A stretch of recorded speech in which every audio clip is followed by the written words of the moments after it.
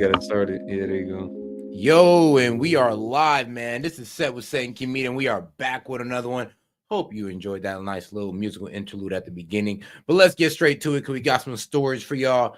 Because we got Trump out here meeting up with Macron Zalensky, man. We got world leaders meeting up, and hopefully they can come to a peaceful resolution. All right, man, let's get straight to it. Make sure to like the video, guys. Together, and the people of France are spectacular. I guess it's one of our largest groups in the United States, French people. And we respect them and we love them. Very talented people, extremely energetic people, as you know very well. Yeah.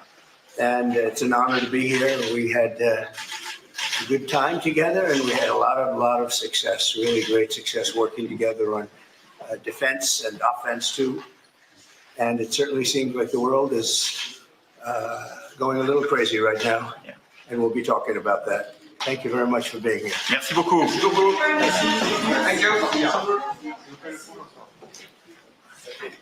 Thank you. President Macron and President-elect Donald Trump meeting inside the Elysee Palace, having a one-on-one, talking about the fact that they have a good friendship and they met previously and they hope to continue with that. Earlier, just moments earlier, actually, we saw Donald Trump arriving at the Elysee. Awkward ass handshake. And it's reported that Donald Trump was about 40 minutes late to the meeting. Week. So he kind of knew, like, bro, why did I pull up late for something that I know is going to happen? Shook his hand awkwardly, brought him in for a close embrace. And best believe, guys, this was more about the optics, the theatrics of it. It was just a photo op, really. It wasn't necessarily a true meeting of the minds. It was, you know, they discussed policy, of course, but this was more of a photo op. Yeah, and trade as well. Yeah. Palace. Come on, guys. They had Macron, Trump, and Zelensky pull up. Guys, it was more of like a photo. And I believe France is going to do some things as well. I think Macron is actually going to step down. This is his last term. He pretty much said, I'm not going to run again. After this, I'm done. That, as well as the scandal surrounding the prime minister that just was voted in, that they're already getting out of there. Crazy. The Christmas tree is of course out, and there was a guard of honor. President-elect Trump's first major appearance on the world stage since being elected president. Inauguration, of course, in January. He is in Paris because of that reopening of Notre Dame Cathedral. And a reminder that President Trump just said, we've had a great relationship, referring to the relationship between the U.S. and...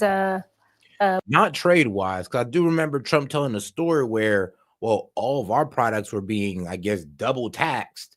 And for some reason, all American products were being, well, I'm going to be real with you. It was the same fear that y'all had for Chinese products. It's going to raise the prices of those and it's going to be unappealing. Well, that's what other countries do to us, believe it or not. And that's like what France was doing to us. With President Macron. Trump threatened their wine. And as I said, they are meeting because up to 50 dignitaries are gathering at Notre Dame Cathedral this evening for the reopening of that extraordinary cathedral ravaged by fire. Let's talk more about President-elect Trump being in Paris, meeting with President Macron. Our international affairs editor, Dominic Waghorn, is following all of these developments and joins me live from the French capital. So, Dominic, first time we're seeing President-elect Trump, soon to be President Trump yet again on the world stage since his election. What do you think they're going to be discussing, President Macron and Trump? Yeah, you're right. I mean, he's more than a month away from returning to power, but he is back on the world stage now, I think, with this visit in earnest. He's just arrived here at the Elysee Palace, pulled in a solitary large American vehicle, was welcomed on the steps there by Emmanuel Macron, and then they went into the building. I just got the tail end, I think, of those short remarks we heard from the President, Macron, and from his guest, Donald Trump, saying the French people were spectacular and that he had a very close relationship with Macron. Macron was first out of the box in his first term in office, Donald Trump's first term in office, when he was invited to the Bastille Day parade celebrations in July 2017. when the West didn't quite know how to respond to Donald Trump becoming president. And the impression we had back then was that it went down very well with Donald Trump, who does love pomp and circumstance and pageantry. It's sort of like catnip to the president re-elect, and he seemed very happy as he came here with a full honor guard playing for him, and he was taken up the red carpet and into the palace. As we say, that relationship that began very well between Macron and Trump in his first term in office did become pretty strained over issues like NATO and other geopolitical. It's funny you see Macron run him off like, President, I need one more handshake. I gotta make it look good, okay? And understand, guys, as I said, this was more so a photo op, more so theatrics, formalities than anything. Like, they've been talking on the phone. They've already coordinated most of this shit over email, over phone, guys. This was more so just for us, public consumption, for us to see, oh my God, Zelensky, Macron, and Trump. Yay. Internet memes, guys.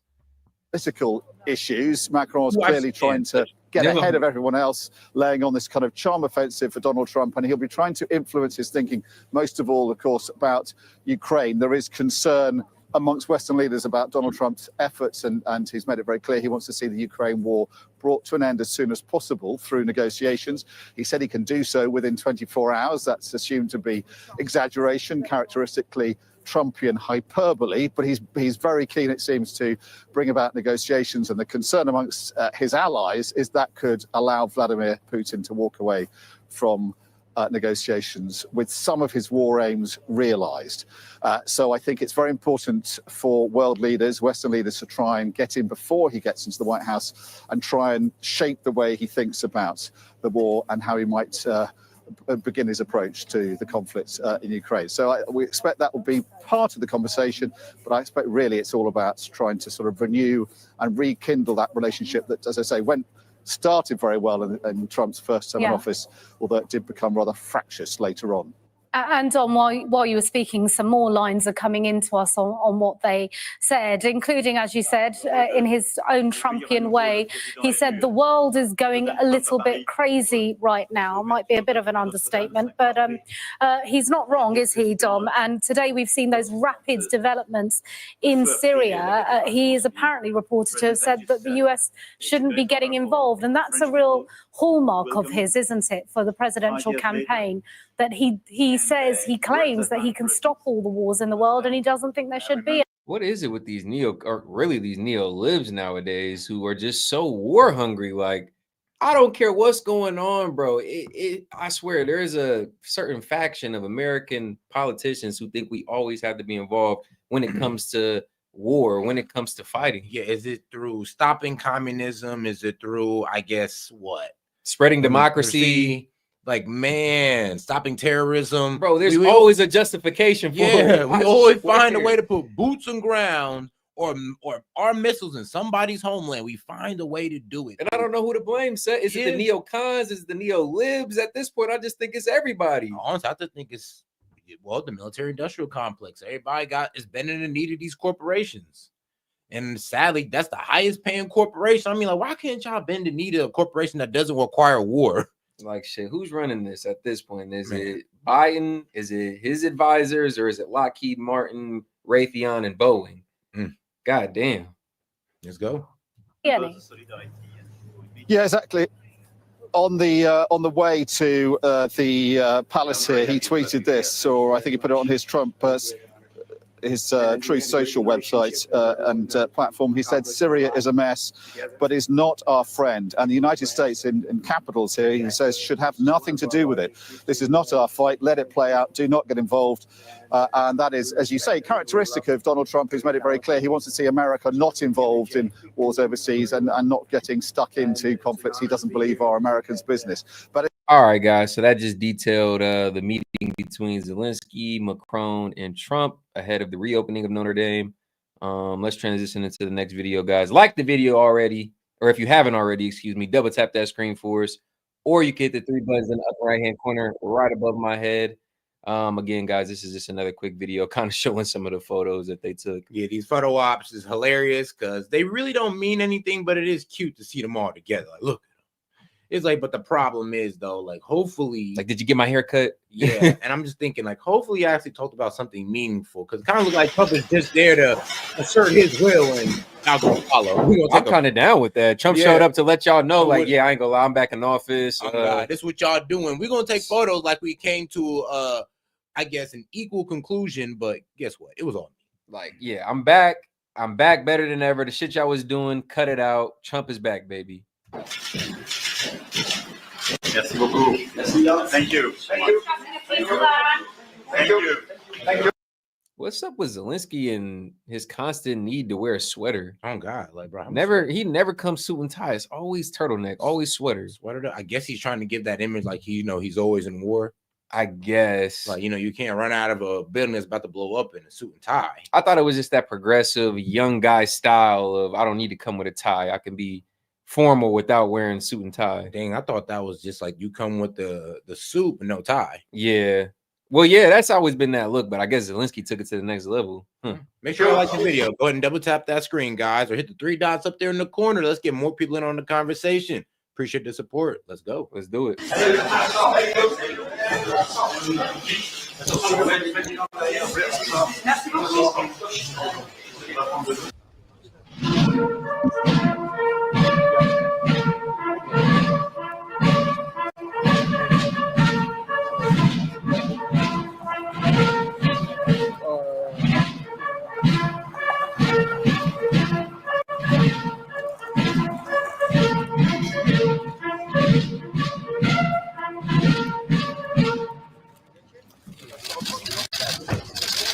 So extra, guys. Man.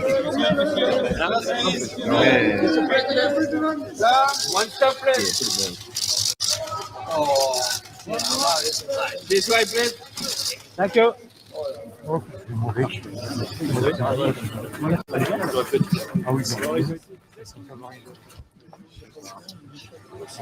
L'élégance à la française.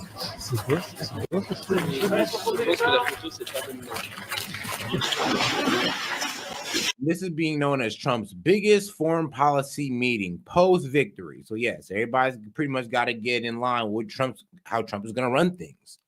We got to get out of how Biden wants things run, and now we're going to get in line of how Trump's want things run. Because apparently Biden just want to send more money to Zelensky, and Trump is just like, no, let's just end the war in general. We're going to have to make, I'm going to be real with you, everybody's getting to the tune of we're going to have to make concessions to Russia. At this point. Yeah, like we played our hand, or the Biden administration played their hand too much with Ukraine, to the point where, y'all cost them some land. And now y'all trying to keep pushing money and think y'all going to get it back, when honestly, y'all might just cost them even more land.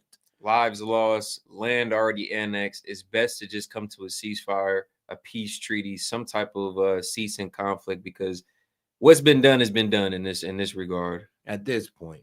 But we're going to go ahead and move on to the next one, because, that's just them, flexing about how we're coming together, kumbaya. When this really is a short preview to a NBC interview Trump had one-on-one with Kristen Welker. Again, this is just a preview. I'm assuming the full interview will be dropping soon, guys. Go ahead and like the video if you haven't already. Let's get into this one. Yeah, let's see. An NBC News exclusive interview with President-elect Donald Trump. Trump sitting down with our own Kristen Welker moments ago in his first network interview since being elected president. The wide-ranging sit-down taped just blocks away from here at New York City's Trump Tower. It airs this Sunday on Meet the Press. And here's some of what Trump had to say about his embattled nominee for Defense Secretary, Pete Hegseth, late today. Yeah, we got 100+ of y'all in here, man. Make sure y'all double tap that screen and like the video, or hit the 3 dots up there in the corner. We appreciate the support, guys. Let's keep it going, and make sure to super chat any question, comments, or jokes, and we'll go ahead and read it out loud, just $1 and up, and we'll also post it to the top of the screen. Let's go. It looks like Peter's doing well now. I mean, people were a little bit concerned. He's a young guy with a tremendous track record, actually. He went to Princeton and went to Harvard. He was a good student at both, but he loves the military. And I think that out Pete, because he's one of the few people that I know actually returned his degree to Harvard. I don't even want to know more. People are starting to see it. So we'll be working on his nomination along with a lot of others. Since you bring him up, do you still have confidence in Pete Hegseth? Yes, I do. I really do. He's a very smart guy. I've known him through Fox, but I've known him for a long time. And he's basically a military guy. I mean, every time I talk to him, all he wants to talk about is the military. He's a military guy. Have you gotten assurances from senators that he's going to be confirmed? Do you think he can make it? No, I think he will, yeah. I've had a lot of senators call me up saying he's fantastic. You don't drink yourself. No. You've talked about how devastating drinking can be. Yeah. How concerned are you that the person who you picked for this top job at the Defense Department, at least according to those who've worked with him, has struggled with drinking? But I've spoken to people. You know, so funny. I'm pretty sure Trump can relate to, well, people who work with him talking shit after. Painting false narratives on him. And I mean, it just goes to show this man wouldn't even be in position if he had a drinking problem. I would actually have to tell the interview, I don't think that's the right question for this man, seeing that him and this man have a lot in common when it comes from accusations from women, accusations about, you know, their, I guess, character and all that good stuff. So, yeah. Trump, I would have returned it back on her and said, well, he has a drinking problem. Who's reporting that? Yeah. Because what I've heard is they've spoke positively on the man, which is why I chose him for a cabinet pick. God, because you call it this, hey, out here with, hey, man, y'all call me a womanizer and an SA-er, Hitler, so you can't always go with what the narrative is. Yeah, I know the man personally. I know his family. I know his background. So while you question the choice, I say it's the right move to make. Yeah, and as somebody who's had the wildest narratives paint about him, it would be pretty tough for him to listen to narratives about anybody else, unless it came from people who's close to him. Very true. Very true. All right. Let's like the video, guys. Double tap that screen. We still got people piling in. We just getting started on tonight's stream. Go ahead and double tap the screen, or you get the 3 buttons in the upper right-hand corner. Let's keep it going. Let's get to 50 likes, guys. That know him very well, and they say he does not have a drinking problem. Fresh off that interview, Kristen Welker joins us live tonight on Top Story. Kristen, this looks like an amazing interview. Really great questions there. I do want to get your sense, though, on Pete Hegseth. Yeah. It sounds like he's standing the ground and he's going to support Pete Hegseth. That was my takeaway, Tom. He was very definitive. He does have confidence in him. He did not hesitate when I asked him that question. And when I asked him about some of the allegations that are facing Pete Hegseth. And you might be able to imagine, with all the accusations placed on Trump, with all the media narratives that they shape around Trump, he probably has the foresight to warn his cabinet picks like, hey, I'm not going to lie. I know this is a lifetime opportunity of a lifetime. I'm asking you to come on. You back me, I'll back you in the future. But understand, if you align yourself with me, there will be attacks on you, your family, and your name and brand. Bro, I ain't going to lie. That's probably something Trump is warning these people with, like on that phone call. I'm gonna be real with you, just being nominated by Trump, like you got to be battle tested. It's almost like, bro, I would hit them and be like, look, once I nominate you, they're coming for you. They're coming for you. We're about to test how battle tested you are. Is either you gonna stand tall and face accusations, or you gonna bow out and call it a distraction. Yep, because we've seen how they did Matt Gaetz, right? A case that wasn't even, they didn't even decide to prosecute him on. The DOJ declined to bring the case forward. But he dropped it. And what do you call it? Oh, is it a distraction? I'm just like, they still vilified the man for it. Yeah. Put it on front page news. That's why I felt he should have just stood in there. But Pam Bondi's in, so I guess that's all right? Yeah. All right, man. Make sure you like the video, guys. Let's keep it going. He seemed to really downplay those and insisted that, look, the bottom line is he thinks he's got the right background. He is the type of person he's looking to lead the Defense Department. And when I pressed him on the fact that so many people who've worked with Pete Hegseth have said that they have noticed that he has struggled with alcohol, you heard the president there defend him and say, look, I've spoken to a lot of people. I think the fact that he has delved so deeply into trying to figure out what is the root of this problem. I'd have told her, yeah, one of my generals said that I said I wanted loyalty like Hitler. And problem underscores, you know, he is standing by him for now. I also thought it was notable, though, Tom, when I asked if he'd gotten assurances from senators, that was he interesting. Said no. Right. He said no, he hasn't gotten assurances yet. No senators have come out and said outright no, they're not going to support him. But at the same time, he's not confident he's got the votes right now. He says he thinks he does, but he's not confident. You covered President Trump when he was in the White House. You had that big interview when you launched Meet the Press, and now you talked to him here. What were your key takeaways from this interview? I think one of, and like I said, guys, he's Trump. Just because Trump won the election doesn't mean he's just going to have an easy time going as far as getting bills passed, executive orders, and things of that nature. He's still going to face opposition, whether it be from media, delegates or opposing forces within, you know, the House and the Senate. I mean, and let's be real. There's going to be Republicans who don't necessarily align with, you know what I'm Exactly. saying? So it's not like Trump is just going to have the easiest time when it comes to getting some of his things in action. Honestly, I think this is going to be an expose of the Republicans. Because, bro, how many of you are really about what you guys said? Yeah, and as soon as you start implementing some of these policies for the people, like no tax on overtime, bro, whoever voted no tax on overtime, put them on front page. Expose them. Because I guarantee you next election cycle, they won't have that seat. Right. It's perfect timing. My biggest takeaways, Tom, is that he believes he does have a mandate after having won the popular vote by 1.6%, after having swept the battleground states. And I asked him basically about how he sees his first 100 days in office. And he talked about some of the top agenda items What I heard, that he's been talking about on the campaign trail, from tariffs to the border to other policies. And we delve into all of that with him. And I really try to pin him down on what we can expect over these next 4 years. His second term in office, by the way, he is the second president ever to win non-consecutive terms. The first was Grover Cleveland. Did you get the sense that he feels he has that mandate? I do get the sense that he feels as though he has that mandate. And he talked about the fact that he wants to get going on day one. He's already A lot started, of news, NBC News had reported that he does plan to enact a flurry of executive actions. And he confirmed, yes, that is the case. He plans to do that on everything from immigration, the border, to the economy, trying to lower prices. What does it look like, though? We know that executive actions can face a lot of legal challenges. And so we'll have to see how that we look forward to that interview. Problem with like executive actions, though, that's the reason why we got our three branches of government. So there's no one overruling power. So even if Trump does make an executive action, can it be overturned like Senate, Supreme Court? Like, think about it, bro. A governor or an AG can make a law in their state, and the Supreme Court can come in and say, "Yep, that's unconstitutional. We're done. Overturn it. We're not doing that." Yeah. But the AG is supposed to be one of the leading law officials in that state. But somebody can come in and overturn the AG. Yeah, we got the same check and balances with the president. Chris, it's so great to have you here tonight. Great to be here. It's a must-see exclusive, and of course, you can watch it this Sunday on Meet the Press. Thanks for watching. Stay updated about breaking. Shout out. So yeah. Wait, next Sunday. When did this come out? I think this Sunday. You say this Sunday though? Yeah, but I guess I just have to. This is from today. Okay. So, yeah, we can expect it tomorrow, guys. Really? Oh yeah. Be sure to check in tomorrow. Second Key Media. We'll be covering this interview here. Shout out. All right, now let's transition into the next video, man. You guys know we love these videos right here. Shout out Poor Man's Podcast for the video compilation. Let's get right into it, man. When woke people lose it, God damn it. What the fuck? I don't have ketchup. What is this? What? That broke ankles. Oh. Okay, why am I getting? She whacked me in the face.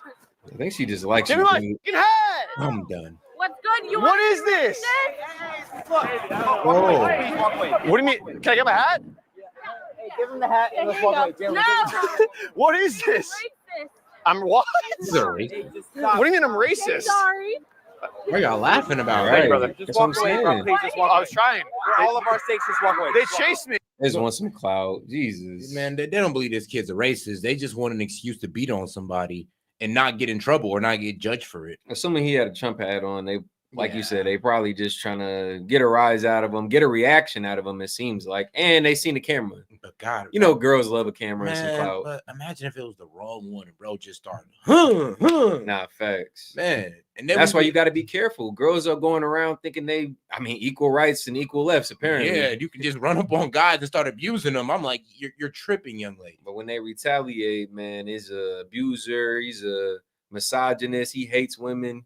Okay, but what about how you were agitated, aggressed? You over here trying to hit this man with a purse. If he was to just hit you with a little sweeping trip. Oh God, and then it's like it always comes to sin. That watch and be like, oh yeah, bro, you just need to capitulate to the abuse. Or he's trying to step in and play bodyguard. Like, hold on, bro. Do you even know this young lady? Man, make sure I like the video, guys. Dude, she whacked me so hard with the purse. I want to give a breakdown of that, but I don't even know what just happened. So we were just standing there. I don't know if we caught the first part. Some kid's like, he's the one who did it. And I'm like, all right, what? The next thing you know, these two girls start chasing me with ketchup all over their face. And I thought they were like trolling, but they were swinging their purses She fucking cracked me on the face. I was like, dude, why am I running for my life? Oh my God, bro. You're talking shit. I don't want You're boof. That's what you are. What is boof? Stop. Why am I actually getting attacked? You want to be I racist? heard boof is. No. Taking my hat? Touch me. No, I'm grabbing my hat. You better grab this right now. This purse. Your face. Lock in. Locking on what? I need my hat. Lock in, though. What's going on? For you. You're boof. Oh. Oh. She did that to me. She did that to me, too. Yo, let me get my hat, though. Can I get my hat for real? You want your hat? Yeah, then we're good. We're good. Yeah, tell your friend to f off.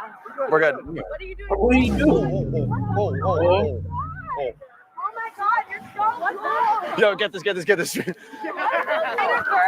my God, you're so Can I get my hat? I need my hat. I really need my hat. God, I need my hat. He's still hitting them. Oh. What is going on? I need my hat.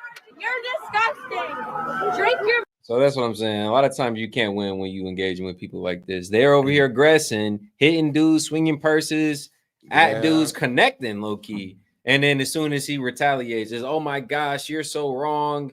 You're disgusting. You're vile. Like, God damn. Like, huh? Like, hold on. You just came up to me, agitating me. You took my hat. I've been your sweetheart. You took my hat. You and your friends are swinging on me. But when I hit you with this Mike Tyson right hook, I'm wrong. And this is where I say we need female UFC bodyguards. No, facts. Because this is the only way. That's the only time they see it as fair. Because apparently if you protect yourself or if you just retaliate after somebody hits you in the face with a purse, regardless of if they're a woman, you wrong in any scenario. Man, that's some old bullshit. I ain't going. I swear to God, boy. Man. Vodka, because you're an alcoholic. To be fair, you did slap him in the face. Twice. Baby, you sound drunk. Talk about alcohol. Oh, you know what? You can't make this up. Man. She over here calling him an alcoholic. You over here, white girl wasted. Get out of here. You want You scoundrel. to be racist? You'll get smacked. What is it? Where was he racist? Black woman, you're racist, you'll get smacked. And that, my friend, is a perfect example of why you can't believe all women. Unfortunately, Let's replay that, Chad. and that, my friend, is a perfect example of why you can't believe all women. Unfortunately, there are just some people that'll make up complete stories about being a victim so they can justify their bad behavior. For the astrology girlies, I just want to know, I have been studying Kamala's charts, and it looks like she is not only going to win, but she is going to be winning a second term the next 8 years. And this is why you can't believe girls who say they know about astrology, baby, because she was off on that one. Bro, what the hell? No, now she said. And I'm glad she was. I checked the charts. I checked her natal charts and oh man, I checked that astrology chart. She's supposed to be winning for the next 8 years. I'm just like, sweetheart, I don't even think they go out that far. like, bro, I'm so glad this girl was off, bro. But this is just even more proof that fellas stay away from girls like this. They claim they know you and your future, bro, but they be so wrong. Hey, gaslight you into thinking they know you. She Wilt Chamberlain reached into the next 8 years is crazy. Like, oh yeah, you're an Aquarius, so you move like this. This is gonna be your future. You probably have this and this pattern. Oh Lord. Oh man. Oh yeah, and make sure to super chat in any question, comments, or jokes that you guys have you want to share with the chat. We're going to read it out loud and post it to the top. Appreciate the support, guys. And hey, 50 super chats. We're opening the call-in lines. Let's go. Call in show tomorrow, guys. Sunday. Really strong. Trump's not so much. Kamala Harris has some really interesting transits going on right now, which show that she may actually take this election. Kamala right now is experiencing a transit where Saturn is currently conjunct her Chiron. Because this energy is happening in her 10th house, the 10th house has to do with power, authority, the legacy that you leave behind. With Saturn, I do feel like a lot of the efforts, a lot of the hard work that she has been putting in is finally going to help heal this wound. Chiron in the 10th house can deal with having issues. Maybe Kamala was putting in hard work. The prediction might have came true. Maybe. And make sure y'all double tap that screen and like the video or hit the 3 dots up there in the corner. With authority. And sometimes those issues with authority can push you to take positions of power. So Trump has officially won Pennsylvania. And I think it's over for us, you guys. I'm fucking terrified. I ain't gonna lie, I'm getting cooked. Okay, so I was wrong. Yes, you were. A lot of astrologers were wrong. If you think that right now is the time. I know, because you were playing political fantasy like it was fantasy football. Like, what the hell were you thinking? to tell me that you don't believe in astrology. Who gives a fuck about astrology right now, dude? Whoa, calm down, Jamal. That is like the least of our fucking worries. I have built a life off of reading the stars for people and getting it right. But if you're going to come into my comments and complain that, well, I'm no longer going to believe in astrology after this, who gives a fuck? Over the past 24 hours, I have lost hundreds of followers, if not thousands. I mean, I don't know what y'all were expecting out of me. I am a queer Latina woman. Being able to make a career. I don't know what you're expecting out of me. I'm a queer. So what? We're expecting you to backtrack. So anytime they're queer and they're a person of color, we're going to expect them to backtrack on this whole astrology stuff. You know, you were preaching it throughout the entire election, gaining followers, probably even making people pay for your services. Jeff, you could be completely wrong about this, and you know, just telling people what they want to hear. I'm sorry, sir. I completely invalidated everything she said once I seen the buzz cut. Oh, okay. Well, I kind of boxed her in. I'm not gonna lie. Yeah, that is the liberal uniform, ain't it? Career out of astrology is wild. If you have the money to pay this person real US dollars in this economy to read you your future, oh boy, do I have a beachfront property in Idaho to sell you. You got to be higher than inflation to believe something like that. Y'all smoking crack. What's up? You want to talk to somebody about what? Who you with? I'm just asking questions. Nah, who you with? I'm just asking questions. What's your Instagram? What's your TikTok? If you're gonna be aggressive, please I'm asking because there's a lot of racists who are trying to do mine. You believe in God? Yeah. Me too. Okay, sweet. So I'm asking, what's your TikTok? What's your channel? What's your media? I don't have any of those. So then you're not talking to us, man. Why? Because you're a racist. That's why. Because if you don't want to identify yourself, you don't want to say where this is going, then to me, you're just an op. What do you mean? That guy right there. Having a sense of privacy To me, makes you a racist? To me, I'm glad you don't identify what opposition is. I'm glad we don't go off of your liberal ass definition, buddy. Because that's wild. I'm out here just like you out here because we both got the right to be. Just because my message ain't lining up to what you want it to be doesn't mean I'm a racist. And why would I let you know this? Because it looks like you're the type to mass report people. So let's just stay out of that. There, you taking my picture? You being like, brother, who you work for? I'm trying to give a voice. Okay, where? I'm gonna share it to the public. Where? It doesn't matter. Name it. So you don't want to name it, then we're not gonna talk to you. Okay, well then you're the one that came up to us. Yeah, because you're trying to talk to people here in this march, trying to record them. I'm asking where it's going. Where's your Instagram? Where's your YouTube? And you I'm want just to asking questions. And you don't believe in God? It's then gonna shut go the public. It's gonna go. He says, shut the What brought you here today? I'm just asking questions. I think Biden could definitely serve another 4 years. That is crazy how whenever you show up as like, I don't know, a counter protester, you don't even really have to say much. You really don't have to say anything. People are just coming up to you swarming with, hey, this man claimed to be a Christian, talking about some shut the F up, get the F out of here. You're an op. We don't want you here. Yeah. That's actually crazy. And I don't want to sound corny and say, oh, that's not very godly or Jesus of you. But I'm just say this, like, that's not what the man preached. Let's be real. I would even just say this beyond religion. If you guys are so confident in your movement, why do you get so offended when somebody from the opposition or somebody from the counter movement shows up? Just disprove them. Speak your message on them. Don't get so offended or get so mad when they show up with a banner, with a sign, or with a Trump hat. Like y'all be seething. It's crazy because when they speak religion, they don't get like that bad. But when it's confused in with politics, religion and politics, this where shit gets real. I mean, we've seen it alone on this channel, bro. When you bring some of these political arguments up, bro, it gets the best of us sometimes. Not gonna lie. Shout out though, especially when you mix it in their religion. But that's why there gotta be a separation of church and state. They say, but we were a country founded on what nowadays Judeo-Christian values. It's a bit tough. They're so fused nowadays. I always think that was a facade anyway. That's why they said it, is because they knew they were inherently gonna be. You know what I'm saying? I mean, come on, man. Well, like, I can't name a country that doesn't have a mixture of the religious and religion and law, religion and policies. Bro, think of the Vatican. Bro, oh God, it is a religious political state in and of itself. Like 100%. Okay, come on. Oh wait, don't. I'll break. Carrie, don't go that far now. No, I'll break it all down. Are you getting paid by the Biden administration? No, I'm not. So some MAGA trolls have been claiming that I'm a shill paid for by the DNC, and I don't actually believe what I say. If I've learned anything in my time. Well, you did receive $200,000 just to cap on Biden. I mean, like, bro, this was one of the only people who was talking about, what you mean? Biden just had a bad day during that Trump debate. What you mean? He's ready to go still. Like, we still be all in on Biden. Then as soon as they kick Biden, tossing Kamala Harris, we should be all in on Kamala. We should be all in Kamala. I'm like, bro, what happened to that loyalty to Biden? There were even Democrats who were pissed off about it. So with this guy, it was a vote blue no matter who, and he had no loyalty to any candidate. That was the problem with this man. Making content on the internet, it's always a losing battle to feed the trolls. So I'm only going to address this once. I have never been paid by the DNC ever. Something ain't right. And damn it, it's time that we find out. This DNC funded prominent pro-Biden social media influencer who reportedly has access to the White House record show. Gotcha.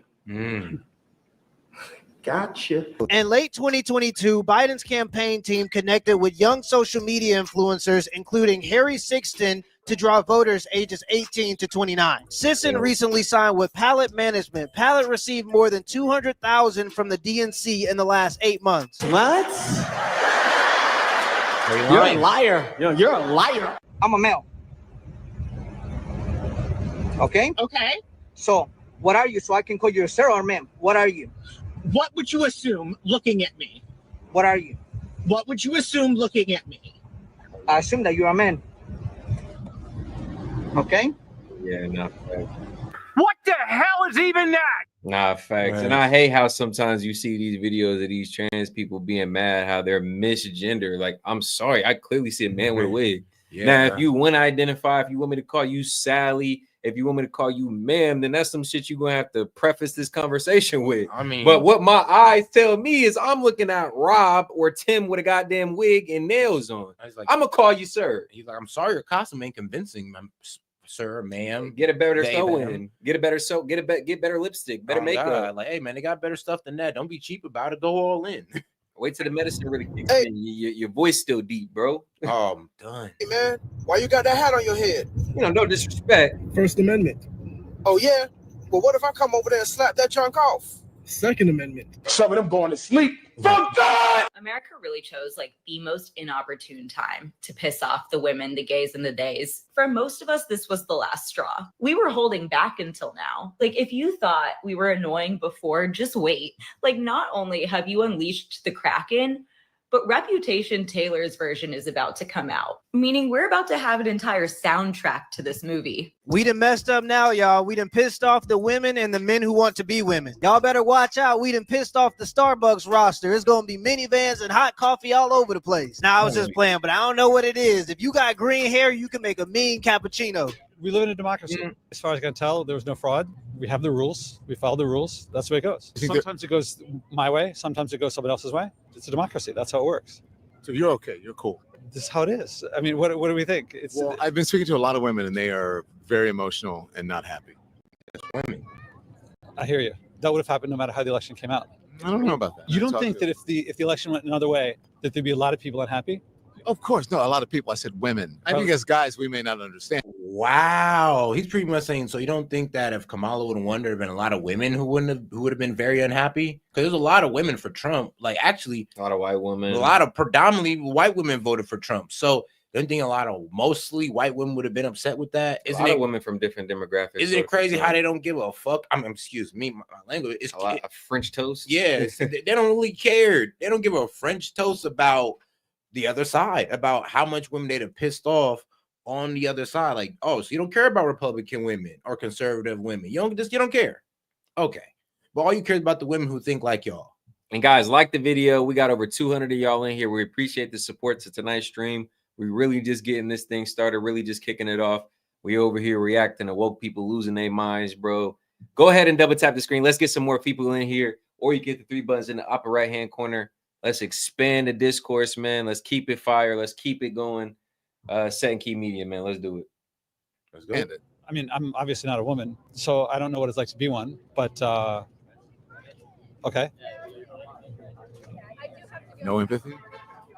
Full of empathy. What does he want him to do? Overthrow the government because women are sad? And this is why the Democrats didn't win a single swing state, because instead of putting together comprehensive arguments, they just try to shame you into voting for them. People are tired of the shaming tactics. People are tired of weaponized empathy. I am in the highest tax bracket that exists in this nation. I pay 39% federal, I pay 13% state, and I pay 1% Los Angeles City tax. Let me tell you what's worse than paying the country's highest tax rate. Paying it and not seeing anything happen as a result of it. You look around you, everything is broken. All the stores are boarded up. We're not doing anything. We're not making advances in mental. Yeah, imagine being a rich man and be like, bro, I paid hundreds of thousands to these people.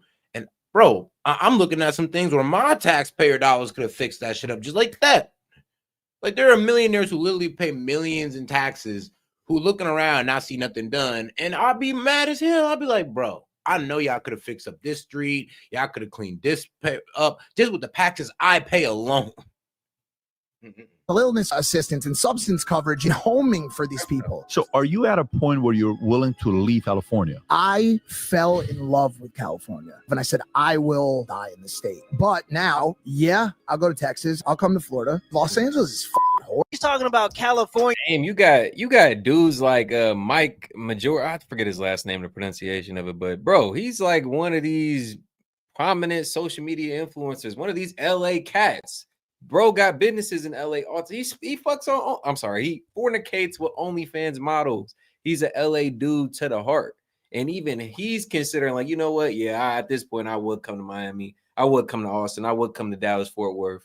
Like, I would leave LA. Like, that should tell you everything you need to know. Even for the people who are LA, you can see a guy like Mike in Ohio. Talk to him for 5 minutes. You'd be like, you know what? You're an LA guy. Even guys like this are considering leaving California. Yeah. It says a lot.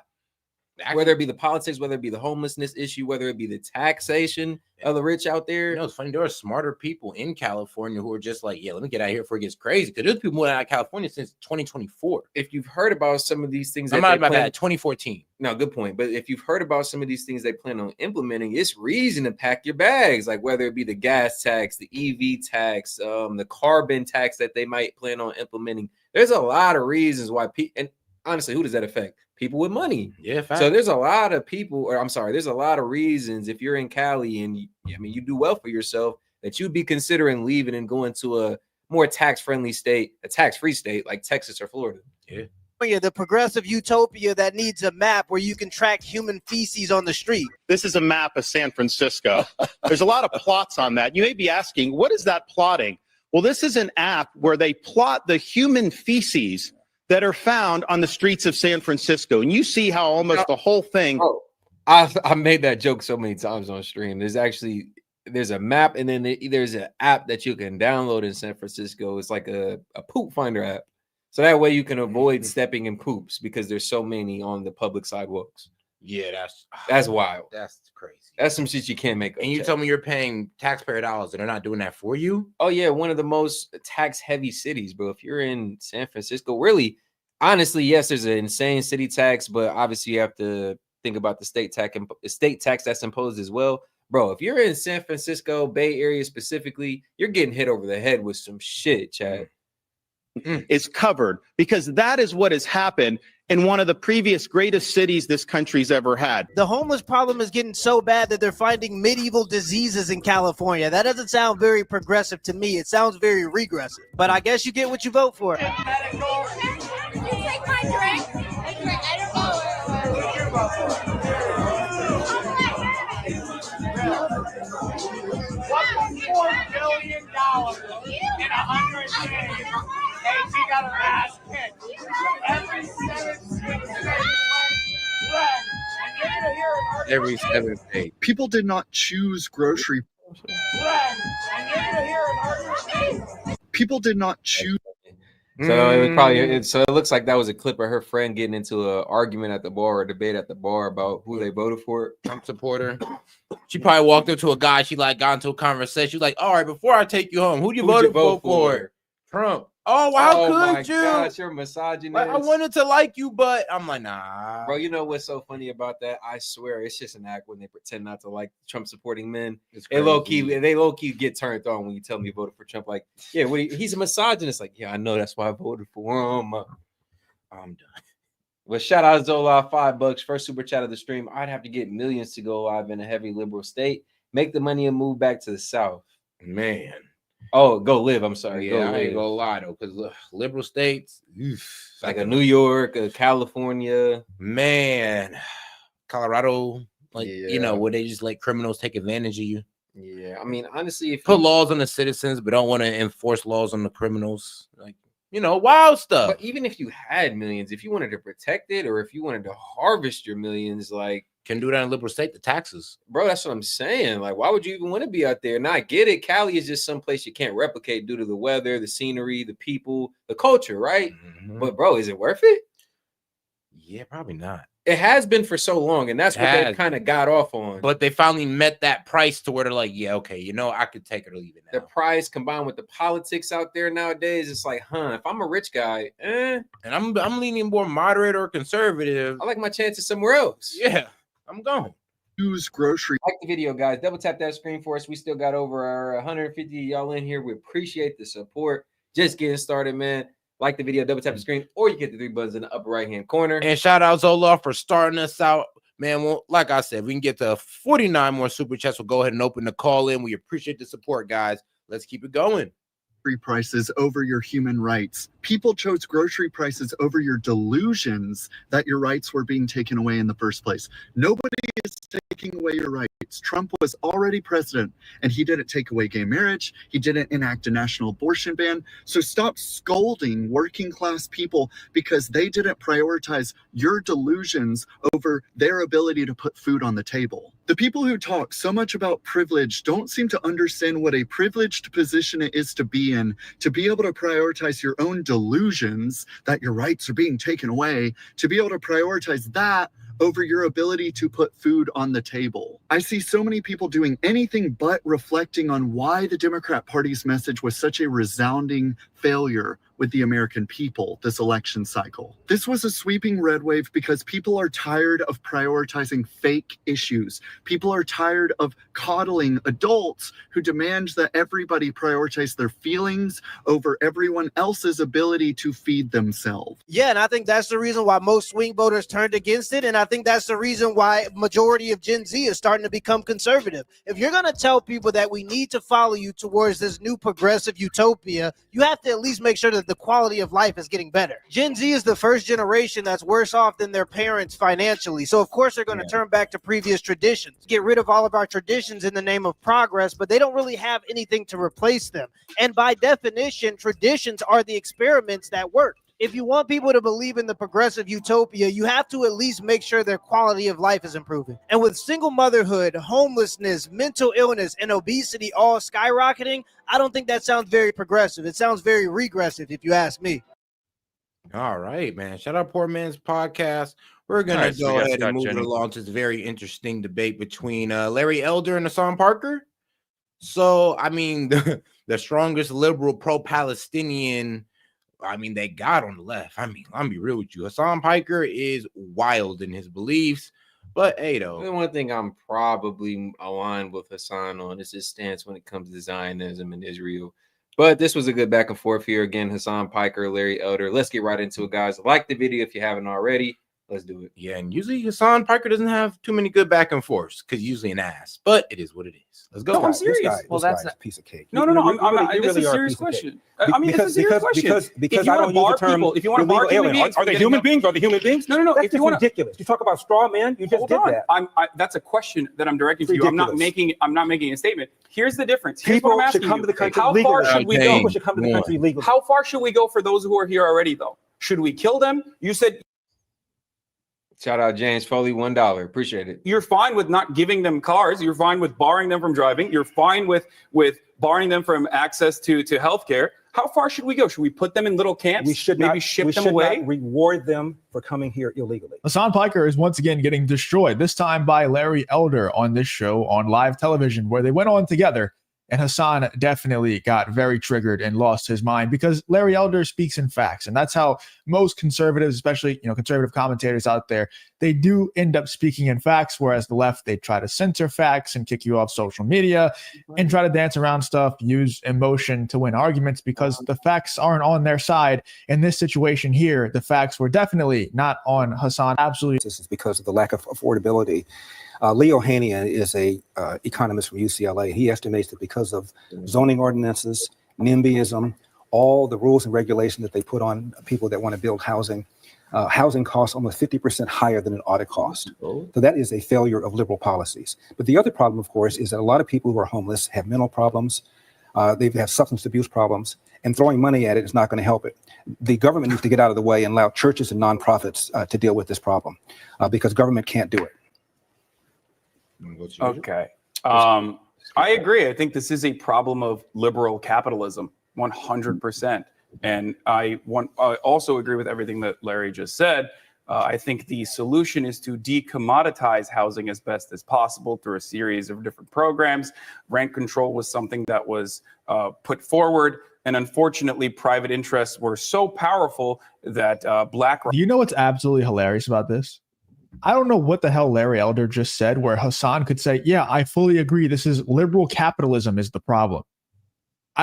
Hassan, he's absolutely lost his mind. The funniest part about his statement just now, sure, someone's like, for upwards of, not in California, or Brock, for example, spent, I believe, upwards of $14 million or $75 million in just lobbying and marketing efforts to make sure that rent control that did not happen in the state of California. They're not in California. They just own a bunch of houses. There are 100,000 empty homes in the San Francisco metro area alone. And there are, 59,000 homeless people? It doesn't seem like I know what the solution to this problem is. I think we all know what the solution to the problem is. And yet we can't grasp our mind. We can't just say it. What's the solution? Giving. And shout out, chat. We're going to circle back to this debate here. Nice little back and forth again between Larry Elder and Hassan Piker. Let's transition here. We have a video from Benny Johnson going in a little bit deeper again into the Biden pardon situation. Good stuff over here. Let's get into this one here.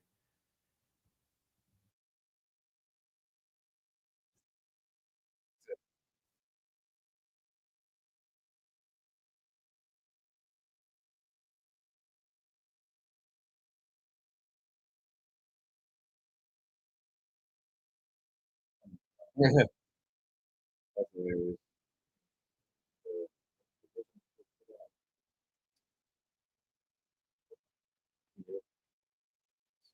hilarious.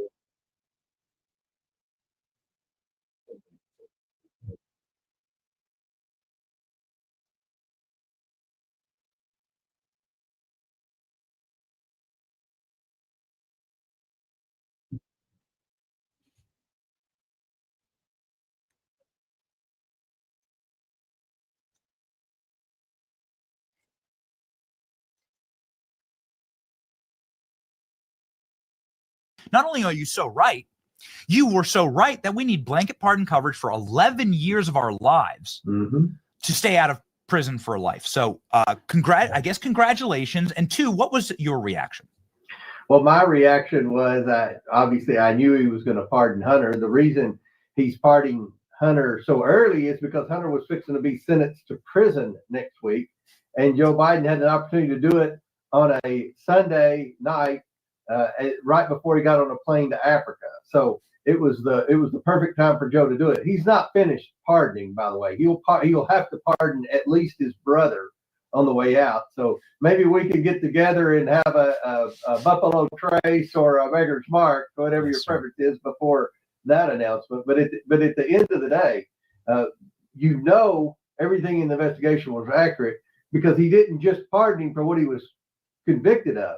He pardoned him for anything that he could be convicted of from the exact dates for what we requested. That's what the sketchiest part of it is, honestly. And honestly, when people say like, "Oh, he was just pardoning his son," it was just because he was his boy. Like, come on, you got to understand. It was a father's love. I'm just like, but think of the political implications. Like, no one's ever got a pardon of this magnitude, of this type of definition before, and it stands to reason. The reason why the pardon was so blank slated is because it would implicate Biden in some of the corruption as well. Bro, from a crime in 2014 of tax evasion? Like, come on now. There's definitely some implications that he's trying to hide. 11 million paid out to Hunter on behalf of Burisma. Like, they had a whole crime syndicate going, honestly. Yep. Yeah, that's why they say the Biden crime family. Bankruptcy from 2014 to today. So that's evidence that Joe Biden read the Oversight Committee report. He knew that a Trump Department of Justice could charge Hunter Biden for money laundering, violation of Foreign Agents Registration Act, a tax evasion for significantly more amounts of money than what he was charged for tax evasion on. Remember, Vinny, he was charged for tax evasion on the money he got from Burisma. As corrupt as Burisma was, it was a real company, and he did get a W-2 on it. All the other money besides Burisma, the Chinese money, the Romanian money, the Russian money, he never paid any taxes on it. He took that and laundered it through all these LLCs that he would use as expenses, his everyday living expenses, like his prostitutes. He counted that as employees. And business travel was travel to sex club. He wrote off as a country club membership, according to the Irish whistleblowers. So everything that he took in from the I wonder if he wrote off his crack habit as tax write-off or medical expenses. Right. It was just overhead. What do you mean? That's how I operate. It was a business essential. Wild enough. Influence peddling. Besides Burisma, he never paid a penny of taxes on it, and that was over $20 million right there. So, and that sex club, I just want to state for the record, I want to be 100% accurate. He was kicked out of the sex club for being such a degenerate.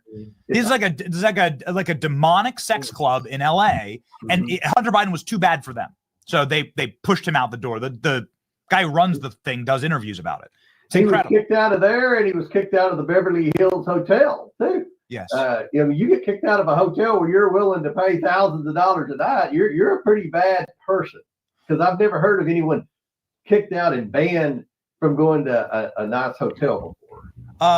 Mr. Chairman, even David Weiss is saying, hold up.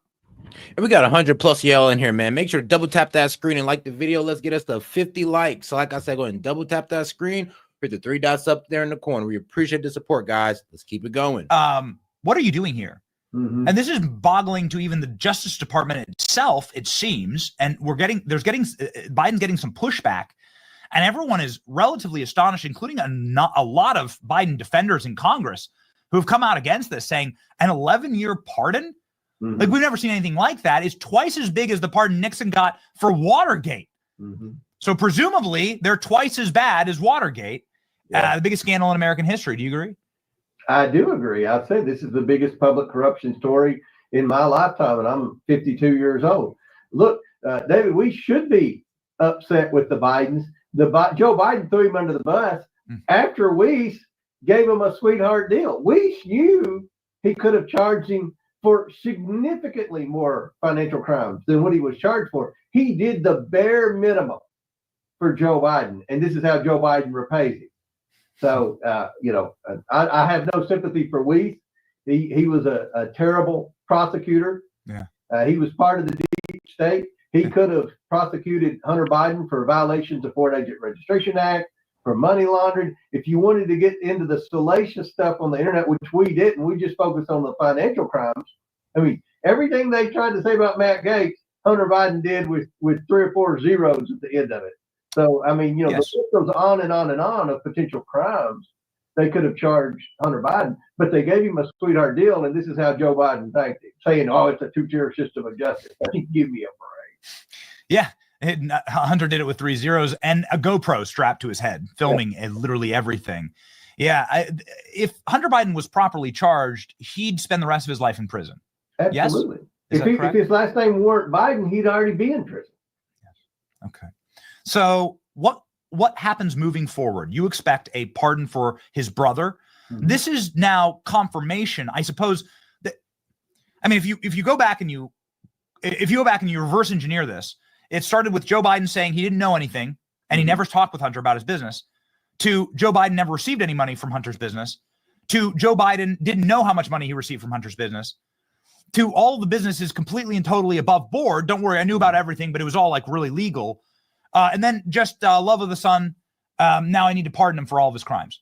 Yeah, it's a total reversal thanks to your committee, because you exposed all of these things and exposed all these lies every step of the way. But how do you, how do you? And I've read your reports. How do you pardon that? He's going to have to pardon his entire family, right? Because his entire family touched this money. Is this correct? They all touched the money. 10, including Joe Biden himself, touched the money.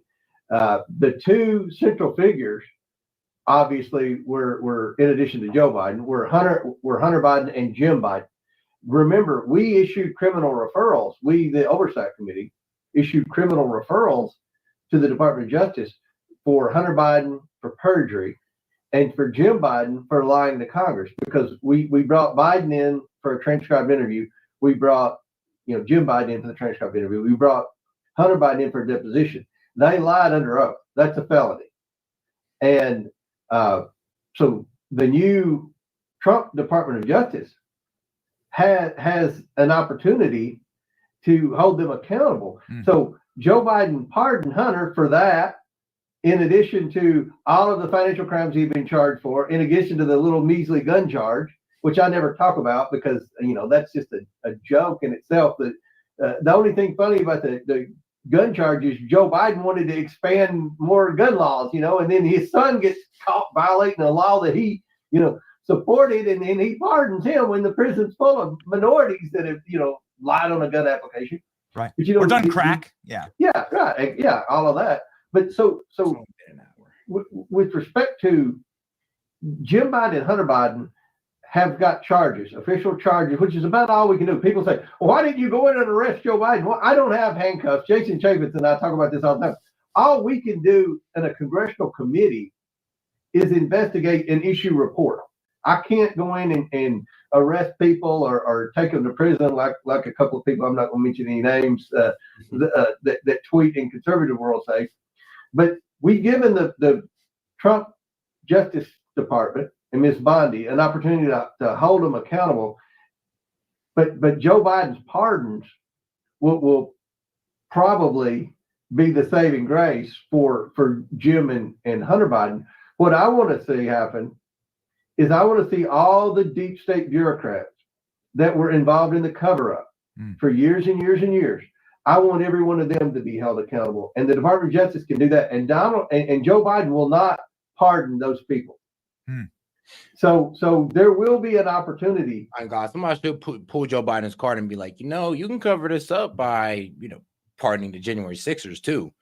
I mean, if you can pardon your son for treason, you can't pardon some insurrectionists. I said the best way for him to kind of cover up, or for him to kind of get the public back on his side, will be to pardon Trump. Like, look, I pardon my son. I know you guys are kind of looking at me sideways for that, but look, I'm gonna pardon y'all guys too. Let bygones be bygones. Even deal. Okay. Like, you know what I'm saying? I can get down with that. To hold people accountable. And as they come forward, if the Department of Justice drags them in court, they're going to start talking. And I think some even new things could arise about the Bidens. But that's left up to Pam Bondi and certainly myself, and I know Jim Jordan are available to help in any way we can.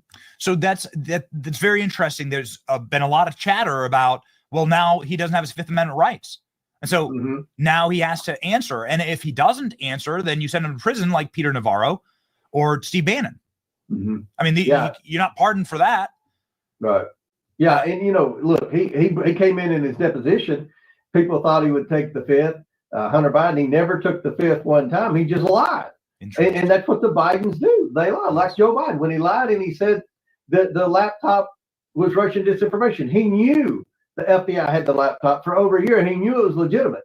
He lied when he said he wasn't going to pardon his son. NBC of all networks. Which is why it was so crazy that they suppressed that story, that side of the story, on all the social media platforms. Zuckerberg even admitted it to himself. It was in the Twitter files. It's wild. The existence of the laptop was all but confirmed, but these CEOs were told, like, yeah, I ain't gonna lie, y'all can't let that shit up. Suppress it. Ban accounts. Do what you got to do, but don't let that leak. And here's the thing, though. What happened if Zuckerberg would have said, and what? Like, would he end up in jail? Would he got brought up on charges? Like, what did they have on this man for him to bend a knee like this? Because I ain't gonna lie, I'd have been like, bro, and what? And to that point, that's kind of why I have a respect for Elon, is because this happened during the last election cycle. Elon seen what was going on, seen how conservative voices were suppressed on X and other platforms, and said, bro, I got the money to do something about this. I'm gonna buy it. It's for sale. How much? 144? Yeah. Oh yeah, let me get that. And that's what Elon did, and that's why a lot of people don't like him, and that's why a lot of people nowadays say that Twitter or X has become a conservative leaning platform just because it was overwhelmingly left 4 to 8 years ago, and now you're just now starting to see some conservative voices get to talk on an even playing field. And yeah, on God, now it's an even playing field. The Democrats want to go, oh no, it's overly conservative now. Oh, It's because now all right. Oh, now because conservative have equal push than y'all, so now y'all want to go run off to a whole different social media where y'all can have y'all echo chamber. Yeah, wild. They had Instagram. That was, I mean, what do they got left? TikTok at this point, man. Instagram. No, I still got Instagram. All right, Facebook. They still got Facebook somewhat.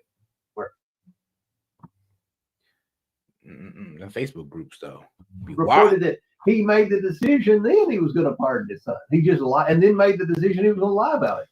But the last thing, when we started the investigation 2 years ago, roughly, the laptop was still Russian disinformation. That's how far we've come in 2 years with this investigation. Proving the laptop was legitimate, proving the intelligence community knew that it was real, even when they signed that letter, to proving that all the financial crimes have been committed by the fact that Joe Biden pardoned him for anything over that 11-year time period. So in closing, Mr. Chairman, you are not going to be deterred by this pardon. You're going to continue your investigations. You're going to now look at the people who are around the Bidens covering it up and potentially other Biden family members or sources of income. I think that it's very important to expose this regardless of who may go to prison or who currently has a pardon. I think it's more important than ever, actually, because they just admitted the Biden crime family is real. That's right. And he's not through admitting it, because he will pardon at least one more Biden family member. Wow. There's no question about that. So you're going to continue your investigation? We're going to continue, but we're going to consult with Bondi to make sure Trump wants to do this. Look, everything we got from the private sector. We got the bank. And I call this cleaning up loose ends. As Biden's presidency comes to an end, as his reign of power ceases to exist, he's over here with what little power and influence he has left, cleaning the slate. He's like, all right, so let me go ahead and push this war in Ukraine, because this is what the neocons want. This is what my handlers want. Let me go ahead and get my son out the way. Who else? Who knows? He might go ahead. Son. Man, shoot, other son. Well, didn't they say something about him pardoning another son he has? No. It was about Fauci. I think they was making a joke about it though. Oh, okay. Yeah, Anthony Fauci. They wanted to go ahead and pardon him and Liz Cheney. For Liz Cheney, I don't even know why they're talking about her, but Fauci, I can see why. Bank records from private banks. We brought the people like Devin Archer and Tony Bobolinsky in with subpoenas. When I subpoenaed information from the private sector, from private individuals, I got it. And that was where we found all that we reported. What we didn't get was information from the federal government. The National Archives is still sitting on those pseudonym emails. Okay, there's testimony from government employees that we can't get because they won't let them talk. The White House wouldn't let us talk to anybody. So the Trump administration has an opportunity to turn that information over.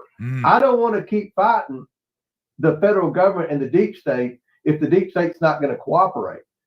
It's just a brick wall. But now, thankfully, Trump got elected. He's going to put a new FBI director in, Kash Patel. He's going to put a new attorney general in, Pam Bondi. Hopefully, they will want to continue this investigation. And I can tell you right now, myself as chairman of the Oversight Committee, and I'm pretty confident Jim Jordan, chairman of the Judiciary Committee, we're available to help. If they want us to keep moving forward, we will.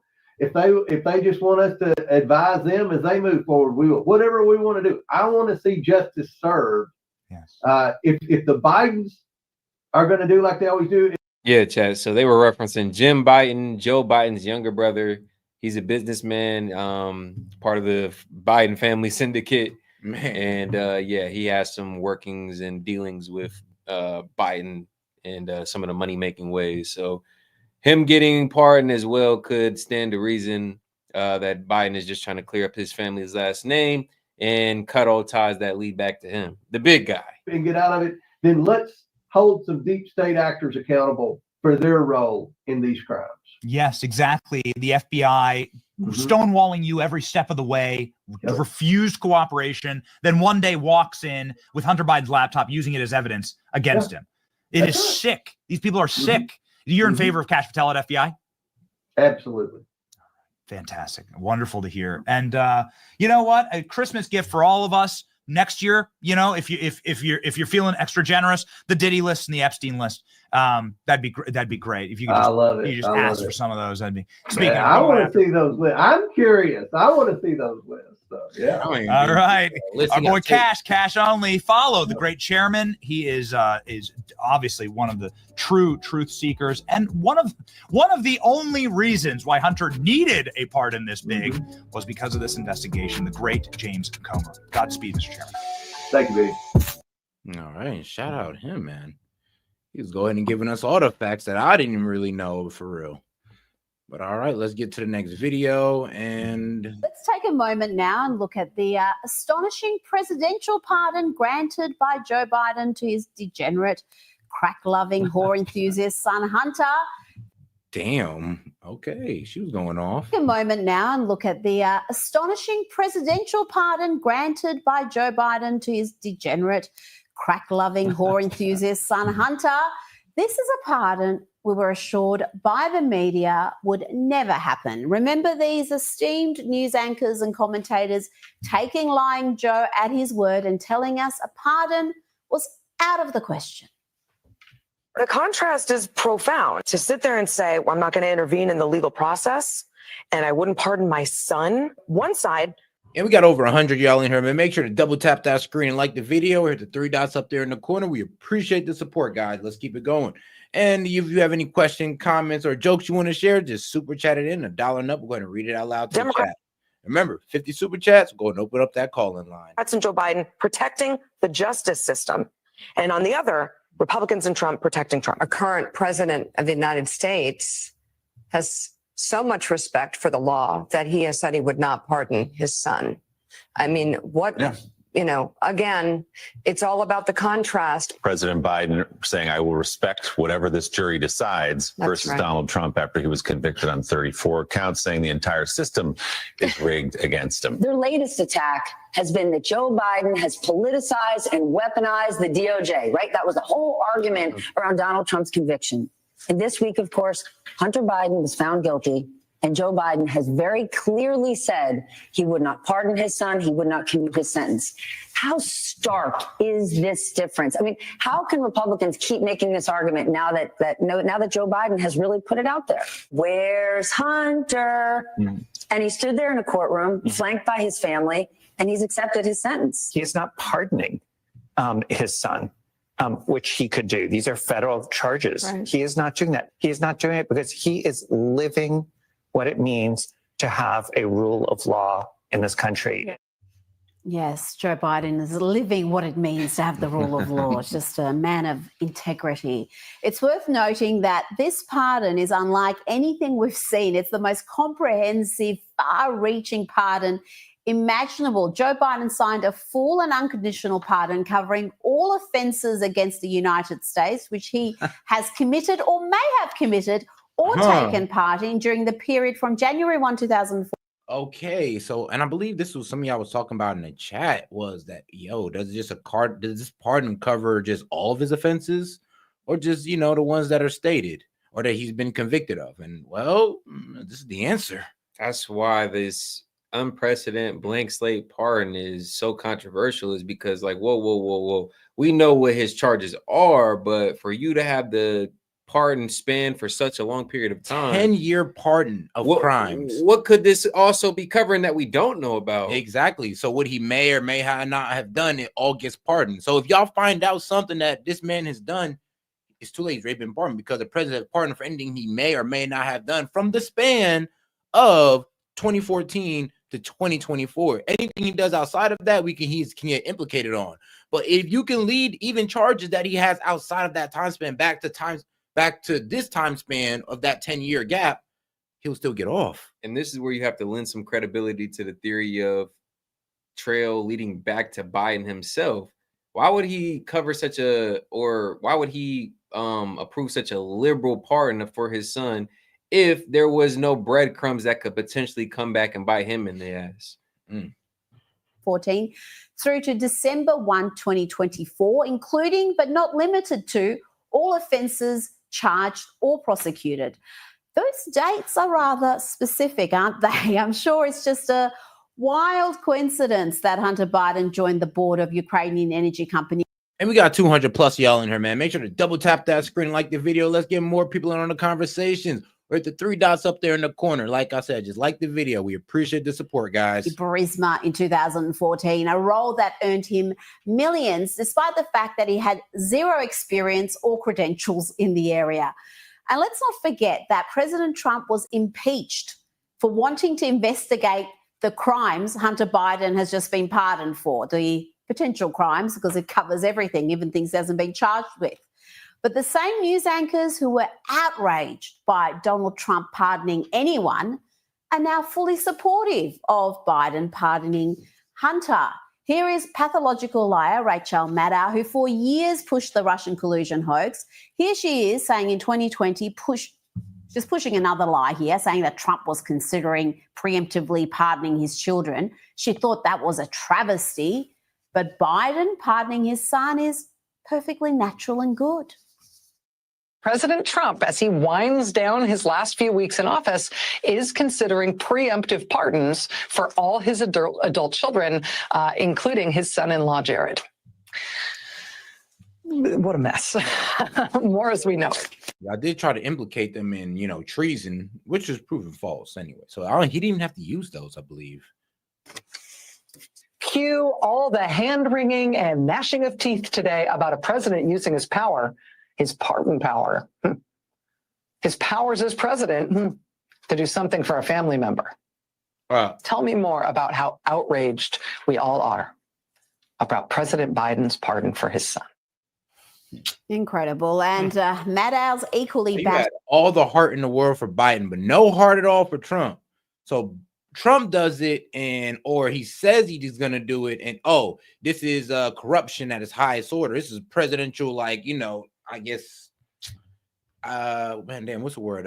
When you take advantage of something overly, obstruction or abuse. This is presidential abuse of power, and it's like, no, it's not. No. I want y'all to give the same treatment you giving Biden and say, no, Trump just loves his kids. Keep that same energy, guys. Yep. Come on. You want to say Biden loves his kids and this ain't corruption? All right. Well, I want you to have the same energy for Trump the way he did in 2020. Because I don't even think he pardoned none of his kids. MSNBC colleague, fellow anchor Joy Reid. We're coming after him, she's though. also had a rather dramatic change in attitude to presidential pardons. The presidential pardon was originally meant to grant the president the power to temper justice with mercy.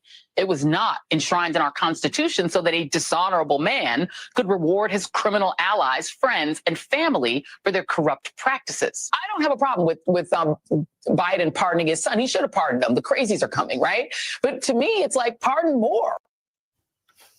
And never forget the manner in which the media, together with intelligence officials, engaged in a disinformation campaign before the 2020 election to convince the American people that the Hunter Biden laptop story, all the revelations in that laptop were not real, that the family's dodgy business dealings were a Russian plot.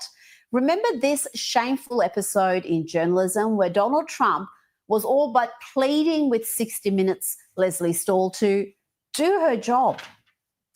This is 60 Minutes, and we can't put on things we can't verify. You won't put it on because it's bad for Biden. We can't put on things. We got 300 plus of y'all in here, man. Make sure to go ahead and double tap that screen, like the video. 3 dots up there in the top. Any questions or jokes you have for the chat, go ahead and send it in $1 and up. Go ahead and read it out loud and post it to the top. Appreciate you guys. Let's keep it going. Things we can't verify. Leslie, you've discredited yourself. When you say that you're not going to cover Biden, you're going to ask him what flavor ice cream he has, okay? Instead of why did Hunter get $3.5 million from Moscow? Instead of why is an energy company paying your son $183,000 a month or whatever they're paying him, and he has no experience in energy? You discredit yourself. I don't have to discredit you. This whole episode is another reminder that you do not hate the leftist media enough. You think you do, but you don't. Listen to the rest of this exchange. And by the way, we already knew at that point that the laptop was real. The New York Post had verified it, but the presenter claims the laptop's contents were unverified and discredited. And you're making this one of the hottest, most important issues in your rallies. It's a very important issue to find out whether or not a man's corrupt who's running for president, who's accepted money from China and from Ukraine and from Russia. All these I think things that's have an been important investigated. And even with the confirmation of the existence of the laptop, of course, Trump never got his just due apology. Of course, anybody who was saying that the laptop existed never got their apology. Some people never even got their channels returned to them. Some people were literally suppressed for speaking on the topic and still haven't got their platform returned to them. So it is kind of crazy how they went on saying that the laptop was fake, vilified anybody who spoke on the topic. But now that it's all confirmed, now that Biden is pardoning his son, we're hearing crickets. Yeah, and actually, we're hearing a justification of it. The worst case is like, I'm gonna be real with you. The worst case scenario of Biden pardoning his son is the left justifying it. This was y'all one time to make some damn sense and be like, yo, this was not right. You lied to the American people flat out. Not you got every political pundit of yours coming out going like, oh, well, this for his son, it's for his son. Not that BS bleeding heart argument. I hate those arguments because that's all y'all do is pull on emotional strings. It's incredible the way you can try and say this and sit there and look me in the eye and say it. He accepted money, his family, from Russia, from Ukraine, from China, and from other places. His brother, who didn't have experience, became a big builder in Iraq without experience. Take a look at what's going on, Leslie. And then you say how that shouldn't be discussed. I'm saying it's the biggest scandal out there, Leslie, and you don't cover it. Because it can't be verified. You want to talk I'm about telling you. insignificant No, it things. can be verified. You just don't want to verify it. Verified. Excuse me. That's what kills me. It's like, no, it could be verified. You just only want to attempt to verify it. But you want to fake verify every lie against me or every lie against Trump. I would be pissed. I see why Trump is going off. Like, there's actual shit going out here that you could verify. We could all prove it's true, but you guys want to nitpick here at me and see if you can find a lie against me. But you know there are actual lies that the Biden administration is telling you. Crazy. They found the laptop. Of course, it could be verified. The laptop was real. They knew it was real. We knew it was real. Funnily enough, they were happy to report unverified Russian collusion hoax stories for 4 years. There was no problems about that.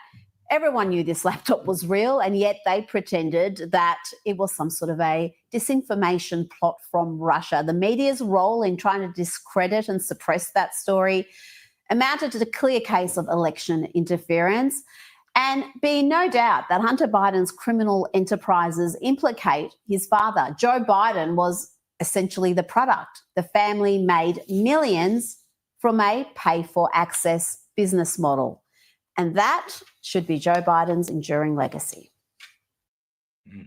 All right. Damn. Shout out Nahi and Sky News Australia. We're going to transition into the next video, guys.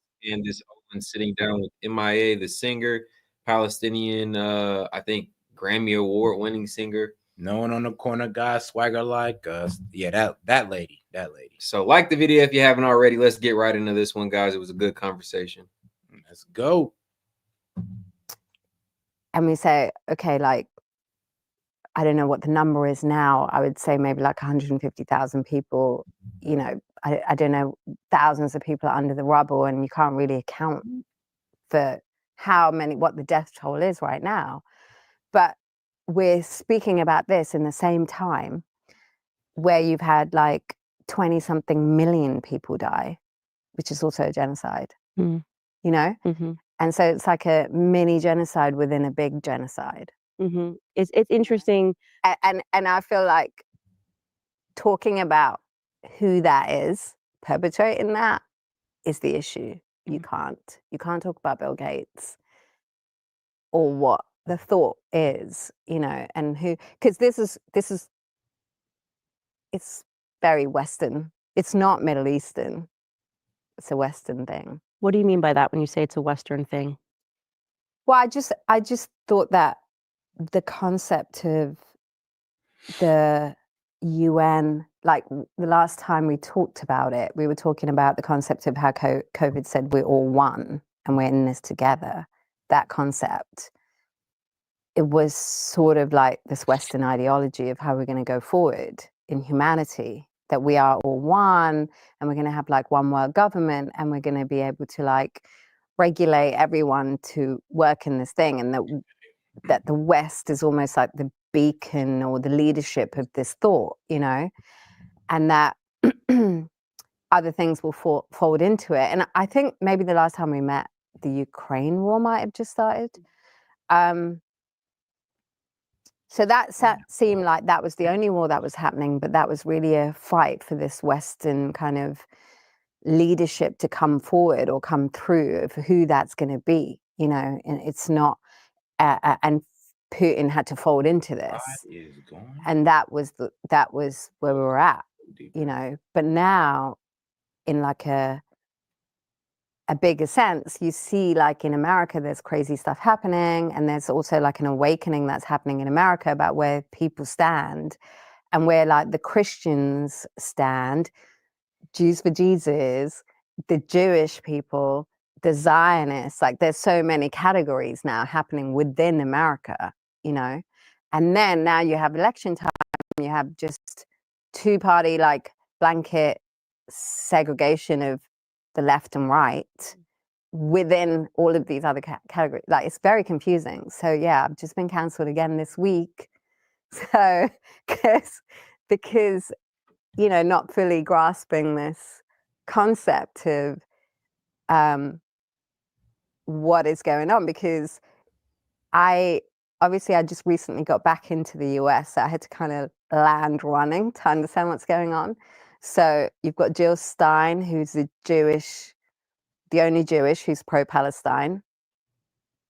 Then you have RFK and Trump joined forces, which I thought, oh, that's 2 against 1, which means that he's going to win, because that's like more people voting for Trump, because there's just like RFK's just pulled in this demographic of people like me who I thought, you know, I understand him more than Kamala Harris and Trump, you know, and I was like, oh, he seems like somebody who cares about health, and I'm making all this EMF clothing, and he seems like a really chill person.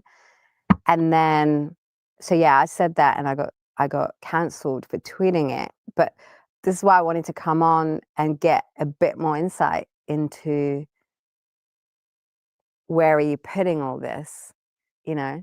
You know, I have largely abstained from politics this political cycle because I don't think that there is clear messaging. And what you're talking about, I think, is what the American people are feeling, which is there's a lot of confusion. Mm-hmm. And you have this sort of rare insight into Hollywood. Obviously, I absolutely hate Hollywood. I think it's all demonic. I think it's a pagan culture of creating stars in the galaxy and teaching people to worship these stars. And I've done a lot of study into the background of Hollywood, and I've really learned that it was quite literally designed that way. Like it was designed as a demonic force to be able to control people and control their behavior. And what's fascinating to me, though, is that on the outside, what they're trying to sell to people is that they are the most accepting, loving, love is love. We absolutely must unite in Hollywood and issue statements against Donald Trump. Like, this is why you're being canceled again, because God forbid you say Donald Trump might win, because they've kind of turned him, I guess, into like a symbol of hatred. Like, we're good people because we hate this man. But then to have that happening at the exact same time, where virtually all of Hollywood is silent on the Palestine-Israel issue, that fascinates me. That absolutely fascinates me, because that to me signifies a fear, because they were rabid when Trump ran the first time. And I'm talking everyone. I mean, even Taylor Swift did this documentary where she like fake cried to her parents and said, like, I need to use my platform to speak out, because like if he gets elected, women this, women that, whatever she was saying. Then you have this objective reality on your phone, on X, right? This Elon Musk frees the bird, and I'm seeing every day these Palestinian children being blown up, okay?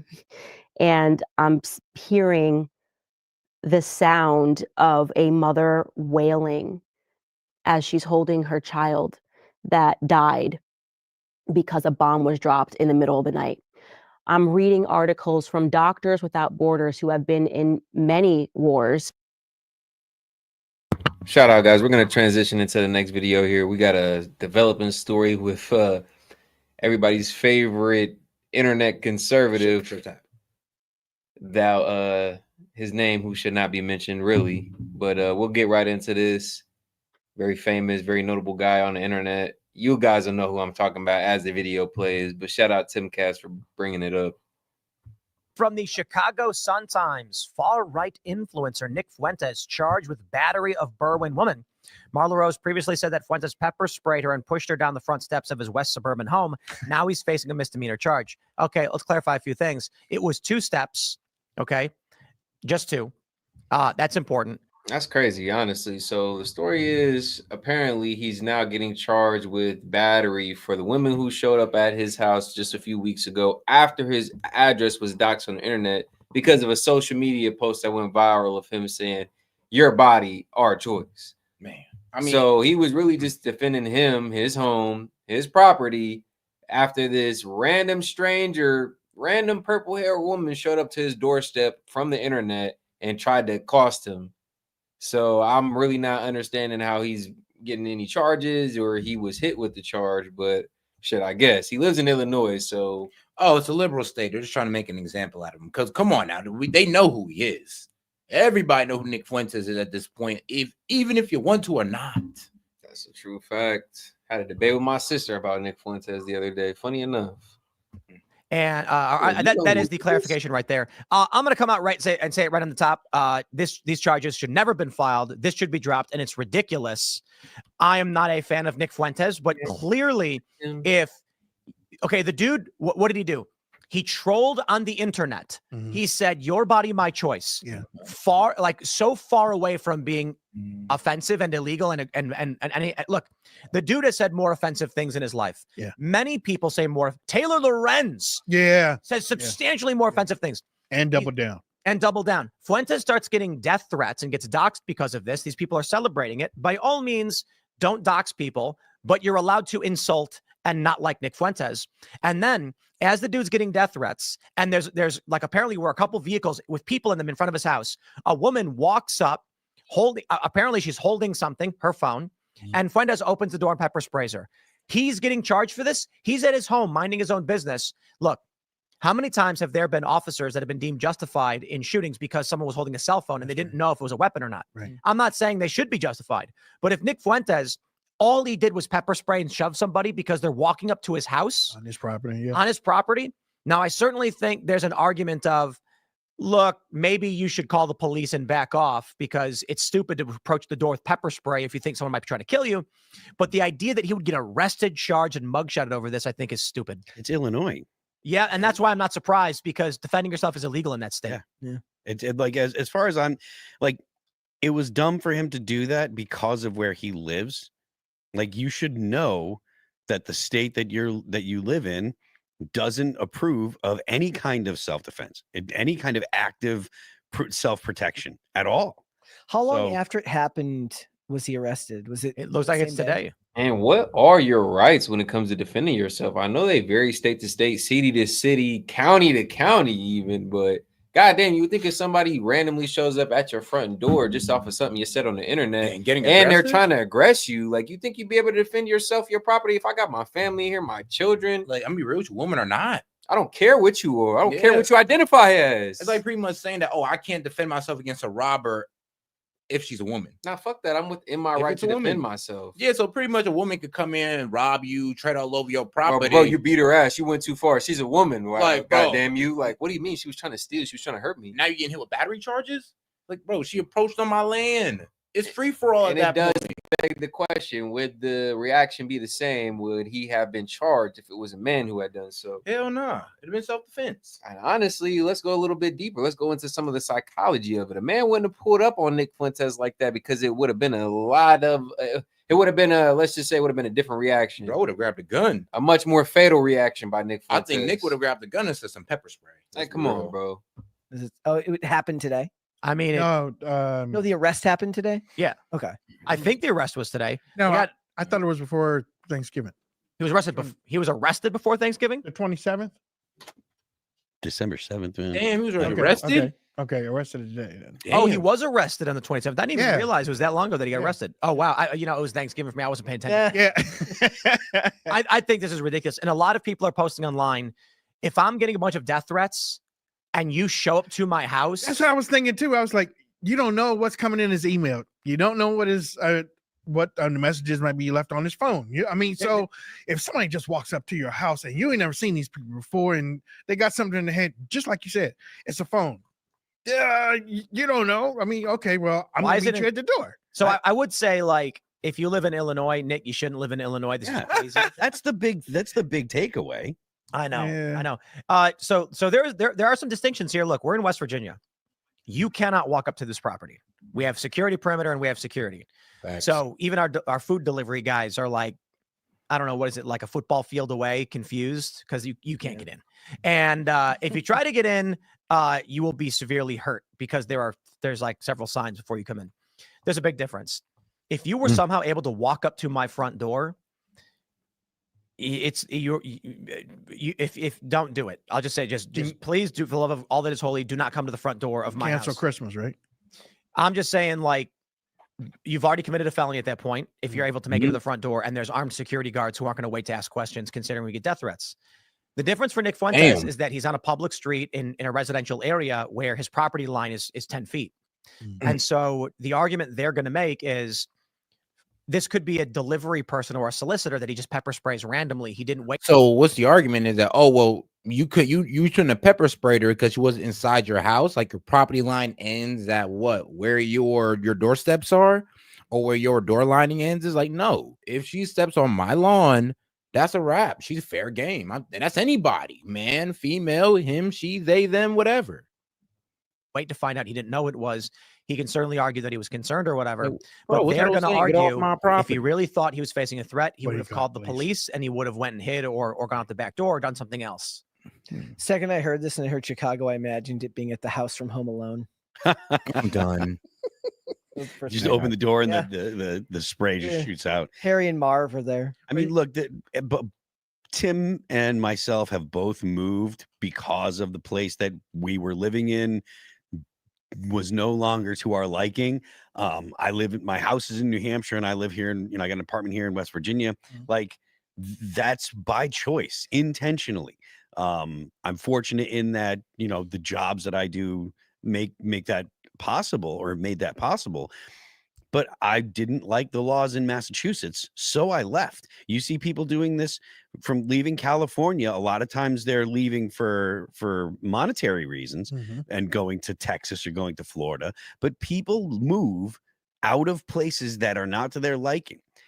Nick doing this in Illinois, Nick was dumb to do this because of where he lives. It's not that it was wrong of him to do it. Right. He actually didn't hurt the woman. He maced her, but he didn't cause permanent damage. He didn't shoot her.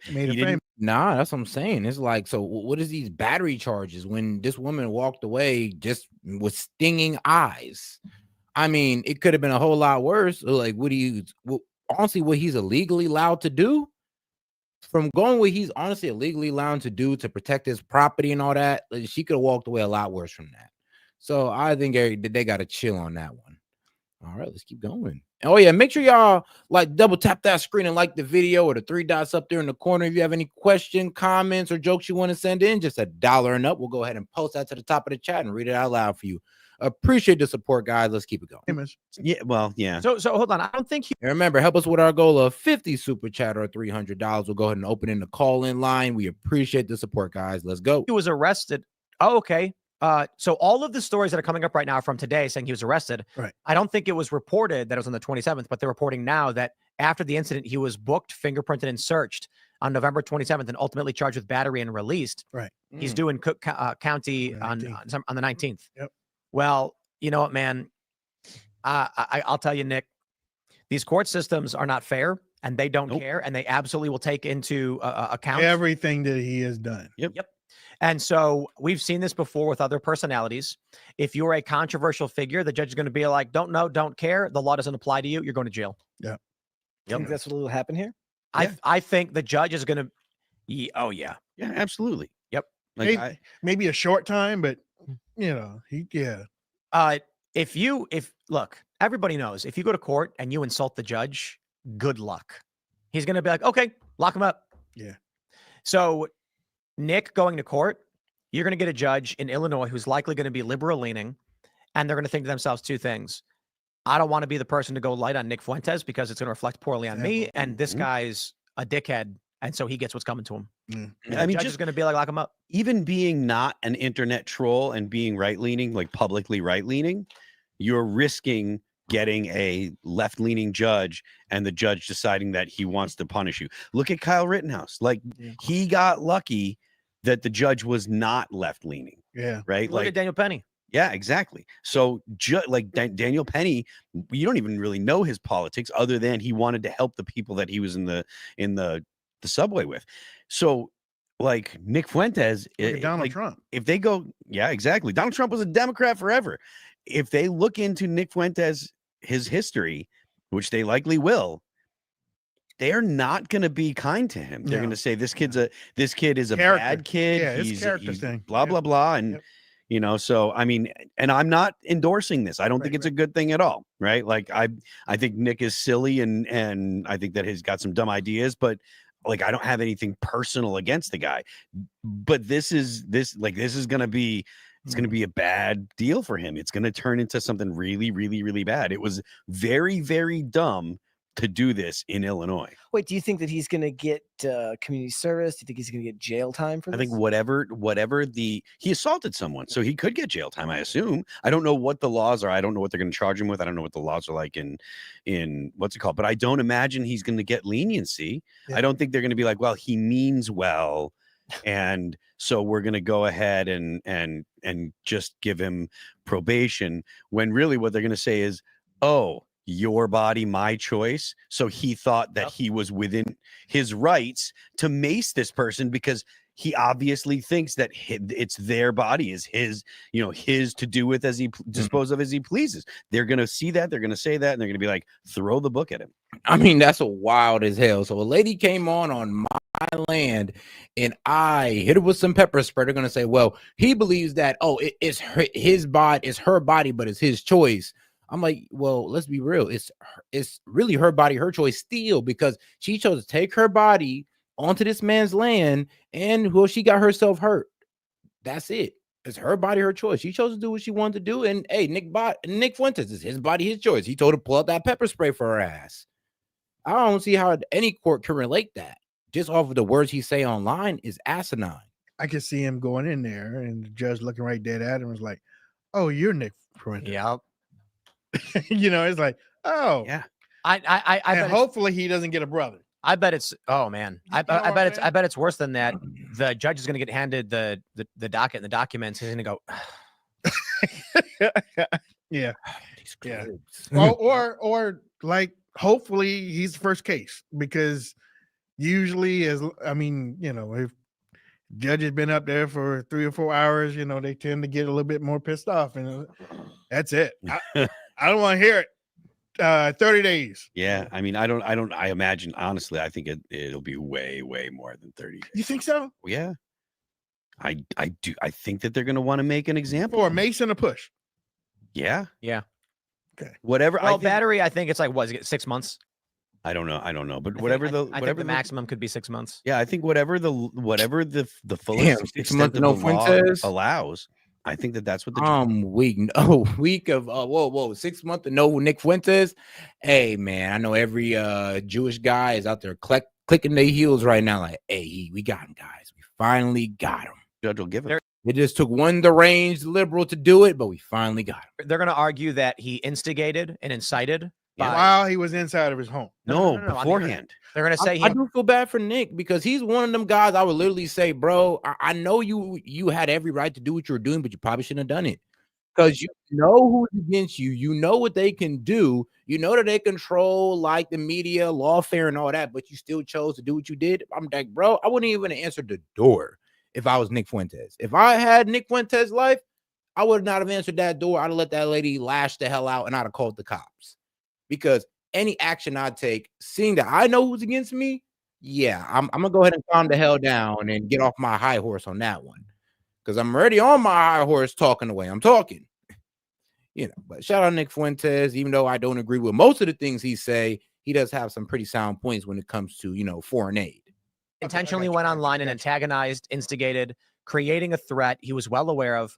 They'll likely, and I'm not saying, I don't know if for sure this happened, but one pathway they might go is they're going to find examples of him gloating, laughing, and saying things like, screw you, what can you do about it, blah, blah, blah. And then they're going to be like, so if there's I'm pretty sure this is how it works in Illinois. If in Illinois you instigate a fight, then your defense is limited. So if someone punches you and you say it's battery, and then they can prove that you actually told the guy, what are you going to do about it? You insulted him and said, hit me, I dare you, and things like that. They're like, that's your fault. You instigated a fight. Yeah. So basically what you're saying is that video that he kind of made fun and stuff like that could be shown every.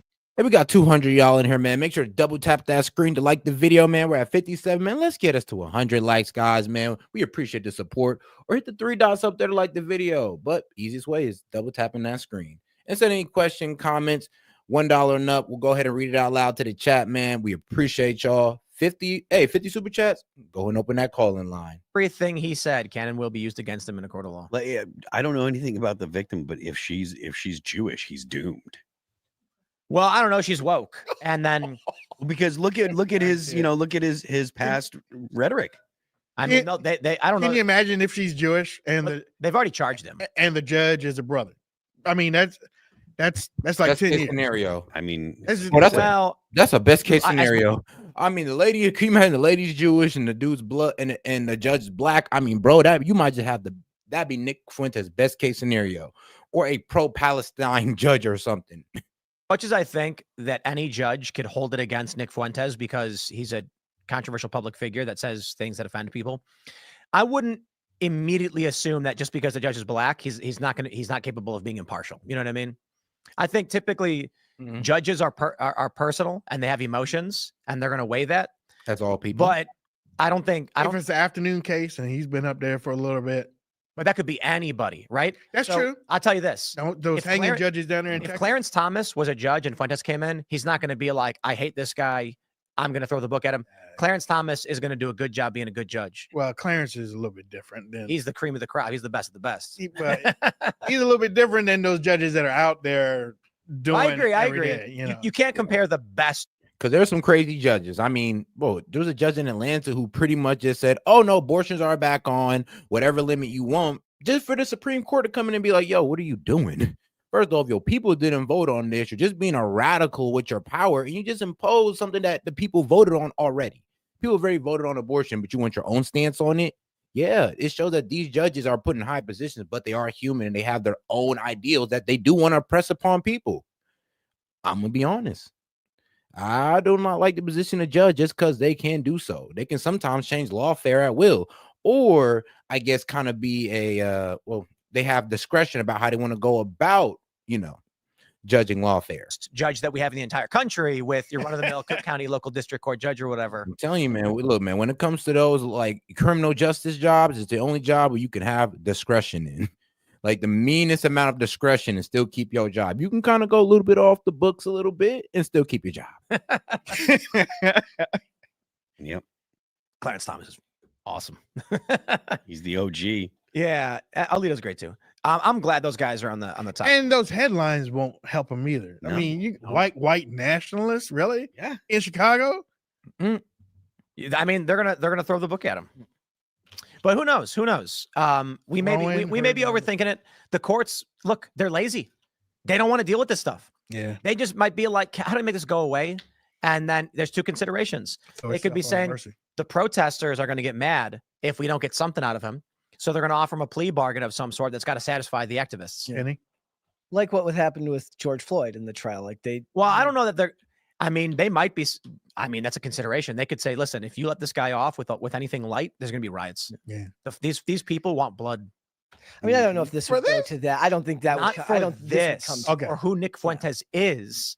And so the court's going to be saying, why did someone show up to his house in the first place? Yeah. Because he's antagonistic on the internet. Okay. How many of these people are there? There's a lot of people who are mad about this. It went massively viral. Okay. What's the likelihood? What's the ramifications if we give him a plea deal? Like, you could have protests. Well, we don't want protests, so what do? You got to get a conviction. Something. Would her character come into this too? The woman got pushed? Yeah. I doubt it. The consideration is not, did Nick, they don't care. It's not a question of, did Nick do something wrong? It's a question of, how do we avoid political ramifications from this? And it's a question of, here's a question for you guys. Do you think the left would protest if they dismiss the charges? Pardon me? If they dismiss the charges, would the left protest? I don't think so. Then I think dismissal is likely. Yeah. Because they're going to be like, I don't care about this. Right. Yeah. They're going to be like, why is this guy? Who cares? You push the woman. This is a waste of our time. I mean, with all there's a dude who just shot 3 people on the south side. Exactly. I mean, there's little kids that are getting shot on the front steps and stuff. This is. I didn't see this coming to something that would end up being protests or anything like that. Yeah, no. If they say Nick Fuentes pepper sprayed and pushed this woman and he will face and he's let go with no charges, I think there's a small probability that people might protest and be like, I don't know. I think they're being a bit overzealous about it. It's like, first off, he's on his property. If anything, they're reaching with this charge. And any arguments to kind of say that he didn't have the right to do what he did would be mute in my ears. And I think any sound person's ears, it'd be like, oh, well, he said that women's bodies are now his choice. So this is why he did this to this woman. It's like, bro, you sound stupid. Maybe if he did it randomly on the street, okay, you can probably make that argument. But the fact that this woman was the agitator and now y'all want to make the argument as if he's the agitator is stupid. It's like, how? The man was in his house and this lady went to him. Like, so I don't know what Tim Pool and them is saying. I guess they're trying to make something out of nothing on that one. But other than that, though, they do provide great commentary. Breaking news from Syria, where the situation is developing. Yep, let's get into Syria, guys. Rapidly, with one group of rebels claiming to have reached the suburbs of Damascus in what they describe as the final stage of their offensive. The Syrian state news agency is denying. And make sure y'all like the video, man. Go ahead and double tap that screen or hit the 3 dots up there in the corner. We appreciate the support, guys. Let's keep it going. Reports that President Bashar al-Assad has left the city, insisting that he is carrying out his work from Damascus. But in pictures obtained by the news agency AFP, which the BBC has verified, protesters can be seen toppling a bust of the president's father, Hafiz al-Assad, in President's Square in the Damascus neighborhood of Jaramana, about 10 kilometers from the center of the capital. Well, the rebel group advanced rapidly on the capital after snatching the southern province of Deraa from government control. These latest pictures show rebels driving in a seized military vehicle in the region of Deraa.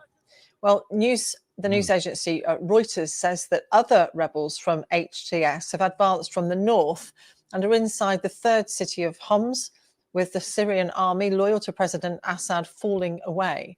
The news agency has reported around 2,000 Syrian troops, many wounded, have crossed the border into Iraq to seek refuge. With more on this, our correspondent Hugo Bachega, who's in Antakya on the Turkey-Syria border. Yeah, I think the speed with which this offensive by rebels has been advancing in Syria has caught everybody by surprise, has stunned everybody, because now we are watching what's happening in Homs, which is the 3rd largest city. And this is a crucial city because if the rebels manage to seize this city, essentially the capital Damascus is isolated from the rest of the country. So the Syrian military is now redeploying from other parts of the country to try to defend positions in Homs.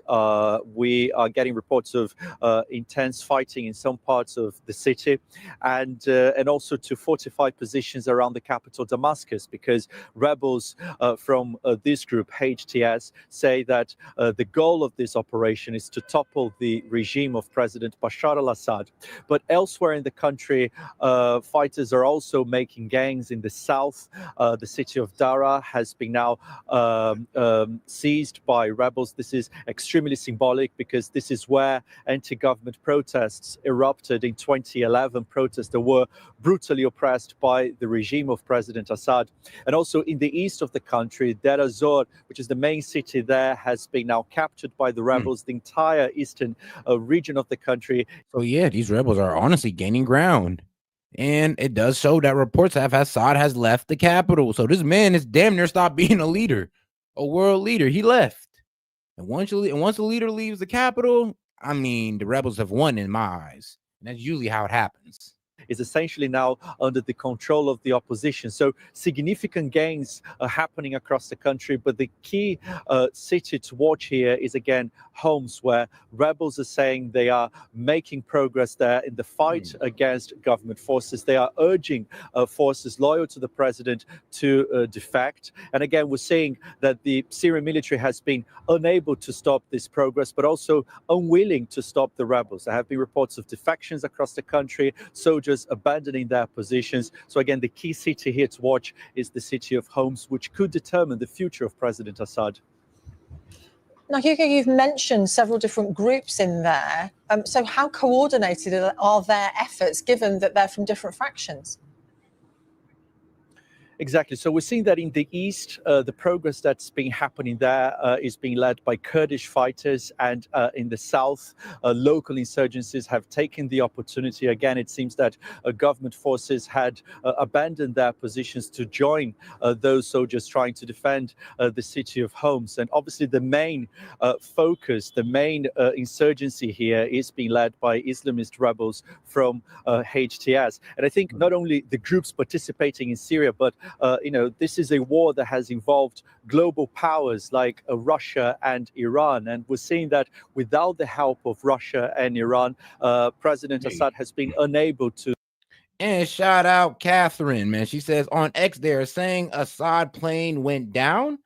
You know what? I'm going to go ahead and look that up right now and see if we can find a video of it or any confirmation, man. Shout out Catherine. Appreciate the support.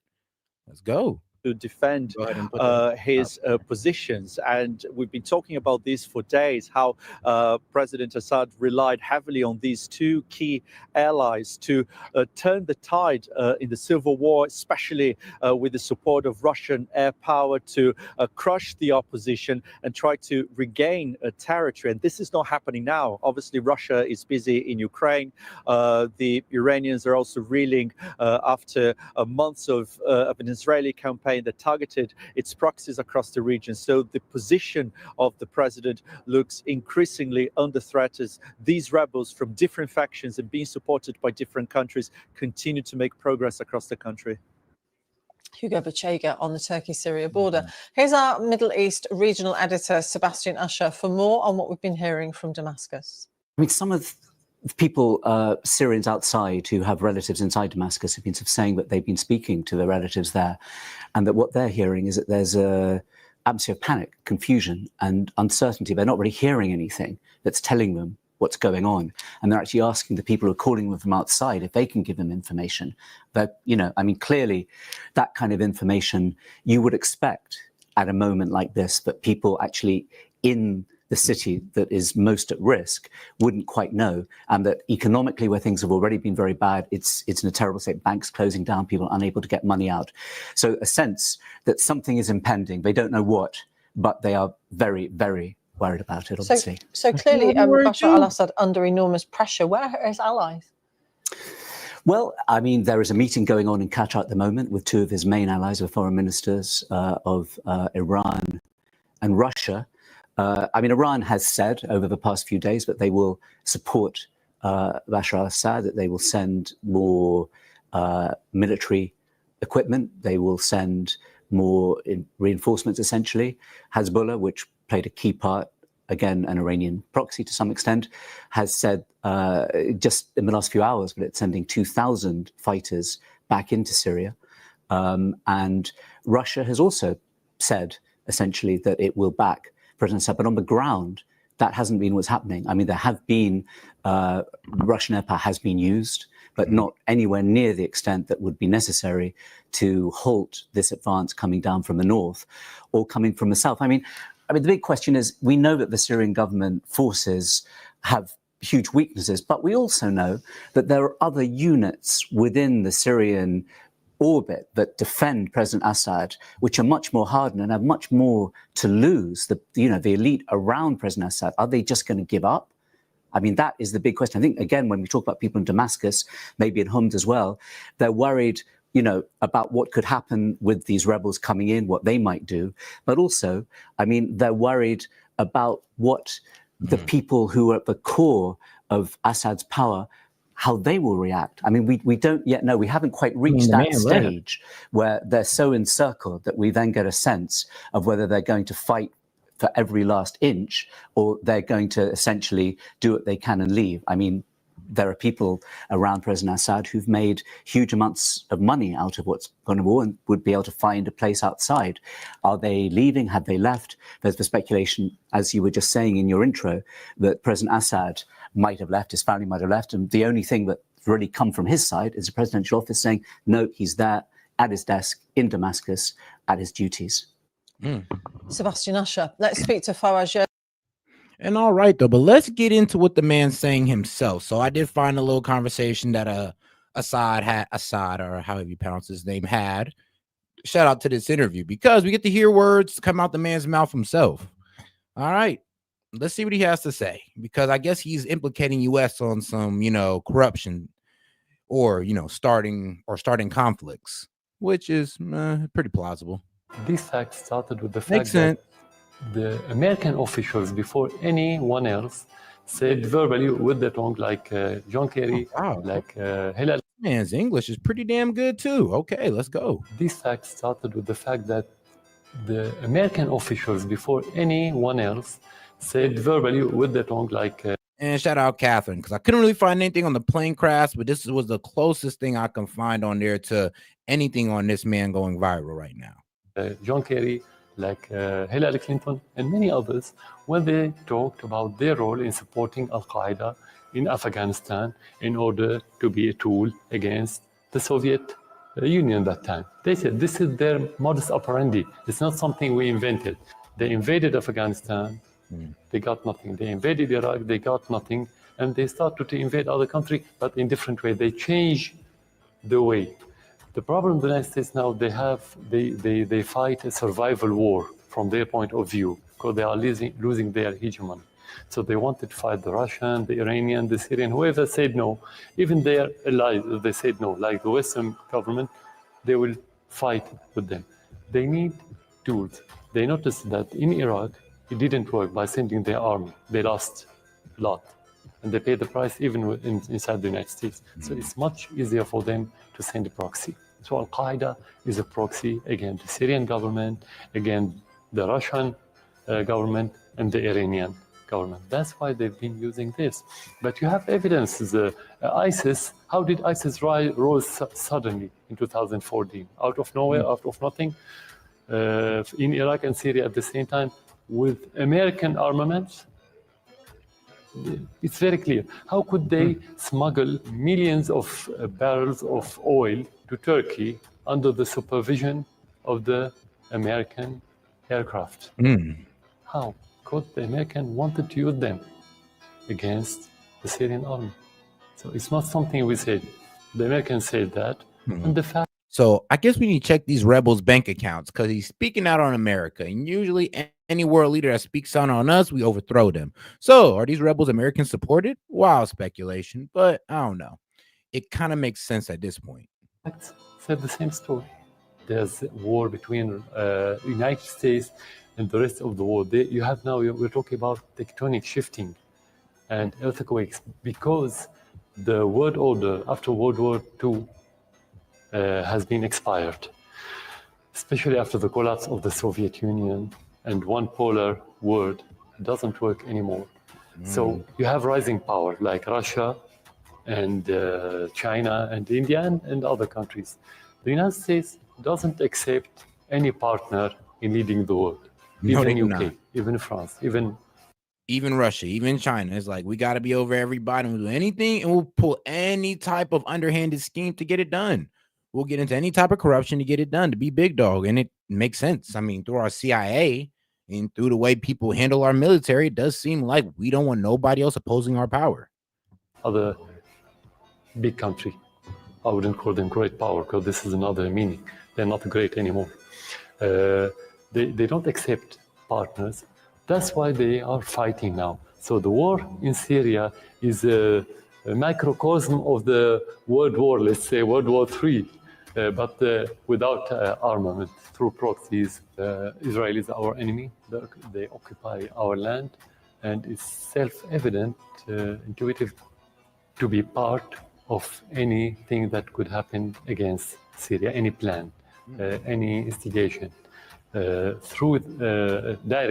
through their relation with the terrorists. And Netanyahu was visiting the terrorists who had been treated in their hospitals. The Israeli published these photos formally as a news. It wasn't our allegations. Second, they support, and every time the Syrian army advanced against those al-Nusra terrorists in the south, Israel used to bombard our troops. And whenever we advance somewhere else in so he's complaining about Israel and then, well, the American funding of Israel. So yeah, I could see why they want him up out of here. It makes sense. So now I'm wondering, is these rebel forces that are in Syria supported by us? Syrian leader right here. Yep, Syrian leader. Honestly speaking out against America and our influences in these wars. So what have we done? Destabilize their country and their governance? No, we did that to other people. He's pretty much talking about what we've done in Iran, Afghanistan. It's like how we always seem to be funding it, and then we turn around and funding people to go against it. Just like with him. That military-industrial complex at play. Yep, or getting rid of leaders that don't align with us. Oh, well, that isn't us. That's our intelligence agency, said. Yeah, good point. Their airplanes started committing airstrikes against our army. That's what's happening. So the link is very clear. There was correlation between the Israeli operations and the terrorist operations. So first through the terrorists directly, second through the Americans, third through the Europeans. They have one agenda and one interest. All right. This is the video right here. Yes, sir. So this is pretty much Assad, the best video we can find on the man. Now, let's keep it going here and let's get into, what's going on with the Asian president or even the South Korean. I'm weak. The South Korean president. I did just frame this man, just the Asian president. But it is what it is.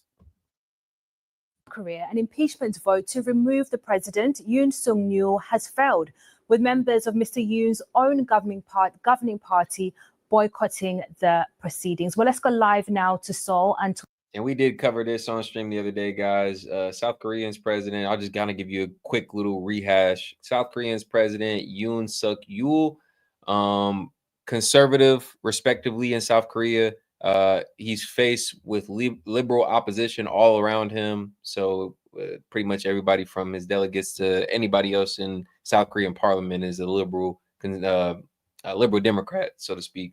So he tried to implement martial law. The decision was rivaled by opposing government members, overturned in a matter of hours. This follows months of corruption surrounding Yoon Suk-yeol. His wife took a purse as a bribe. Stock manipulation has also been an accusation placed on him. So it's a very tumultuous situation going on in South Korea here. And this is just the tipping point, guys. You know what's so funny? You expect this out of Kim Jong-un or something like this. Right. Them, though, the one that's not held together by dictatorship is kind of crazy. Y'all are going through this and not, the guys who are held together by a dictator. And South Korea is an American ally, and they have a pretty similar political setup to what America has, to be honest. To our correspondents there, Jean McKenzie. Jean, just you want to also toxic thing they picked up from us though. What's that? Liberalism and feminism. Yeah, it's definitely hit South Korea for sure. Actually, bro, I think they were the women who actually started the whole 4B movement. Tell us what happened here with this vote. I believe so. Yeah, we're just outside the voting chamber now, so in the centre of the Parliament Hall, and we've just found out, as you say, in the last 20 minutes, that actually this vote has not been able to go ahead. It has been a dramatic day here in the Parliament. Actually, we can hear people just behind us now chanting and shouting, and that's sort of been the theme of the day. There have been so many twists and turns to explain to you how we got to this position. It looked like the vote was going to go ahead as planned, but then the members of President Yoon's party, the ruling party, they started one by one to walk out of the voting chamber, deciding that they actually were not going to take part in this vote. They were going to boycott it instead. Now, the reason this is important is because the opposition party did not have enough votes on their own to impeach the president. They needed 8 members of the ruling party to vote with them. So when they started walking out and boycotting the chamber, there was a lot of anger here. People flooded to the doors of the chamber. They were shouting, traitors, traitors, go back in and vote. Now, surprisingly, over the course of this evening, a couple of the members of parliament have come back in to cast their vote, and it looked like at one point this could swing things. But the speaker has called it tonight and decided that actually there are not enough members. Hey, we need to do that. Some of our politicians, as soon as they do that, as soon as they vote on something unfavorable, they come out there and be like, bro, if you don't get your ass in there and vote, bro, you will not have that seat next election cycle. Like, if you don't take your butt in there and go over there and vote for my interest, not yours, but mine, you will lose your seat. We need to start doing that to our politicians, because she's saying they came out of parliament and everybody's like, get your ass back in there and vote. Go vote for my interest or you're done. I love it. I love it, man. Shout out South Korea. Shout out the people of South Korea. Y'all showing out on that note. Here to be able for this vote to go ahead. Jean, what happens next now that this motion has failed? Well, the opposition party is certainly not going to give up here. They have said that they will keep bringing these impeachment motions until they are successful. And you also have to consider what's happening outside this building right now, which is that tens of thousands of people have traveled from all across South Korea to be here today to protest against the president and to demand he stand down. Now, they've actually surrounded the parliament compound, which we're in at the moment. They're blocking the exits. They are furious with these MPs for walking out of the chamber. So even though his party has decided to save President Yoon, you can hear them going off in the back. Still, they're not playing, Chad. Still, man, I love it. I love it, the man. The decision to implement the martial law was immediately protested by opposing politicians, and those opposing politicians literally called for the citizens to stand and protest. They said, "Get out there, go outside of Parliament, protest this shit right now. Y'all not going, or y'all shouldn't go." Oh, I'm telling you, you gotta love stuff like that. But all right, man, let's get into the Supreme Court to rule on gender transition ban for children. And man, I hope they do. This is kind of ironic because in our Wednesday episode, we had Ian Carroll on, and he talked about, some of the behind the scenes goings on at the Daily Wire. And, we bashed the organization a little bit. But actually today I'm going to say some good stuff about the Daily Wire because they have actually done good work on this subject. Wednesday, the Supreme Court had a hearing to review whether Tennessee is allowed to ban gender transition surgeries and treatments for underage children. The case is U.S. v. Skermeti, which is brought by the Biden DOJ and the American Civil Liberties Union against Tennessee Attorney General Jonathan Skermeti. This whole thing dates back to 2023, when Tennessee Governor Bill Lee signed Senate Bill 1 into law in March, which took effect in July. The bill bans doctors or healthcare providers from performing so-called gender-affirming surgeries or hormonal procedures on minors, including surgery, puberty blockers, and hormones. And the Biden administration wants them to be able to do it? Yes. We have a couple pictures of what it's been like outside the Supreme Court while this is going on. Look at. And guys, quick pause for the cause. We got over 100 of y'all still in here. We appreciate the support to tonight's stream. But drop a like, guys. It's free. Double tap the screen, or you can hit the 3 buttons in the upper right-hand corner right above my head and show some support to the stream, to the channel, S.E.T Media, guys. Super chat into the stream. Anything over $1, thoughts, questions, comments, anything you want to get off your chest, go ahead, interact with this chat, interact with S.E.T. We will engage with you guys. Just support the stream. Look at that. Thank you, guys. Huge rallies. Look at for transing kids, against transing kids, demons. Those are all demons and with paid. rainbows. I think paid too, to be honest. Yeah. That one up at the top right is the anti-trans movement. Good. Just stop transing gay kids. Nice. That's what's happening. Is your boy a little bit effeminate and interested in boys? He's not actually a girl. He might just. Dude, I was such a tomboy growing up. I did not play with Barbies. I played with dinosaurs and dragons. Nice. Okay, I had guy friends and we ran around the playground playing Harry Potter. If I was born in today's age, I'm not even kidding, I probably would have come out as Adam. And what's crazy is my wife's sister. Now, here's a lot of things, bro. If we were born in this time, I think I'd have been cool. But there's a lot of dudes who'd have been raised around mostly girls who'd have been like, oh, I'm a girl now because I have a lot of sisters. Overly feminine. Like, I was meant to be a girl. My mom had just made a mistake. I was supposed to be a girl the whole time because I'm, in a house full of girls? You're tripping.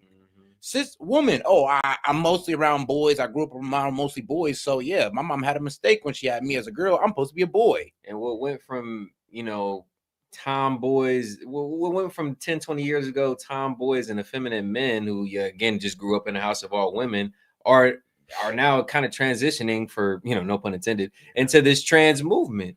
Like 10, 15, 20 years ago, you were just labeled a tomboy if you were a little bit masculine as a girl. You like doing shit with the boys, playing sports, getting dirty. Or again, if you grew up in an all-female household, maybe you were a little bit more effeminate. It was just, nurture over nature kind of thing. Yeah. But nowadays, you're being labeled, you're being propositioned, encouraged to maybe look at, indoctrinated in your school to look at this. TikTok is all over it. It's all over TikTok. Yep. So it is just it's a lot more toxic, I would say. The implications have become dire. Is the tomboy of her family, and she's a lesbian. Yeah. If she was born 10 years later, they would have tried to transition. Yeah. And she has said, I've always felt like I was different on the inside, but not like a man. I just knew I didn't like the normal girly things. Right. You tell that to a pediatrician or a therapist today, and guess what? They're signing you up for this genital mutilation. Yeah, it's crazy. And there's unlimited stories like Amy, that from both sides. Not to divert, but you, I just pictured really quick, you playing with dinosaurs, OnlyFans. Anyway. I can even give y'all my low-key little personal story based off of that. Like, I was raised in a household full of all women, grandma, sisters, mom, special needs aunt. Yeah, I know how to cook and clean, but shit, I'm the furthest thing from sexually confused or anything like that. You know what I'm saying? Like, like I said, 10, 15, 20 years ago, these things happened. These scenarios presented themselves. You were labeled a tomboy, or you maybe knew a little thing or two about cooking and cleaning, like I just said, if you were on the guy's side. But nowadays, they're over here encouraging you to maybe look at, trans affirming care, gender affirming care. Just because you may have had a more, I guess, feminine upbringing. It doesn't necessarily make you a female, though, just because you were surrounded by female influence.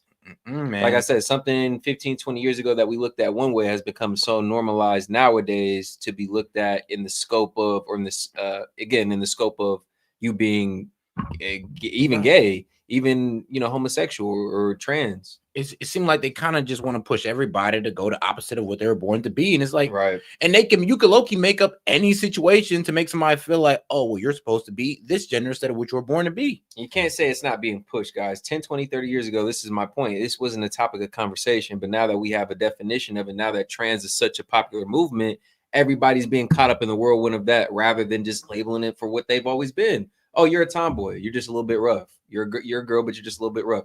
Oh, you're a boy. You just were raised in a house of all women. Like, you can't help that you dress nice. Like, that you got some great cooking. You know what I'm saying? You're cleaner than most guys. Yeah, like, bro, there are blessings on there, and then there are some curses, but it is what it is. Exactly. Just Amy, just you going, rah, rah, but you have to be just in a bikini, nothing naked. You're a Christian. You're a Christian. Don't be that girl. Yeah, but that Tennessee bill that was signed into law actually originated with Matt Walsh's investigation into the Vanderbilt University Medical Center in September 2022. Good. During that investigation, they found this video, among many others, where they found that the hospital was talking about how gender procedures were, quote, big money makers, and they pressured employees to ignore their religious beliefs on transgender issues or else face consequences. Let's roll that clip real quick. Starting in January 1st of 2017, according to the Affordable Care Act, insurance carriers are mandated to cover medical expenses for trans folks. Some of our VUMC financial folks in October of 2016, starting a couple of years ago, put down some costs of how much money we think each patient would bring in. And this is only including top surgery. This isn't including any bottom surgery. And it's a lot of money. These surgeries make a lot of money. So female to male chest reconstruction can bring in $40,000. A patient just on routine hormone treatment, who I'm only seeing a few times a year, can bring in several $1,000s. That requires a lot of visits and labs. It actually makes money for the hospital. Now, these I got from the internet, but it's from the Philadelphia Center for Transgender Surgery, which does a lot of surgery for patients. And I just want to give you an idea of how much these bottom surgeries are making. And I think this has to be an underestimate. This is for a vaginoplasty. They're quoting roughly around $20,000 for a vaginoplasty, but that doesn't include your hospital stay. That doesn't include your post-op visits. That doesn't include your anesthesia, your OR. So I would think that this has to be a gross underestimate. I think that's just like the surgeon's piece of it, which anybody who's ever been in the hospital knows that that's like 10% of it. I told you, man, like they make these trans people slaves to like the medical and pharmaceutical industry. You have to pay these outrageous charges for these, well, I'm gonna be real with you, cosmetic surgeries. At the end of the day, it's a cosmetic surgery, not a medical one. You don't need it. Yeah, but now they're trying so to frame it as well. They're not covered by insurance. But now they're trying to frame it so it can be covered as insurance as a mental health type of thing, when really you just want to out. But it is a bit crazy how they do try to cover that up on the fact that, well, once you get through the surgery, you do have to take a whole lot of pills to maintain this. So that's also a lot of money coming out your pocket just for these pills. So expensive surgery, expensive pills, and now you're just broken transgender. Yeah, pills that physically affects you, psychologically affects you, and a lot of people don't know that the suicidal rate for some of these people post-care is very high. Very high. And the female to male bottom surgeries, these are huge money makers. Again, I think this has to be an underestimate. If they're quoting around $20,000 for a phalloplasty, there's been different things that I've read.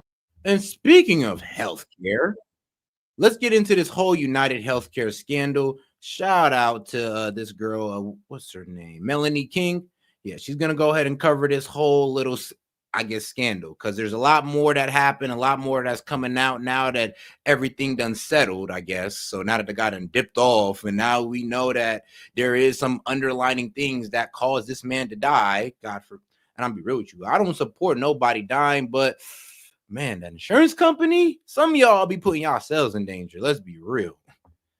But let's get into it. Local authorities receive a get this video with the timeline of exactly what happened on that day.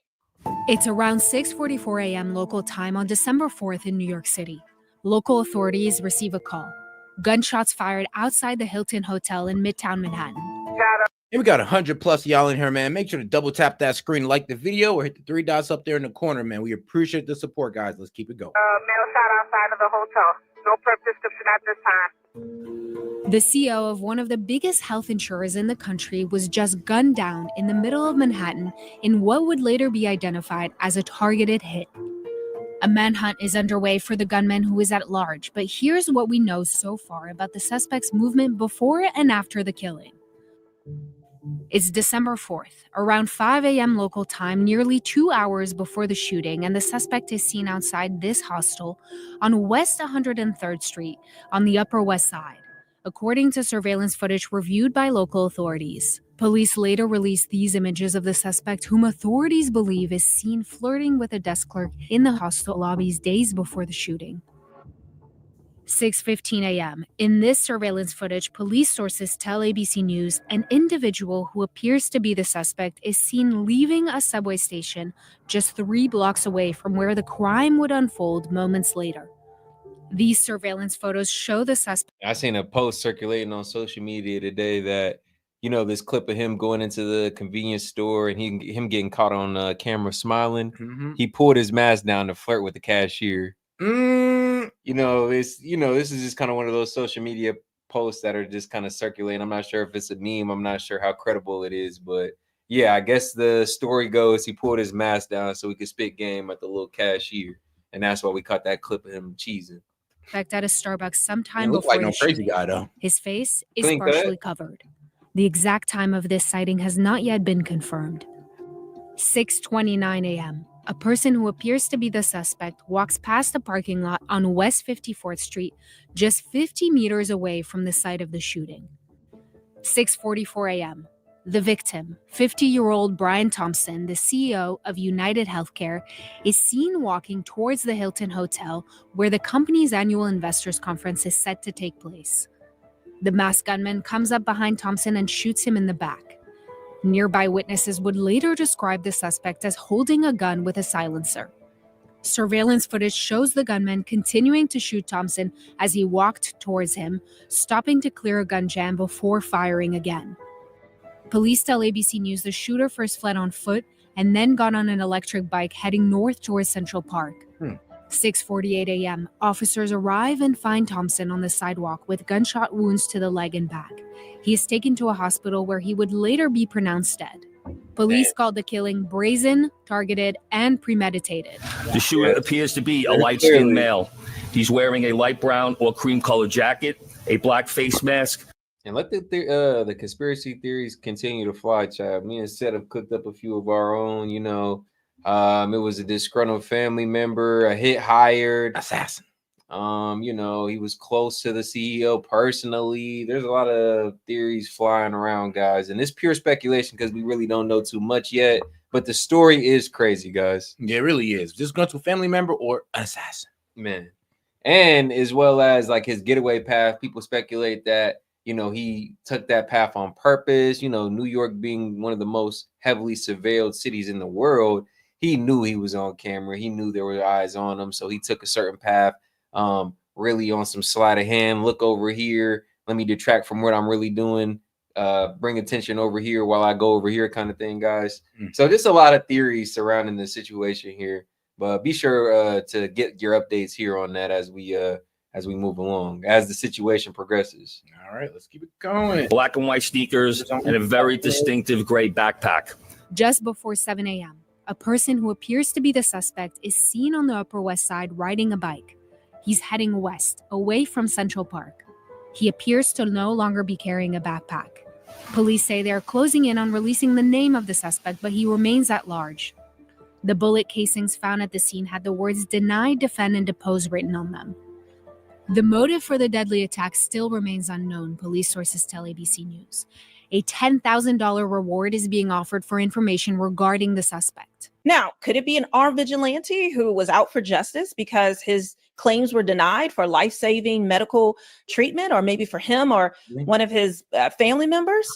Or is there more to the story? Was he a hired hitman designed to take out Brian Thompson as part of a bigger plot? And to lay this out, we need to understand, why was the Senate investigating United? Last fall, the New York Times reported that the majority staff of a Senate panel released a scathing report on insurers' refusal to pay for care for older people who have suffered falls or strokes. United Healthcare in particular was cited for a surge in denials for what is called post-acute care. Under United's system of prior authorization, the report found the denial rate for post-acute care increased from 22.7% in 2022 from 10.9 in 2020. And how's this for a coincidence? The Times also stated that CEO Brian Thompson had been chief executive of the insurance division since 2021, overseeing a period of substantial profits. The division reported $281 billion in revenues last year. So what does that mean? Well, Brian Thompson rose to the ranks of United Healthcare by institutionalizing the denial of coverage. Millions of Americans were denied their claims. They were denied life-saving medical treatments. They were denied coverage for things that were supposed to be covered. But why did they do this? Well, clearly it was for profit. And now all over social media, you're seeing people exposing how they were denied coverage by United, how they have not been able to get treatment for their child, their mother, themselves. They've had family members pass away because of this. Take a look at just one of thousands of stories that are out there. He states that it's not medically necessary treatment.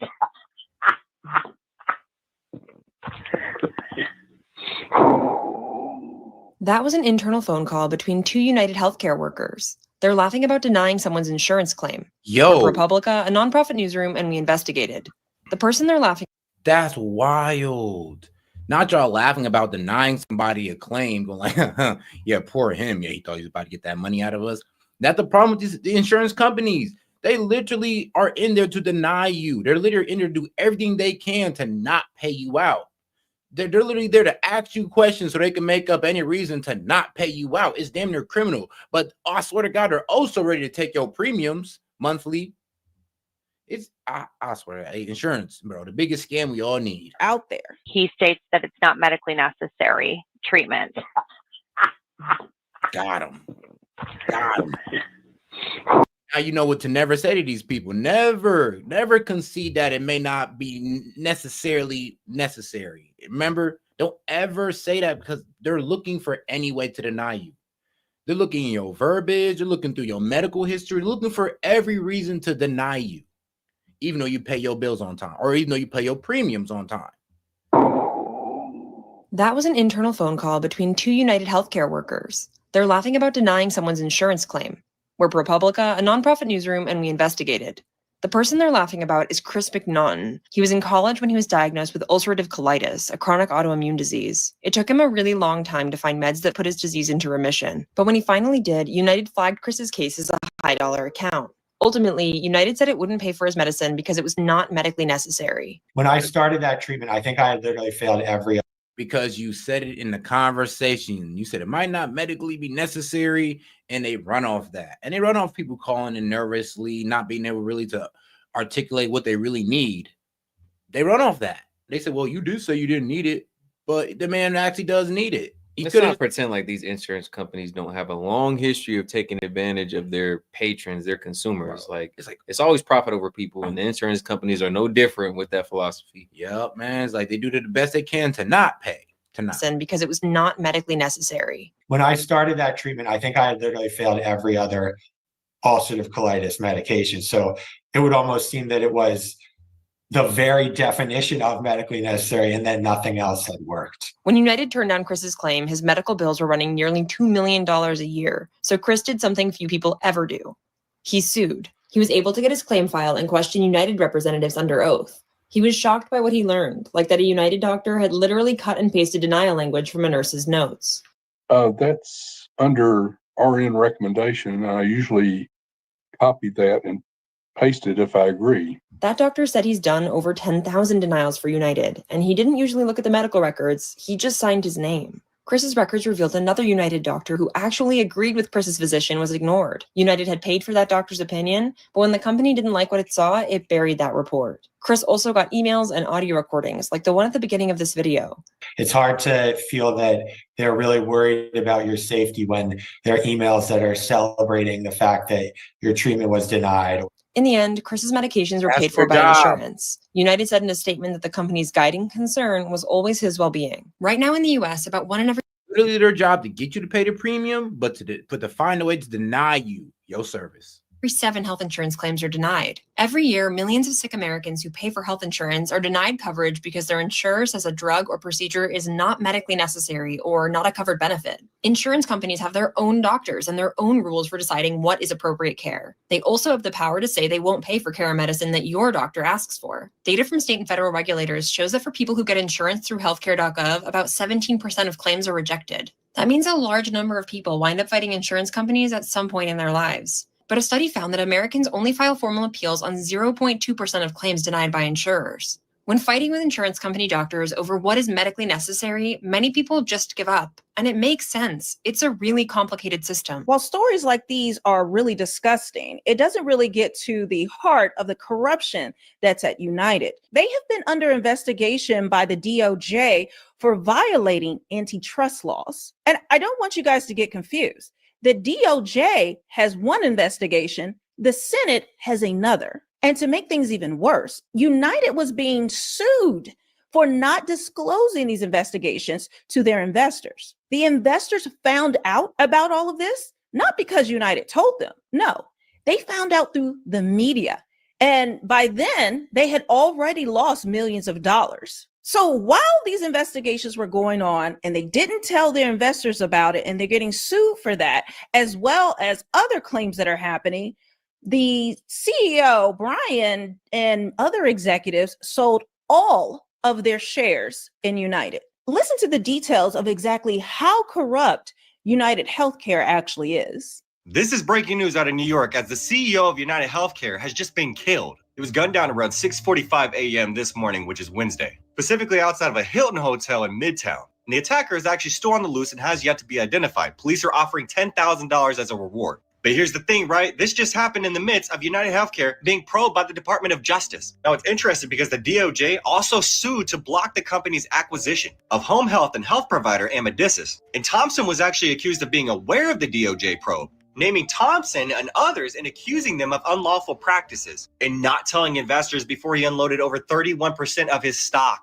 unloading $12 million worth of shares, with Thompson actually being the biggest insider seller, while its parent company, United Healthcare Group, has come under fire from angry patients who are claiming that the insurer refused to cover their care. And in July, 150 protesters actually gathered outside of their headquarters in Minnesota. And they were with the People's Action Institute campaign group, with campaigners writing a pretty expressive letter to UHD CEO Andrew Whitty, saying specifically that UHD's profiteering by denying care is a disgrace. And United Healthcare was also accused of using AI to deny claims, specifically for post-acute care services and Medicare Advantage. That lawsuit being filed by families of 2 senior Medicare Advantage members who actually died after the insurer allegedly used the NavaHealth platform, reportedly illegally, to reject care.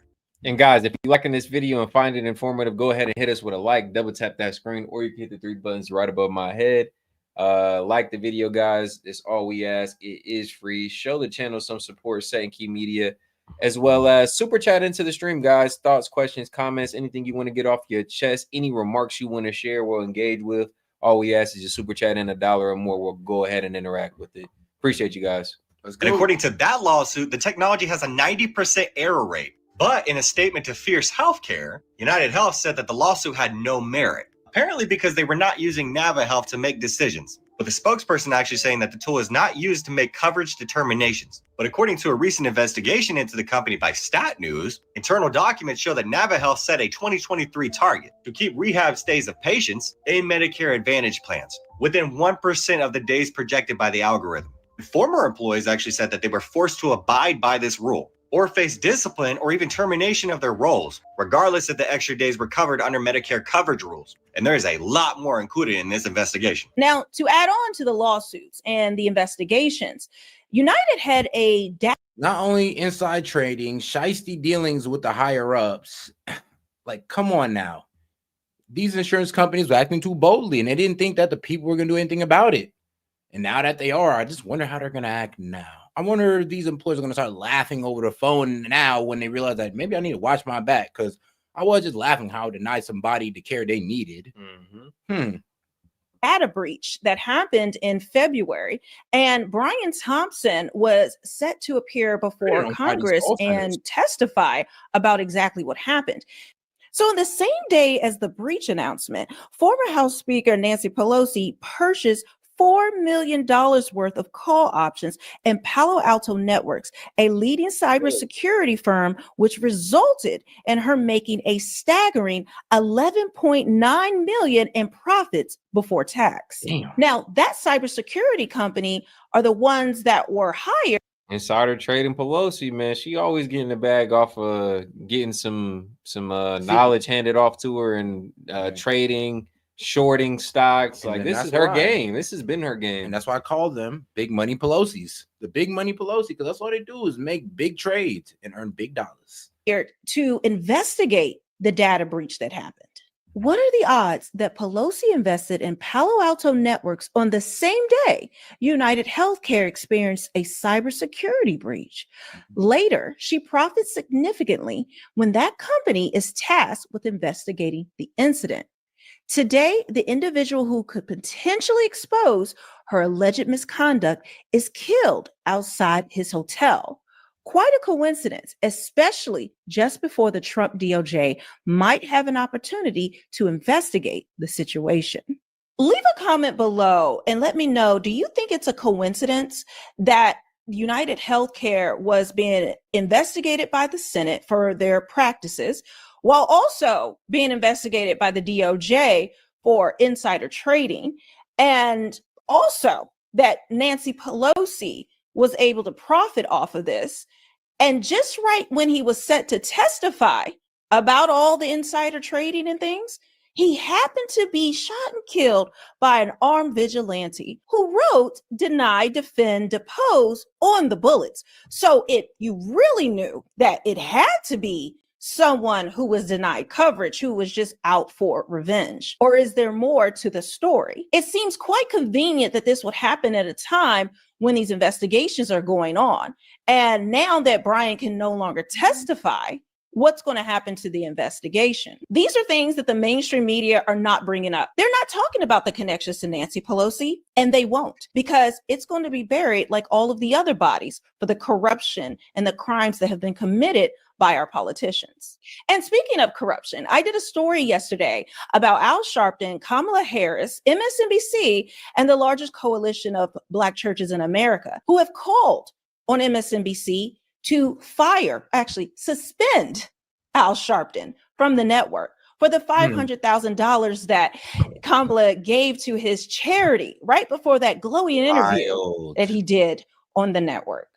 Yeah, that man definitely needs to be taken off, because I'm like, dog, conflict of interest. So you pretty much did the interview only because they paid you, and because you were trying to win the black vote through Al Sharpton. And Al Sharpton has lost the trust of the new generation of black people, the new generation. Oh, the aunties and uncles love him. He's everybody's favorite race baiter. He's made a career off of it. Oh God, but to us, he's just a race baiter who we no longer need to listen to.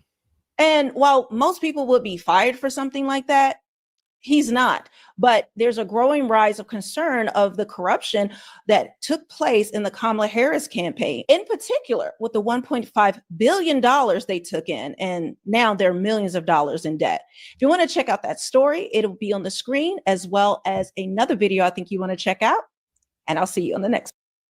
And all right, man, shout out to her. Now let's get into this Benny video. I think you'll like the little animation here at the beginning. It is pretty damn funny. Let's go.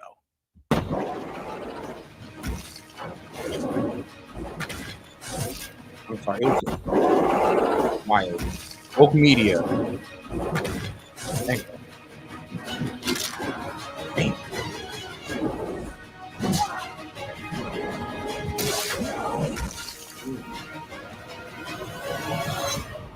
Yo, hilarious. Bill Maher. What's up, guys? Your boy Benny. Donald Trump breaks people. It's what he does. It's an amazing superpower to have. He broke the Clinton machine, the Obama machine, the Bush machine. He broke politics. He reset the entire table of the political landscape in all of America. Of course, he's broken Kamala Harris. That seems like... I ain't gonna lie, though. Due to this win, my man Benny has a point. Like, a lot of us now no longer trust mainstream media. A lot of these leftist like YouTube channels, platforms, they lost subscribers just off how biased they were, pretty much spewing complete nonsense, like I always keep joking, political fantasy, and it all turning out to just be false. It all turning out to just be, I guess, a running pipe dream. And now look what they're at. They're still there trying to spew the same nonsense and not walking anything back. But like I say, we got a few sensible Democrats. Few sensible ones. Easy work, actually, in comparison. And he's broken some of the biggest names in Hollywood and celebrities, especially those on the Diddy list and Epstein list, as they flee the country. He's also broken quite a few media personalities who got Trump wrong. And I want to start by saying that Bill Maher, on occasion, is an honest broker of news and information. Like, for instance, here, and he deserves respect for this, 1 year ago, here's Bill Maher predicting the future. And I've said it before. Do I think Joe Biden can do the job? Absolutely. Yes. I don't think he can win the job. And that's what I care about. He's going to lose because the people think he's too old. And perception is reality. I'm sorry. He's going to lose. And he said it in the kindest possible way. And also, Joe Biden can't do the job, obviously. But he did predict it, and there weren't many voices saying that Joe Biden was definitely going to lose about 18 months ago to Donald Trump. But ladies and gentlemen, lose he did. And now Bill Maher might be the biggest loser.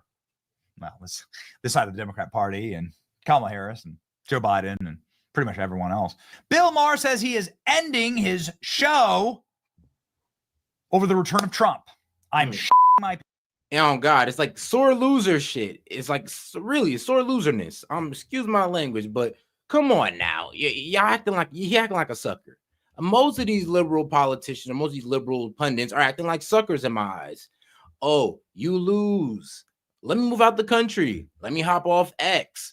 Let me go everywhere where I can just be in my echo chamber and I can just hear my talking points that I want to hear. I'm pooping my pants. Like, come on, bro. What? Bro, and here's the thing, though. They'll be in the same predicament in 2028. Pants. Sounds like a guilty no conscience harm. to me. If you're doing your job, you ain't got nothing to fear. Like, unless you out here, I don't know, spreading misinformation. I mean, for real, because some of these political pundits or some of these news anchors need to be brought up on defamation charges. In a recent podcast with none other than Jane Fonda, is a perfect person to have on. The old aging degenerate lib, kind of like Bill Maher, who hasn't really been that relevant as of late. And who I got to say personally, hang it up, Like I don't watch Bill Maher's show. I have nothing personally against him. He's wrong on a lot of things. He's been professionally wrong on so many things. But like, dude, just hang it up. You're old. You've got like tens of millions, if not hundreds of millions of dollars. You've been doing this for a long time. You've gotten the big fat contracts. Like you've gotten what you can get. The ecosystem's changed. The landscape's changing. And do you really have the energy to keep up with an entirely new generation of creators, a new style of creation in the news and media ecosystem? I mean, that's a question, right? That's a question. And Bill Maher's answering by saying, I may quit because I don't want to do another Trump administration, saying effectively he doesn't have it in him to do another Trump administration. Let's listen. I mean, yeah, I can kind of feel him on that because I'm like, bro, I don't want to go through here and watch my party just sink even further than it already has. Like, I already see them not backtracking anything. I already see them going down the path of doing what's not going to work. So, yeah, I would bow down too. I'm like, bro, I'm no longer going to sit here and defend you guys and y'all candidates and talk good about y'all when y'all can't even realize y'all mistakes. I would quit too because it would just be dumb for him to hop over on the conservative side and start speaking good for them. Like, I ain't gonna lie, the Democrat Party done forced my man into a spot where he's like, bro, I'm not gonna go conservative and I'm not going to be out here speaking up for stupidity, so I might as well quit. Yeah, facts. It's hard to believe. I'm my pants. It's hard to believe. I mean, I may quit because I don't want to do another. I did Trump. I did all the Trump stuff before anybody. I called him a con man before anybody. He's a mafia boss. I was the one who said he wasn't going to concede the election. I've done it. I've seen this. Well, then how come he's so hostile to Jimmy Kimmel and not to you? He's very hostile to me. He tweets about me every week. Oh, really? Oh, yes. Every week he accidentally watches my show and then low ratings loser. Oh, well, yeah. But I mean, no, he doesn't. I just no, he doesn't. We follow President Trump very, very closely. No, he doesn't watch your show every single week. Very few people watch your show every single week, and even fewer listen to what looks like a very, very frail, old, and embittered Jane Fonda. And she has every right to be embittered, right? You all have a right to be embittered and not want to do this again because you're out of your depth, because everything's changed. And maybe it's time to just hang it up. I mean, you're both in your 70s, right? I'm weak. Going out the hedge is wild, but it is what it is. You had a good run. And this industry does take a lot of energy. But it also takes grounding in reality. And Bill Maher, he's a lot of things. He isn't that.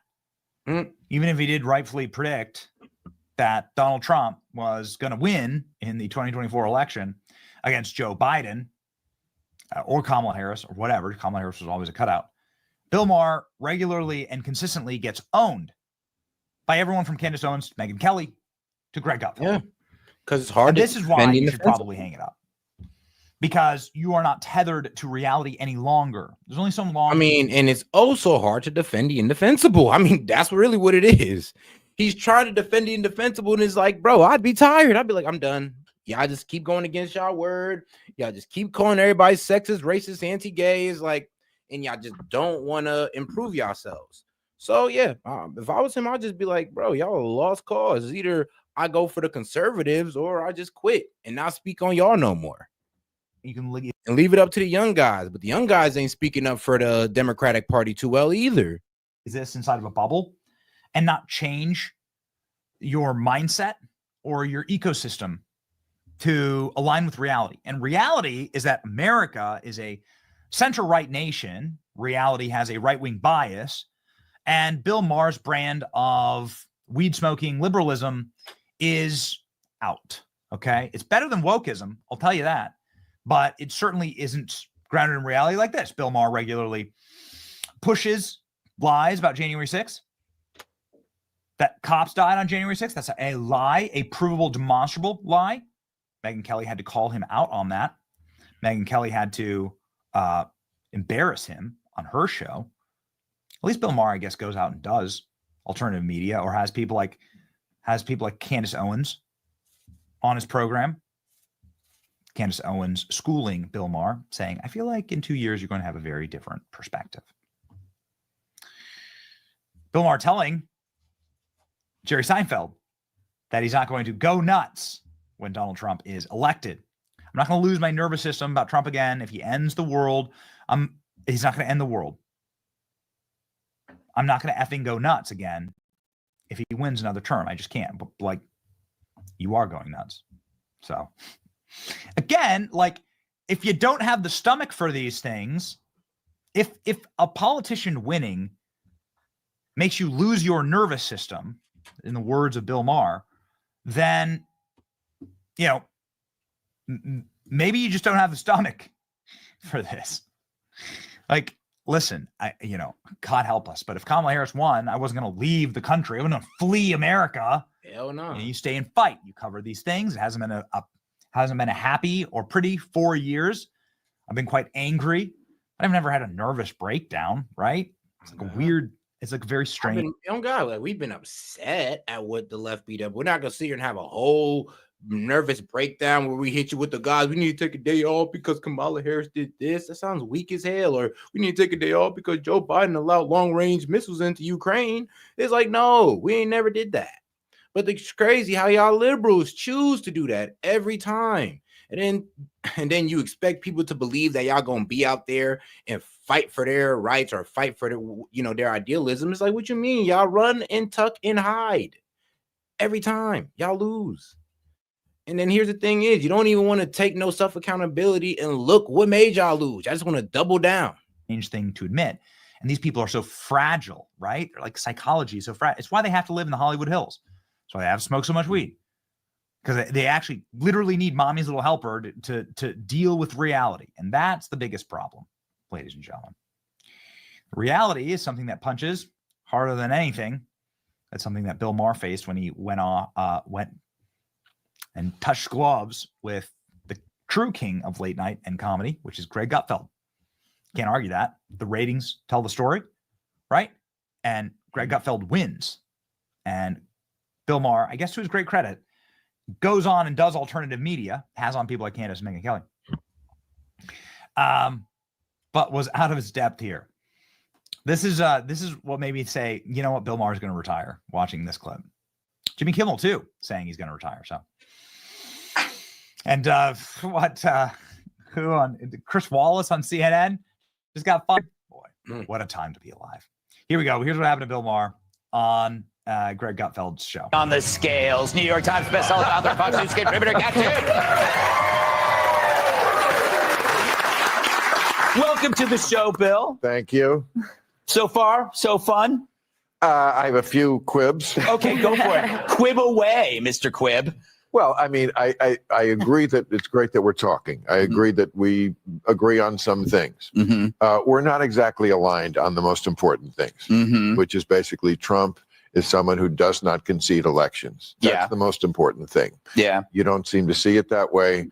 That's the most important thing that's going on in this country. He didn't concede the last election. He's not going to concede this election. You don't know that. You don't see into the future, Bill. I don't see your crystal ball. Yeah, I did. Because I say this was the hubris of some of these political pundits, some of these people on the left with platforms. They were so sure that they were going to win. They were so sure it was going to be a blowout. But then as they've lost, you kind of seen some of the bitterness that they've had. These people want to run and hide, cut their hair, jump ship, leave the country, talk about leaving their show. But whoa, where's all that energy y'all had before the election? That's what I'm saying. Y'all swore that it was going to be the other side that was running and hiding, but it's looking a lot like y'all.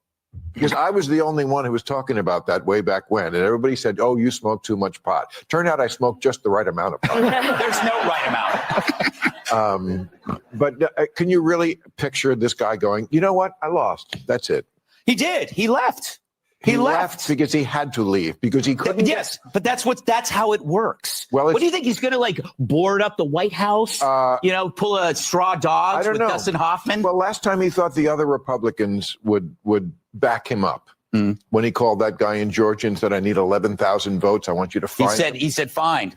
He didn't say create. He said find. Well, that's the same thing. No, it's not. You don't say on an Easter egg find hunt, them I want you to create some Easter eggs. We have a show here. All right, Dr. Drew. Okay. Boys. I mean, my favorite show of television ever to do was Politically Incorrect. Which you stole. This is exactly what it looked like, except the difference was Politically Incorrect was purposely mixing people with different viewpoints. Which is what we're doing tonight. Yes. This is why it doesn't work. Yeah. Oh, I'm kidding. No. So, Dr. Drew, yes, sir. You're really good at diagnosing mental illness. Okay. What is Bill's problem? Wow. Grill. You see how he got it there? That's good. Bill Maher. Gotta be able to laugh, man. Shout out Duffield. Shout out Mar for having a nice little back and forth there. And while these political topics tend to get us a little bit emotional, maybe get us out of character a little bit. You gotta be able to laugh, guys. You gotta be able to step outside yourself and look at some of the funny aspects of it. What are you, a narcissist? Laughing and clapping. He didn't like it. You could tell he didn't like it, but he's clapping about it. Good riddance, man. Good riddance. You know, he's certainly not the worst of them. Bill Maher's not the worst of them, but he ain't the best of them. And things are changing very, very quickly. So that's my take. What's yours? Let me know in the comment section. Like, share, and subscribe. It's your boy Benny. See you. And shout out Benny though, because I do got one more for y'all from this man, and then we're gonna go and get into this Jon Stewart and Bernie Sanders again. I did want to finish up on that.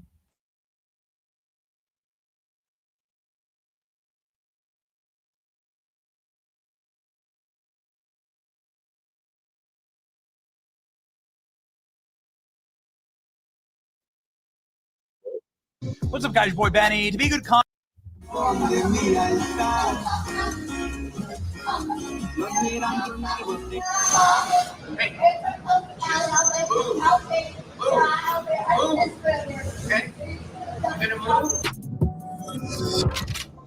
What's up, guys? Your boy Benny. To be a good comic, you have to have grounding in reality. You have to understand the world as it is to be able to satirize it. That's what makes people like Dave Chappelle and Jerry Seinfeld legends in observational comedy. And also guys like Kill Tony and Joe Rogan, such huge media behemoths, because they're able to crack through the propaganda and tell people the truth. Because really what comedy is based on is truth.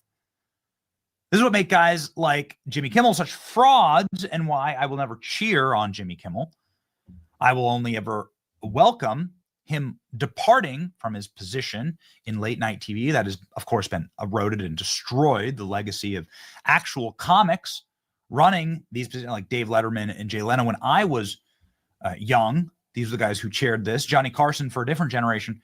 These are guys who were supposed to make jokes, right? They're supposed to laugh about things and not be propagandists. Jimmy Kimmel saying that he's going to quit his show.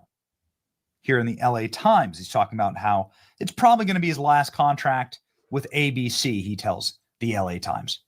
Jimmy Kimmel has revisited that multiple times. Jimmy Kimmel says he's worried about his career after talk show ends. I'll have a hard time. But he's saying he's ready for that here, according to this interview in a podcast with Gavin Newsom, of all people. Oh, Lord. What? Gavin Newsom has a podcast with Marshawn Lynch? What's that? What is wrong? What? What world are we living in? Anyway, Jimmy Kimmel, and it's funny because Jimmy Kimmel's doing skits on Gavin Newsom now because his show ratings are tanking, and I think ABC News is now forcing it down their throats. They've realized they've swung far too liberal and are probably going to get shut down by the FCC. Hope we just had one. Let me explain very quickly. The FCC gives an enormous amount of power and free broadcast capacity to our major networks here in this country, a system that was set up generations ago. The rule is that you have to operate in the public interest and give equal time. Does it seem like ABC is giving equal time to Donald Trump on The View, or with Jimmy Kimmel crying every minute of his show about Donald Trump? What a complete cuck this guy is. Honest, it was a terrible night last night. It was a terrible night for women, for children, for the hundreds of thousands of hardworking immigrants who make this country go. Does it sound like equal time to you? For healthcare, for our climate, for science. Look at his eyes. For our against him, and guess who? You just don't realize. Whole night for everyone who voted against him, and guess what? It was a bad night for everyone who voted for him too. You just don't realize it. Does this look like equal time? ABC News is forcing Jimmy Kimmel to now do funny bits on Democrats. There's no doubt in my mind that they're doing this because they're trying to save their own asses and say, "Oh, sorry, we're not that biased. Here's us making fun of Gavin Newsom." Now, here's what the show did. They took a Gavin Newsom lookalike, and they had him go walk the streets of California. People are calling this surprisingly funny. There's no way that Jimmy Kimmel wanted to do this, but since Jimmy Kimmel's on his way out, they're forcing segments like this. Salutes. A lot of new development there. They're building so much. Yeah. So they're building new construction as far as apartments. And, we've had issues with water in the past. Right. Now we've had a couple of really great But years. Oxnard's on the water, right? No, it is. It can be right next to the beach, but the city limits are a lot further. So it spans into Ventura. Yeah, and that's the claim for... I mean, it really works in his favor, honestly. You can't really hate him for it. But yeah, the claim is against Gavin Newsom is that he's tall, dark, and handsome. He's like a pretty boy of politics, a pretty boy of the Democratic Party. And like I said, it's not really his fault. I mean, you can't hate him because he's literally tall and handsome. It's just kind of one of those things. But I will say this, he has probably the most likable character, the most prominent Democrat that they have on their side right now. I mean, he was probably more likable than Kamala. Really not sure why they didn't campaign him. But Kamala bypassed the primaries, all that good stuff. That's another story. But 2028, this is probably going to be their main guy. Pretty boy Gavin Newsom. Okay. So it's Ventura, Oxnard, and then Camarillo. Yeah. Now, we've had a lot of issues with water in the past. Sure. We've had a lot of rationing of water and a lot of people Is this cruelty-free bronzing? Yeah, sure. Okay. I don't. Well, it is or it isn't. Sorry. Say Parmigiana. We're trying to open something up. We want to have food trucks where you would be. It's like a food truck, but it would allow anyone. You'd be able to sell food out of the trunk of your car. So if you make sashimi or if you make carne asada, There's health and safety. yeah, health and safety are they're issues, but Yeah. Say smoked Gouda. Smoke Gouda! Yeah, diversity in these schools. Yeah. Are they open to that? Yeah. As a governor. There's 217 officially recognized gender choices that you have in California. 217. Yeah. Like I have the macadamia nut allergy. Like that might be how you identify. Say Asiago, taking water from the Colorado River, but that might drive. Wow, I identify with my macadamia nut allergy. I am my allergy, and you will address me as such. Call me macadamia nut. Call me allergy. Yes. Like, I don't know. Like, what the hell? And it is kind of funny, though, because some of these gender affirming terms that we use, it does seem to be like an endless cycle of stupidity. Like, it just never ends. The more we capitulate, the farther the rabbit hole goes. Dry up. So, I don't know. I identify as an Apache helicopter, goddammit. Oh, we might have to tap Canada. Thank you. I have a winery. So, yeah. These are Californians that are actually going along with this. And are like, oh yeah, this guy who's bragging about how many genders there are in our schools, like we're totally down with this. And he's gonna talk to me as I'm complaining about the economy and sipping wine about how many vineyards he has. And get makeup done while standing on the street. I mean, listen, if this is them setting up Gavin Newsom to run, trying to get ahead of it, I mean, I guess I would agree that Gavin Newsom is probably the front runner for 2028. although there's no way that Gavin Newsom can possibly win with the record in California. Jimmy Kimmel staged a... I mean, look at how far Kamala got. Yeah, go back in the timeline. Look at what Kamala did early on in her political career as AG or district attorney, how some of her laws literally locked up innocent people, whether it be her truancy law. I think it was Prop, I can't quite remember the number on the prop in California, where she decriminalized certain violent offenses. Kamala definitely had a history of some controversial politics, but she still was able to be front runner for the Democrats this year. Yeah, she bypassed the primaries, all that good stuff. But think about it, guys. She got all the way up until Election Day. So Gavin Newsom, yeah, we might not like his history. We might not like his politics clearly over here on this side of the internet or on this side of the political spectrum. But he is going to be their front runner. He's the most notable guy, the most household name, the biggest household name they have over there on that side. And again, I mean, I guess it doesn't hurt that he's tall and he looks good. So they say.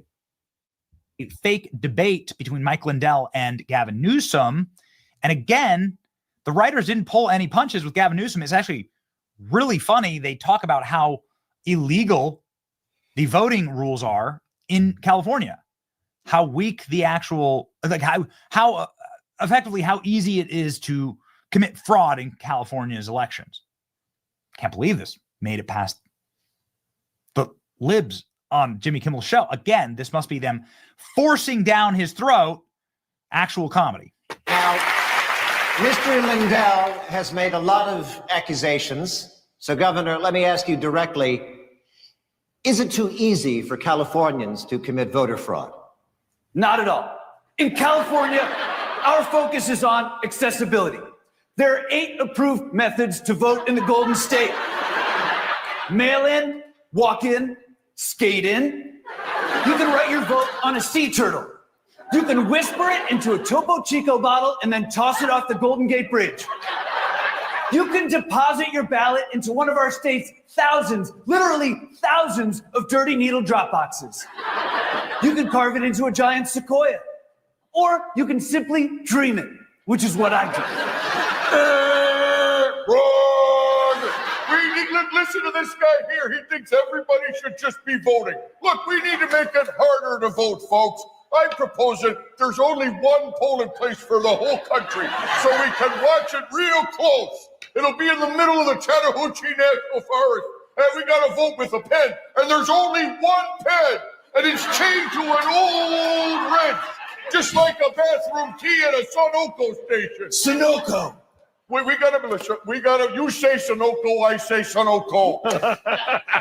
We gotta make voting more perilous. That way we don't have so many darn kids and dead folks and Chinese voting the way they do out in Hollywood. Oh, come on, you're crazy.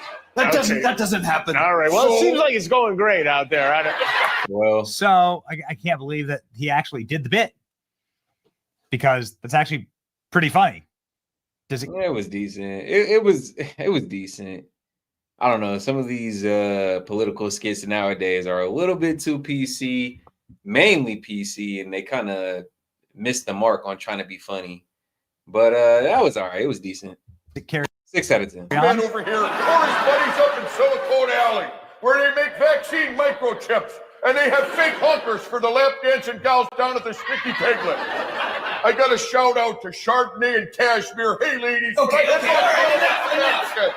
That's not cool. Cali isn't just about tech. We also make weed gummies. We farm the finest chihuahuas.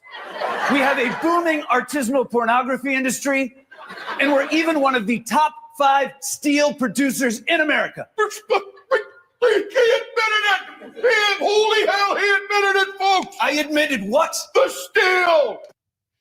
I mean, it works. It's pretty funny. Are they setting up Newsom to run in 2028 by getting ahead of it and having to force comedy on Democrats again? I mean, I'm just happy to see a Democrat actually parodied. They didn't make fun of Joe Biden for 4 straight years in office. It was illegal to make a joke about Joe Biden. Why? really didn't, and that's the thing. I mean, you could say some outlets did. Some of the more like a Jimmy Kimmel, like, yeah, those guys weren't making skits on him, but they were definitely making skits and jokes on Trump all 4 years, even when Trump wasn't in office anymore. But it's kind of funny how they weren't making jokes on him just because the jokes kind of wrote themselves when it came to Biden. I'm not gonna lie, he was a walking meme. Like every time this man stepped out, he was either doing something goofy, bumbling over his words, tripping over his own feet, spilling ice cream, falling off bikes, tripping upstairs, speaking like he was speaking backwards, talking his sentences in riddles and backwards. Like everything he did was almost memeable. Because they know that he's fraudulent. Ladies and gentlemen, looking forward to the next couple of years. Maybe comedy's back, even if you have to force it. And again, there's only one time that Jimmy Kimmel has been funny in the last 2 decades that he's had this show, and it was when he had Donald Trump on. Remember, the guy who cried about Donald Trump getting elected did this. All right, Winners Aren't Losers by Donald J. Trump. Winners aren't losers. I've ghostwritten a book that I put your name on, okay? And it's called Winners Aren't Losers. It's for children. May I read it to you? Yes, I like it. All right, Winners Aren't Losers by Donald J. Trump. Winners aren't losers. They're winners, like me. A loser's a loser. Which one will you be? Winners do deals and winners get rich, while sad little losers just sit there and bitch. Could be a big seller. My daughter loves it. The dog is a loser, and frankly, I pity it. This dog did bad deals. This dog is an idiot. And shout out, that was a little bit funny. This is back when I guess the media was somewhat cool with Trump, wasn't over here hopping on his ass or just going with the mainstream media narrative of, oh, he's bad. And honestly, it is kind of funny that Trump says that these people need the ratings. Like, so talking about him having Trump's name in their mouth is just getting them clicks, is getting them spins. Any publicity is good publicity, but bro, the hating is real when it comes to some of these people who talk and speak on Trump. But anyways, let's move and transition into the next video, guys. Shout out if you're still in here, man. We appreciate the support. Go ahead and double tap that screen. You can also hit the 3 buttons in the upper right hand corner. We appreciate you guys.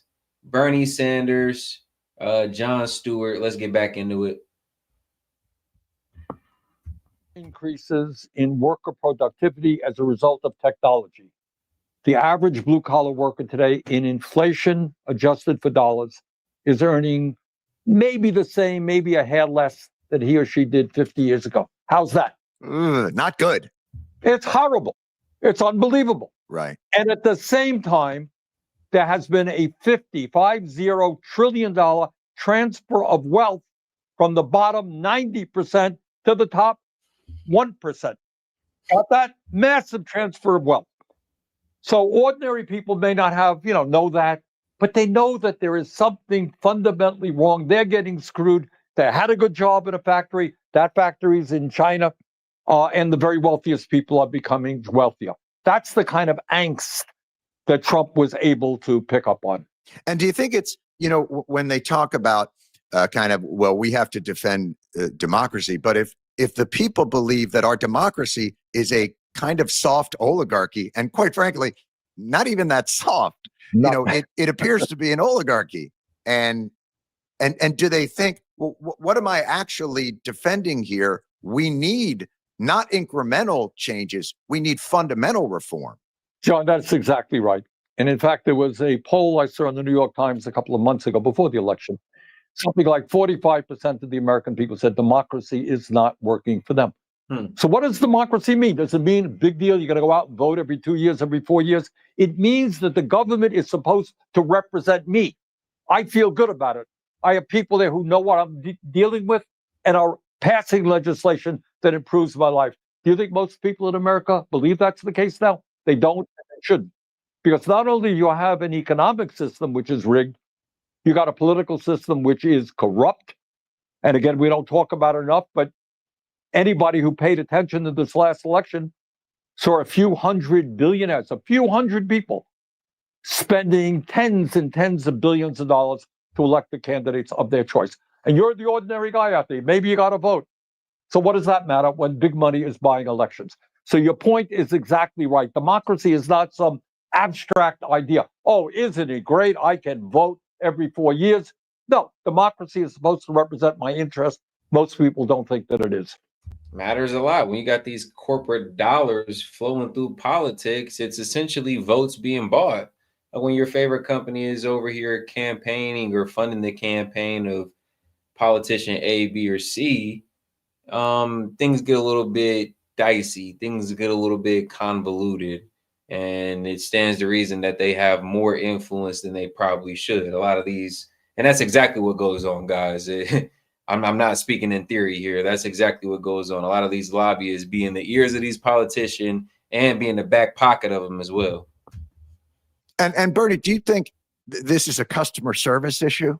Is this an issue of being so removed from? I mean, if you were to look at, and I've looked at these kinds of tax bills where they'll lay out the 8 tranches of where your tax money might go. Well, the first 5 of them don't really impact people's lives. How do you create a system of government where, there are tons of people in European countries who receive social services far beyond what we ever provide in the United States, pay higher taxes, but express much greater satisfaction. Can our democracy deliver for its customers, or are we stuck with a kind of more autocratic, oligarchic system? How do you make that argument for people when they don't believe that it can function efficiently? All right, John, that is a really, really important question. Maybe the most important question. Let's spend some time on it, Senator. Damn it, let's do it. Damn it, let's do it, Senator. All right. So the first point you made is that it is important for us to do what the corporate media often doesn't do, and take a look at what's going on around the rest of the world in many wealthy countries. You take what I consider to be maybe the most fundamental right, and that is healthcare. All right. So if you go out and poll people, and I do, is healthcare a human right? Should every American be entitled to healthcare, whether they're rich or poor, young or old? And you know what the American people say? They say, yeah, we do believe that. Right. And yet you'll have, to your point, very few people in Congress, in the Democratic Party, in the Republican Party, who really say, healthcare is a human right. The function of healthcare should not be to make huge profits for the insurance companies and the drug companies, but to provide quality care to all people. Now, you know what? That's a hard thing to do for any country on earth. No system is perfect. But we have got to establish the premise healthcare is a human right, not just a commodity for large corporations to make money from. If you could do that, if people understood that they lived in a society in which they had healthcare as a human right, that in itself, John, would be a profound transformation of people's attitude toward government. Right. I cannot tell you, having run for president, you hold 1 million meetings all over the country. Hearing the heartbreak of people who leave hospital hundreds of thousands of dollars in debt and they go bankrupt because they were dealing with cancer. Does anybody think that makes sense? All right. We lose 60,000 people a year because they don't go to a doctor when they should. Meanwhile, we're spending twice as much per person on healthcare. This is an issue we are not even discussing, let alone figuring out how we can go forward. So to answer your question, if government begins to deliver for people, they say, hey, you know what? Maybe democracy works. Maybe I'm going to get involved. If it doesn't, if it just delivers for the rich, who the hell cares? Why do I need a democracy? Well, they even look at, when any survey will tell you, the most popular things in government are probably Medicare and Social Security, and these are what's are considered socialism. But in the rest of the industrial world are minimalist. And shout out, good conversation there between those two. Let's transition into this video right here, guys. We got a video. Shout out the channel. I want to get this New Money YouTube.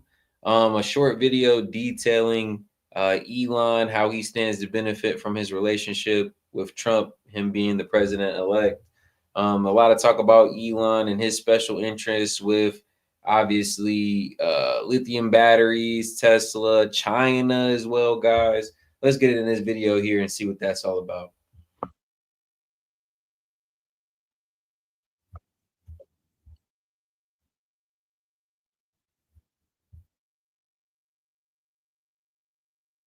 entail after we saw Donald Trump win the election. But in this video, instead of looking at what Elon Musk is going to try and do for America, I wanted to have a look at exactly how Elon Musk stands to benefit from the Donald Trump presidency. Because while a 100 million plus donation sounds very charitable, we also have to acknowledge that this was a calculated, strategic business decision from Elon that has actually already paid massive dividends. So how is Elon Musk benefiting from his massive bet on Donald Trump?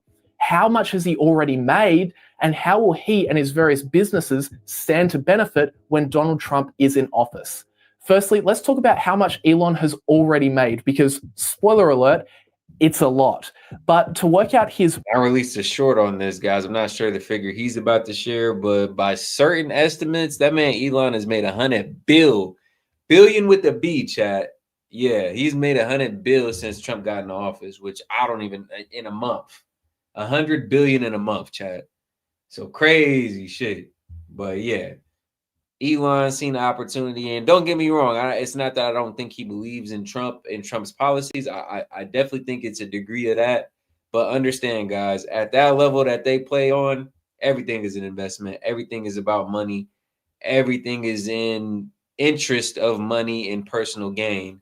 So yeah, he likes Trump, but he likes money too. Return, for lack of a better word, we first have to look at exactly how much he spent. And it turns out this is a trickier task than you might expect, because a lot of money donated to political parties by billionaire donors is actually able to be masked, which I'll detail in a second. But one thing we do know is that Elon Musk definitely donated $74.95 million to the America PAC, a super political action committee he established to support Donald Trump's 2024 presidential campaign. We know this because in this instance, there's actually a filing released by the US Federal Election Commission, which details several donations made personally by Musk that totals $74.95 million.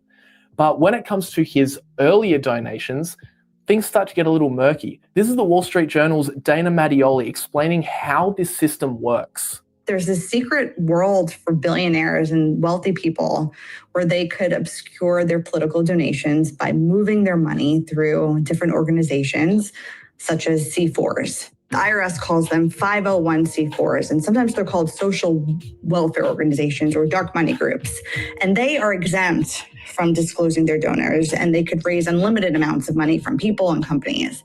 And this is what Elon Musk normally uses alongside many other billionaires when they get involved in politics. Now, this is actually a really interesting podcast to listen to, and I'll leave it linked in the description. But the short of it is that because Musk uses these non-profit organizations, it's very difficult. With that in consideration, Kingmaker, as they coined the term, could donate however much money he wanted to under these 501c4s without necessarily being traced or identified anonymously. That's kind of funny. With that in mind, you kind of got to understand there's probably a lot of billionaires or people with wealth and influence who do the exact same strategy. Elon just being one of the biggest dogs. To track where his money is going. And shout out, guys, because we still got almost 200 of y'all in here. We appreciate the support to tonight's stream, man. S.E.T Media, man, we do it for y'all. Go ahead and double tap the screen for us, though, or you get the 3 buttons in the upper right-hand corner. Show your boy some support. We're going to keep this thing going, man, but make sure to get any thoughts, questions, comments, video suggestions, post suggestions as well. Anything you want to get off your chest, go ahead and super chat into the stream. Engage with us. We will interact. We appreciate you guys. Let's keep this thing going.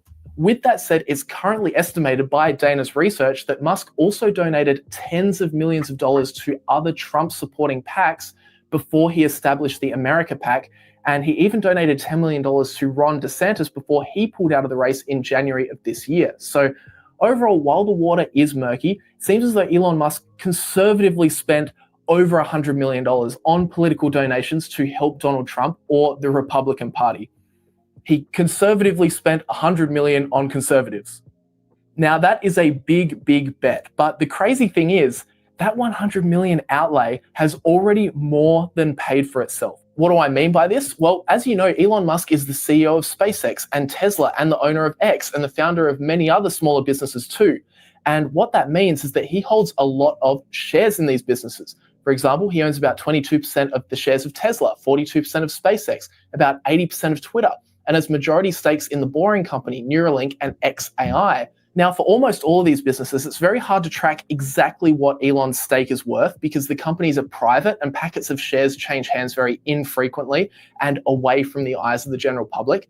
However, one company in his portfolio that is most certainly publicly traded is, of course, Tesla. So for that business, we can see exactly how much Tesla stock was one of the best performing stocks out there for real. Like it was really a money printer.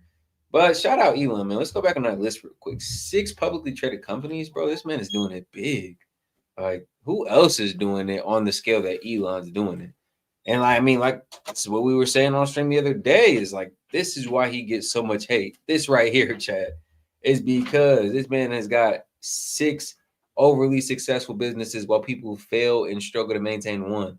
Who else? Publicly traded is, of course, Tesla. So for that business, we can see exactly how much Elon Musk's stock is worth every single day. So you can see where this is going, right? Now, Elon Musk owns around 715 million Tesla shares as of Tesla's 2024 proxy statement.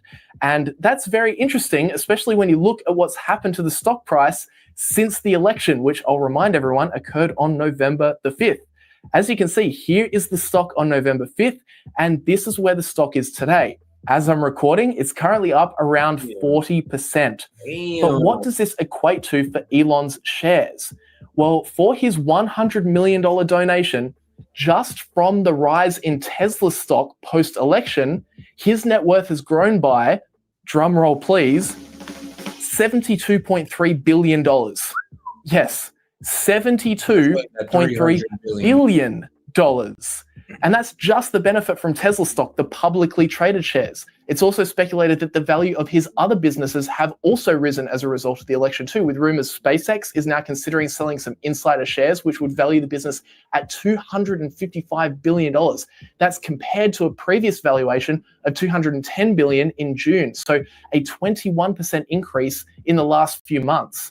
And with Elon being the number one shareholder at SpaceX, holding 42% of the shares, that 21% increase in SpaceX's valuation represents another $18.9 billion gain, a large portion of which pundits will probably argue came as a result of the US election. But even if we just look at the Tesla position, the one that can absolutely be 100% verified by day-to-day price action movements on the NASDAQ, for Elon's $100 million investment, he's already made a 72,200% return. So, I mean, not a bad day at the office. But of course, that's just the first part of the story, because there are 4 years of a Trump presidency ahead where Elon Musk and his companies stand to continually benefit.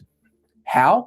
Well, there are really 2 main ways. And the first one is from Donald Trump's policies. Starting more broadly, one of the most obvious wins for Elon is Trump's envisaged corporate tax policy. Now, in 2017, Trump already lowered the corporate tax rate from 35% to 21% as he signed the Tax Cuts and Jobs Act into law. But as I'm sure you've heard, he has also stated he wants to cut this further down to 15% for companies manufacturing in the United States. Now, at the moment, we're not 100% sure how this will affect Tesla, as they also do a lot of manufacturing in Germany and most notably Shanghai. But they also have massive factories in California, Texas, and New York. So if this tax cut were to apply to them, then that's immediately a big boost to their after-tax profits, which naturally increases the value of each one of their shares. SpaceX is another potential beneficiary here, with manufacturing of their rockets and satellites happening in America. SpaceX builds their rockets and spacecraft at facilities in Hawthorne, California, and Starbase in Texas, whereas Starlink, SpaceX's satellite internet service, has a substantial manufacturing footprint in Redmond, Washington.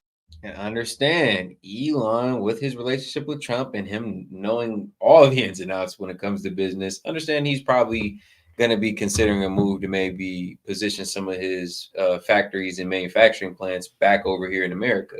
He already has several over here, but the ones in Shanghai and Germany, I can see him considering a move to get those over here. So applications for Tesla factories are incoming? Shit, they might put a Tesla factory in Ohio. You know they will. Oh, God. Guys, Central Ohio is located, I think the stat is like 40%, 40% of the country is within 500 miles of Central Ohio. So, yeah, Tesla factory out here would do well. And Bastrop, Texas. The proposed tax cuts would most certainly enhance SpaceX's financial efficiency, making it even more competitive in the commercial and government aerospace sectors, and would free up cash to put towards projects like Starship or Starlink, ultimately increasing the value of the company. Then beyond tax cuts, another policy that could strangely also benefit Elon Musk and Tesla is if EV tax credits are taken away. Now, while that would be a net negative for the whole EV industry, it would actually put Tesla in a better competitive position, as they're the only EV company with decent footing in the US that sells their vehicles at a profit. I think if you look at EV companies worldwide, to the best of my knowledge, no EV company is even profitable. And to the best of my knowledge, there's no EV division of any company, of any existing auto company that is profitable. You can think about it like this, lemonade stand example, where the government wants to incentivize people to drink lemonade, so they offer to pay for a portion of the cost. Say I have a lemonade stand and in 1 hour I sell 10 cups of lemonade and I make $10 in profit. My neighbor, however, hasn't quite figured out the best formula yet, so they only sell 5 cups and they're barely breaking even. Now, let's say the government decides lemonade is unhealthy and they take away their incentive. Well, that hurts both businesses, and I now sell 5 cups an hour and only make $5. However, my competitor, instead of selling 5 cups, now only sells 3, and they are now making a loss because their sales have gone down. So out of that scenario, while it sucks for both parties, I actually have a better competitive position now because despite my business being hampered, I still make money. My competitor, however, now is in the red and will go out of business unless they can make some sort of change. So that's a very similar story as to why Tesla could actually come out further ahead if things like the EV tax credits are cancelled. They're the most profitable EV outfit and therefore can take the heat more so than other EV companies. So that's the first reason around how Elon Musk stands to benefit from a Donald Trump presidency. The short of it is that Trump will most likely implement policies that are very pro-business, which has a very big impact on Elon's personal wealth. But beyond that, the second key reason why Musk stands to benefit is due to deregulation, of which he will take an active role in. Now, I do acknowledge that this is quite a big conflict of interest, and I'll direct you back to a video I made recently on the pros and cons of Elon Musk having an active role in the US government, because I'm not going to talk about it directly in this video, but there is no doubt deregulation and Musk's role in executing it will likely have a very big benefit to Elon Musk over the next few years.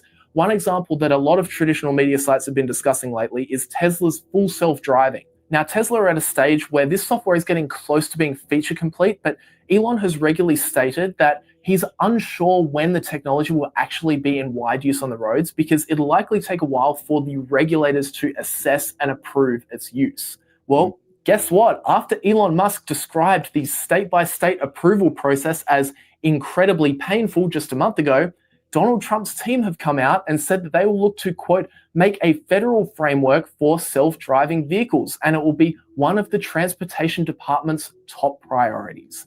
Obviously, streamlining the approval process of autonomous... I really don't like that, because, Uber drivers, taxi drivers... They have a job. Yeah, pretty much, and that's what people feared, the whole, AI takeover.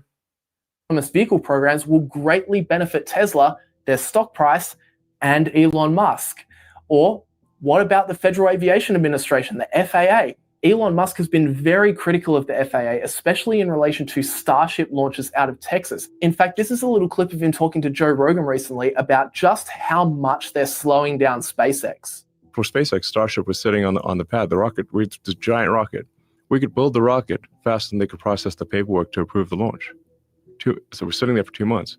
And obviously, with Elon now in a position to cut as much red tape as he possibly can, you can imagine he very well could take a swing at the FAA, making approvals for SpaceX launches much easier to get, enabling them to execute launches more rapidly and expand its Starlink network without delays. It would also mean faster approval. Elon could stay on space, but that transportation, that's a little bit too risky. For new facilities like Starship production and testing sites, which would definitely help accelerate SpaceX's highly ambitious goals, including lunar and Mars missions.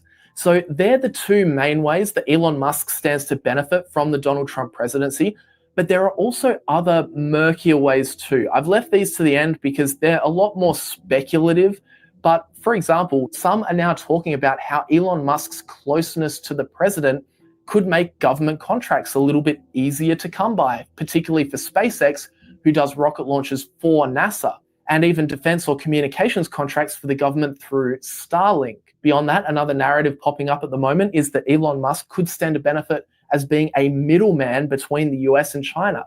Elon famously has very good relations with the Chinese authorities, remembering Tesla was the first foreign automaker to wholly own a manufacturing facility in China. Now, how exactly Elon Musk could benefit from being a middleman is still all up in the air and highly speculative. It might literally just be some sort of protection from potential trade disputes, but it's probably not a bad place to be, having good relations on either side. So overall, they're the main ways that Elon Musk is set to benefit over the next 4 years, and really how he's benefited already. Not bad for $100 million, right? Also, reminder again, please check out New Money Education. 30% off is yours for Black Friday. We don't do many discounts, as you guys know. We believe in the product. I'm sure. I think got some crazy stuff in there. But yeah, if you could head over to the history, because there's some wild stuff going on. Because I think they found a man's backpack, and they said the DNA evidence not gonna help. Yeah, that was a stack of social media posts I seen going viral and circulating. They found Monopoly money in this man's backpack. This man's hilarious. I mean, I'm sorry, but he's evil, but he's hilarious at this point. This man's diabolical. Like, bro, the troll is next level. If that doesn't say, if that doesn't scream experience, then I don't know what does. I'm telling you, this one by News Nation and yeah, this one right here. Monopoly money, but the murder weapon.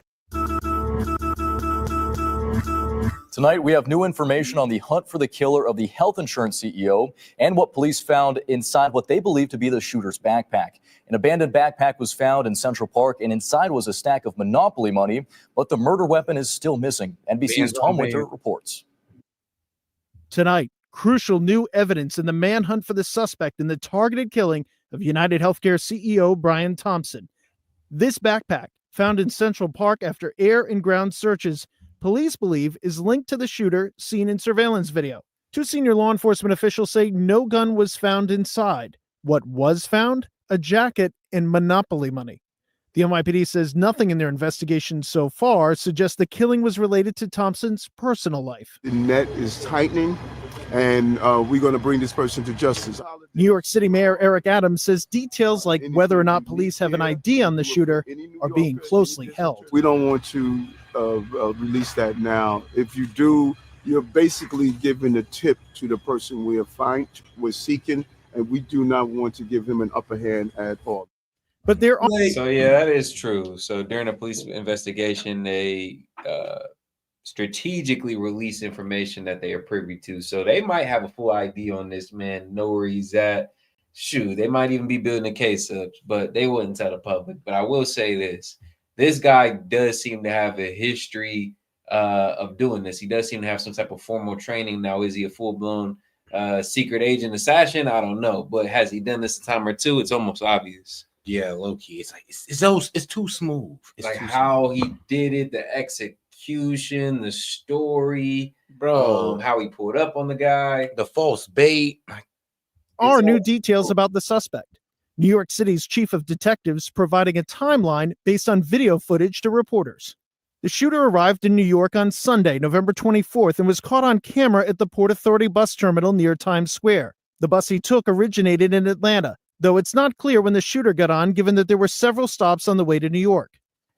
The shooter then took a taxi to the area where the shooting occurred. It was there for about a half hour before heading to a hostel on the Upper West Side, where he possibly provided a fake ID to check in. He checked out of the hostel on Friday, November 29th, but checked back in the next day. While at the hostel, the suspect had two roommates who say he kept his mask on even when eating, lowering only when taking a bite of food. And according to a senior law enforcement, I've been planning this for months. An official, in this one moment upon his initial arrival when flirting with a woman who worked at the front desk. The shooter left the hostel at 5:30 a.m. the morning of the shooting. I ain't gonna lie, and this sounds kind of reckless, but I wonder what she looked like. Bro risked it all. Bro broke whole character. He's like, I know I'm supposed to kill somebody, but man, baby girl, what's your number? Fine as hell. Like, look, I gotta show my teeth real quick. I gotta let you know I'm a player with it. Like, God, like, look, man, after I go do my little business, shit, I throw you a little ticket to Cancun real quick. What you doing later? Trying to hop on this PJ?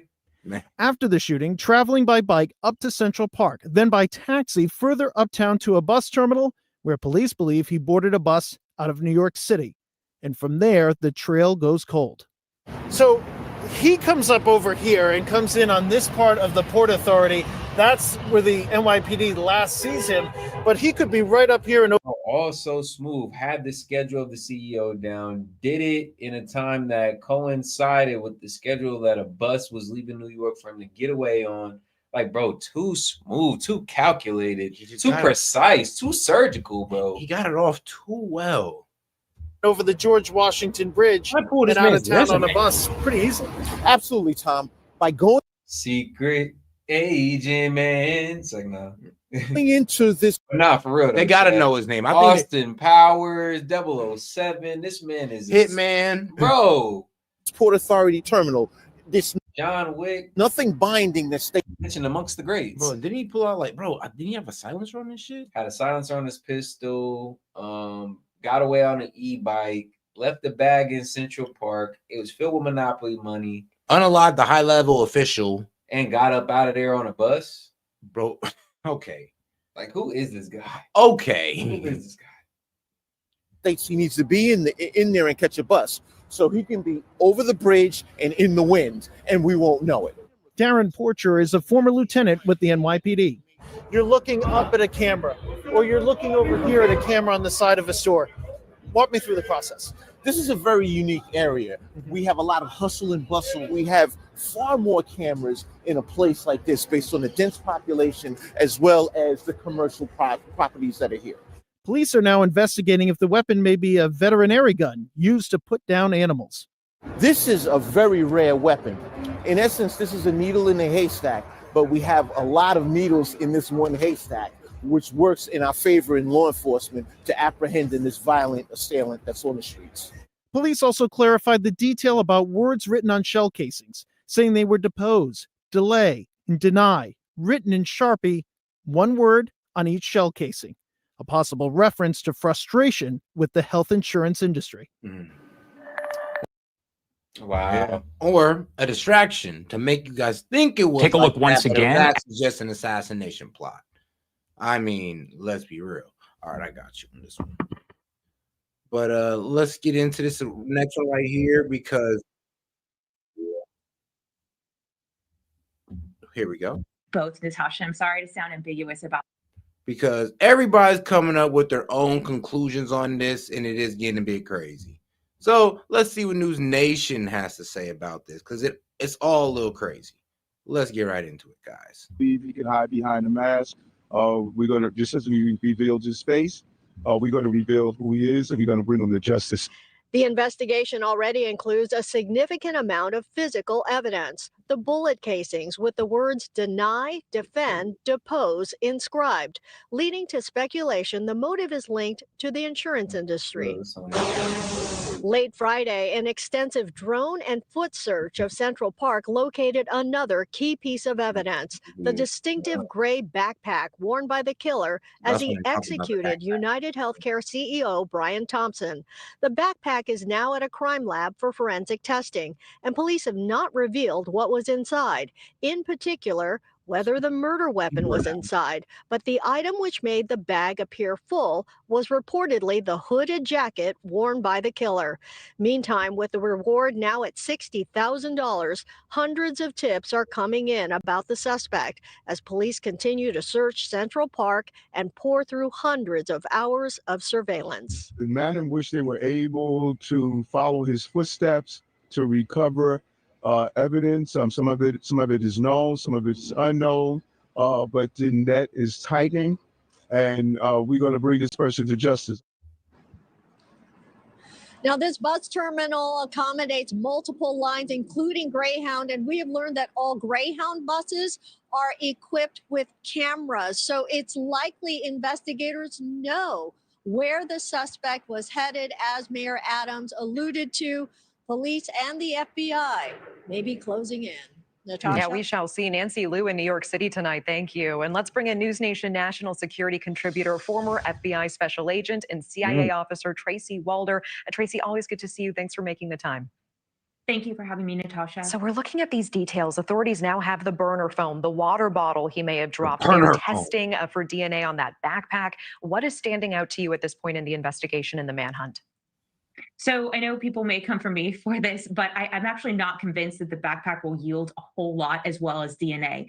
Part of the issue with that is once they have the DNA, it actually becomes very time consuming to process for a couple reasons. The first issue is that the state of New York, unless you have actually been convicted of a crime, your DNA is not going to be in the system. So that is going to be problematic. They can start doing familial or genealogical DNA, which is how they found Brian Koberger, but that process can take, 3 weeks to a month as well. And so I'm actually not convinced that DNA is how they are going to catch this individual. I think it's going to be through the video canvassing as well as possibly his phone. Yeah, it looks like police have deployed a dive team in the fountains in Central Park. What would they be searching for? I believe if they've deployed a dive team, they are most likely looking for the murder weapon. That would be the most likely place that he would have really tossed that aside, typically because obviously water is difficult to find things in, and it would wipe off any fingerprints. If you noticed in the video that they have of him killing Mr. Thompson, he does not have gloves on. And so this is an individual that, in my opinion, knew he was going to be able to throw away that weapon and not have fingerprints on it. Let's talk about the level of expertise and planning here. I mean, according to Thompson's wife, the CEO had been getting threats. Does this look like a professional hit job to you, or an amateur with a grudge? I think both, Natasha. I'm sorry to sound ambiguous about that. I think the first thing is, a lot of people were talking about how this. Hold on. Not they pissed off the wrong guy. Not on some old John Wick shit. It's like, I'm sorry, but y'all just killed the wrong guy's dog. Or it turned into, I'm sorry, but y'all just let the wrong man's family member die. You denied the wrong man's insurance claim, and he has the right set of skills to take out somebody. Don't tell me it's one of them situations. Because at this point, I mean, hey, they better make this shit a movie at a certain point. I think they did. There's a movie called The Beekeeper. Yeah, kind of reminds me of this kind of story like that. Like a guy retired with a high set of skills, specifically trained individual. And yeah, but something prompts him to act. Yeah, but what prompted him to act because they made the lady, I guess his next door neighbor, commit suicide because she fell victim to a scam. Yeah, it's almost like this though. Like, I don't know, his family member fell victim to an insurance scam or was denied a claim. Weak. And now this man activated. He went crazy. He done did all the research, found out who they are, where they're at, found out the whole itinerary. I'm telling you, it's a plot to a movie. I'm trying to say we're gonna have a Netflix original on this, bro. Year. Or they're gonna hit us with breaking news. Ex-CIA. Oh Lord. And we'll all be like, God damn it, no surprise there. Highly trained assassin, and this is what this person did for a living. I don't think that. I think if that was the case, this individual would have hit Mr. Thompson initially. He really wasn't that far from center mass, and he missed that first shot. And so that tells me that this is someone that has clearly trained with a weapon, but is not some kind of highly trained assassin. However, to write that on the bullet casings, to be in New York City 10 days before Mr. Thompson was there, to know what hotel he was going to be at, this really did take a high level of planning. What do you think the motive may have been here? My gut says it has to do with insurance. So it has to do with a lack of coverage, a lack of providing being done by the insurance company. Maybe someone close to this individual was denied services and was denied life-saving coverage. Maybe this individual was, I don't know. But I do think that it had to do with denial of coverage. Tracy Walder, appreciate you as always. Thank you so much. Thanks for watching. Go to joinnn.com to find News Nation on your screen. And don't forget to click the red subscribe button below to get more of News Nation's fact-driven, unbiased coverage. And shout out, though. We drop a like if you guys found that video informative. What we got next for him, Sid? All right, we got the next one. Was it right here? All right, man. Bitcoin Jesus, man, is pretty much being targeted by the U.S. government and facing 109 years in prison for what? Well, let's find out. All right, man. Play the vid, my friend. Like the video, guys. Very interesting guest here. Joining us now is Tracy Thurman and also Roger Ver, who will not be talking, which is very interesting. Tracy and Roger are with us. This is all in the context of President Trump appointing friend of the show and friend of mine, really great American, David Sachs, as AI and crypto czar. For those that don't know Roger, you can check out his website at freerogernow.com. It's freerogernow.com. .org. FreeRogerNow.org. Andrew, can you help introduce this before we throw it to Tracy and Roger? Yeah, so Roger Ver, and they'll have a chance to tell their whole story, is one of the pioneers of the crypto space, one of the earliest investors in Bitcoin, then came out with Bitcoin Cash. Really a pioneer in a space that is going to define the future in a lot of ways. And so I think he's a national treasure. There's some controversy, obviously, surrounding his backstory, but a lot of people feel Roger's getting unfairly targeted. He's under investigation. They're trying to extradite him from Spain, I believe. He can clarify me if I'm wrong, or Tracy can. But essentially, the IRS has been on him. He's got a long history of saying, please pay all my taxes. Lawyers and accountants had to flee the country. Damn. And so it's a cautionary tale about when our government gets really aggressive, the IRS specifically. And so I'm excited to get into the details. Let's see if they can win me over to advocate him for a pardon. There we go. All right. With all that build up, we have Tracy Thurman and Roger Ver. Welcome, Tracy. Walk us through all of this here, and thanks for taking the time. Charlie and Andrew, it's such a pleasure to join you guys. Okay. Yes, I'm here with Roger, my friend, who is facing 109 years in prison for attempting to pay his taxes properly. As you can see, he cannot speak today. Anything he says can and will be used against him, and it's just simply too big a risk. It's crazy, but bro, very performative. Hopped on there with your lawyer with the censor, really? Yeah, I can't talk, but guess what? I'm rich. I'm gonna have my lawyer talk for me. Yeah, boss play, but yeah, bro, I ain't gonna lie. Performative as hell. Yeah. Funny though, I got it. I get the message. Really. As you can see, he cannot speak today. Anything he says can and will be used against him, and it's just simply too big a risk that the IRS will use anything that comes out of his mouth. The DOJ will use anything that comes out of his mouth against him. So I'm here today, and I want to tell you, I want to answer your questions in the way that I believe Roger would answer them if he could speak freely today. Okay, and well then walk us through the history here. So yeah, sorry, I know that you guys are overseas. Who is Roger? What is he accused of? And is there political bias against him because of his, let's just say his passion for cryptocurrency? Yes, there's absolutely a bias against Roger. This really goes back 24 years when Roger faced charges after he criticized the IRS and the ATF. He criticized the ATF for what they had done in Waco, Texas, and the ATF became obsessed with targeting him personally. And so they played the game of find me the man, I'll show you the crime. And he faced charges for selling fireworks on eBay, a thing which hundreds of people were doing. Cabela's catalog was selling them, and yet they chose to go after one man and one man only at that time for selling these, and that was Roger.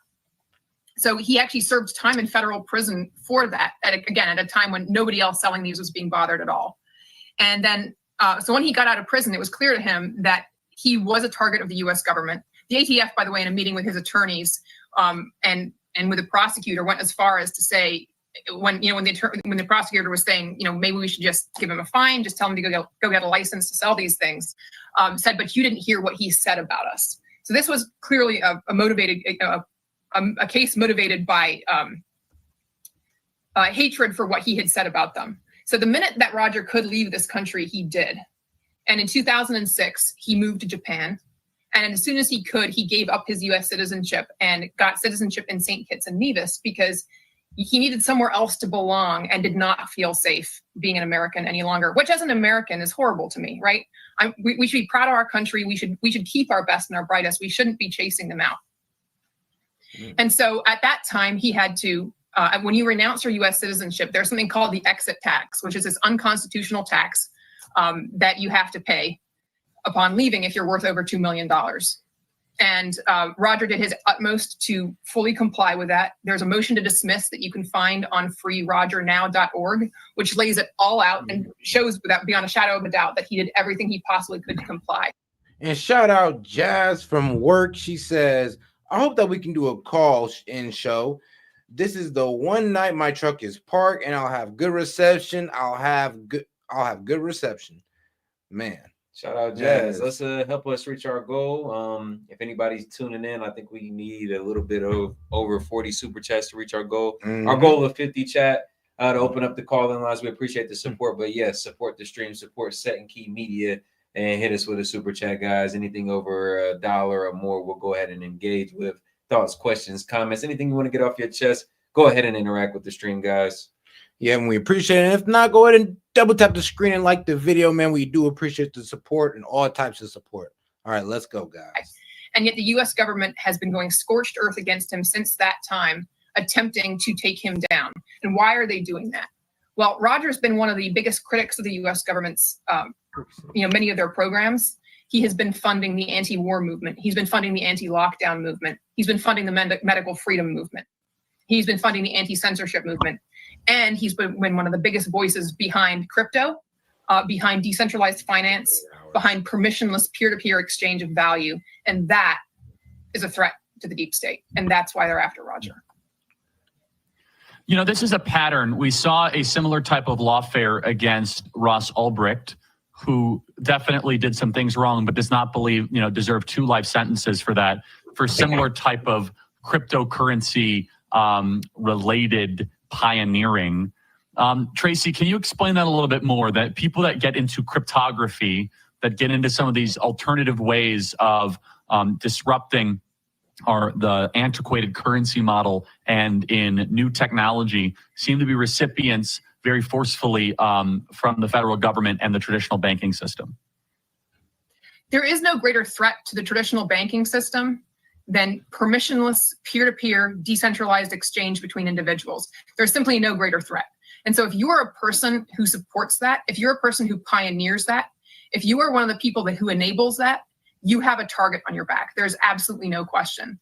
And few people did that more than Roger did. He was the earliest investor in cryptocurrency, in the cryptocurrency space, the earliest investor in Bitcoin, promoted it at a level that nobody else did. Early on, he'd go into a coffee shop and get coffee and then offer to pay in Bitcoin. Or he would just walk up to people on the street and say, hey, let me help you set up a Bitcoin wallet. Let me tell you how Bitcoin works. Let me help you with this. And of course, the people who accepted that from him have done very well for themselves. If you started taking, if you got $10 worth of Bitcoin from Roger when it was $2 to $3 a Bitcoin, you've done very well. And this is why they hate him, because if you are a central banker, nothing terrifies you more than people being outside your control, outside the control of the Fed, outside of the control of the coming CBDC system. And in a world where people are being debanked, where people are being deprogrammed, where people are being censored, the most powerful thing we have is permissionless finance. It's Bitcoin Cash, it's all of these cryptocurrencies. And so anybody who has promoted these. Here's the thing though, like crypto millionaires, billionaires have been getting taken out, like honestly, since, well, I would dare say Biden administration. Well, the establishment's always going to view cryptocurrencies, decentralized currencies, as a threat. So for him to be one of the forefathers or trailblazers of the movement, it stands with good reason that, that's probably why they're coming after him. I'm be real with you. Anything that operates outside of the big banking system automatically gets targeted. I'm like, think about it. Like, look, what did Gaddafi try to do that, kind of got us to take him over or run him out? Well, he tried to go back to the gold standard. I mean, every time you try to go outside the Federal Reserve or these big banks, you get unalived or you get hit with charges or they try to throw you in jail for the rest of your life to get unalived. And has promoted them to the world is a massive threat. Andrew, you have a follow-up here. Well, yeah, I mean, I'm just looking at this, Tracy, and seeing the way that the world has shifted. I mean, obviously, remember back to President Trump speaking at the Libertarian Conference. One of the biggest applause lines that he got was when he said, we're going to set up a Bitcoin reserve at the federal government. He was going to create a hub here in the United States to become a hub of innovation, pioneering when it came to blockchain and crypto. And so it feels almost like, you were caught in a moment of time when this technology was so new and it was this emergent threat, and they thought that they could stomp out one of the innovators behind that. But it has grown so tremendously in the years that have followed. Are you guys watching this from abroad and seeing the changing climate? And you have to be feeling somewhat optimistic about the future is shaping up. It's beautiful to see the way that crypto is being embraced by more and more people. And honestly, I think that's due in large part to the lawfare that so many people in the incoming administration have personally faced. Look at what Donald Trump has faced himself. Admittedly, yeah, Bitcoin has been teetering on the 98 to 100K value. But I think that's the beauty of Bitcoin, is that it goes up in value and then it like goes in between a certain amount. But it still went up in value. So I would say, hey, yo, get up to Bitcoin now. You never know. We might be looking at 200K Bitcoin the next 2 years or so. And if you get in at 100, hey, that's 100K you can come up on. Look at the valuation of or more, depending if you're trading and all that good stuff. Mar-a-Lago case. Look at the New York cases. Look at the DC cases. All of them are just outrageous, clear targeting of a man that the deep state does not like. And anyone who has been through that, we know Melania was debanked after the election in 2020. She revealed that it was either she and possibly even Barron were denied bank accounts at that time, and their bank accounts were closed. And so people in this administration have a sensitivity to this and an awareness of this issue that has never been present in the executive branch before. And that's very exciting for those of us who are fighting this tyranny, because we feel like maybe for the very first time, we have people in a decision-making role who will understand and appreciate this problem. And maybe, we truly hope, will step up and not just pardon Ross on day one, but pardon Roger as well. Or possibly the incoming DOJ will recognize what an atrocious case this is and dismiss the charges entirely. You would hope. You'd hope, right? You would hope. So I started this organization. It doesn't seem like we're that keen on, maintaining or upholding justice when it comes to these Bitcoin guys. So I do want to get into the Brett Cooper copycat. So we were talking about yesterday how they done kicked this girl off her channel. Her name is on, bro. Her face is on this. Her face is on it and everything, but they changed her. I mean, the disrespect is real. They changed one corny white girl to another fast-speaking corny white girl. What the hell is going on? Reminds me of how they did Aunt Vivian in Fresh Prince of Bel-Air. Like, y'all ain't about to do us like this, man. Y'all better bring back that Brett Cooper we know and love, or we know and love to be annoying. Oh, God, man. But let's hear what she got to say, because she was talking on something slightly important. Biden's $1 billion insult to the Appalachia. Yeah. All right, let's go. Hey guys, producer Reagan filling in again this Friday. I have a very frustrating, interesting story for you all today, because I saw a video this week of Joe Biden on my X feed, and it angered me on a cellular level. Now, obviously, most videos of him frustrate me in some capacity, but there was something about this recent announcement that felt like such a direct insult to the people of Appalachia and such a distinctly poetic display of government incompetence and faux compassion that I just had to share this story with you all today. But before we get into it, make sure you like this video if you enjoy it, hit the subscribe button if you have not already, and make sure to ring the notification bell so you never miss one of our episodes. Now, a few days ago, Joe Biden proudly and angrily made this announcement. That's the right thing for the wealthiest nation in the world to do. And today, I'm announcing over $1 billion in new humanitarian support for Africans displaced from homes by historic droughts and food insecurity. We know African leaders and citizens are seeking more than just aid. You seek investment. So the United States is expanding our relationship all across Africa, from assistance to aid. He talks with such a weird inflection that he sounds angry and then decrepit, and it's just so bizarre. I really don't know what he said at the end of that sentence. There are so many reasons why this clip is wildly annoying, from the fact that he's yelling to the fact that it's sort of yellow. I don't even know what's going on with this clip. But specifically, the worst part is that we currently have American citizens displaced in our own country because of historic flooding. And yet he has the audacity to play the hero by announcing $1 billion in humanitarian support to help victims displaced in historic droughts in Africa. Now, the comments were obviously livid over this, and one guy said, but Americans hit by hurricanes get $750. Someone responded and said, don't forget, in many cases, it was just a loan that many were denied. And not only the fact that many were denied this, but if you lost everything in a flood, especially if you live in an area that didn't even have flood insurance, $750 will definitely cover what exactly? I mean, frankly, it's just an offensive number to begin with. Now, add the money given to Ukraine on top of it, and it just makes everything a million times worse. Now, let me be clear, because I'm all for supporting other countries in need, particularly through fantastic organizations that provide aid and assistance directly on the ground. However, my attitude changes when it's our federal. I looked away, and it's crazy. I could not tell the difference. They got the same cadence, same tonality. Yeah, just a slight difference. Like the acting classes, they're working. Federal government, not private groups or citizens, announcing that kind of monetary support because the government's primary role is to protect its own citizens. Someone else commented and said, so F Maui, North Carolina, and all other Americans hit by natural disasters, I guess. This administration is a disaster. Gunther Eagleman responded and said, they're vastly incompetent and malicious. I mean, it's hard to argue anything besides malicious intent at this point because every single common sense minded American heard that news this week and immediately thought about their fellow citizens in Eastern Tennessee and Western North Carolina. But the government?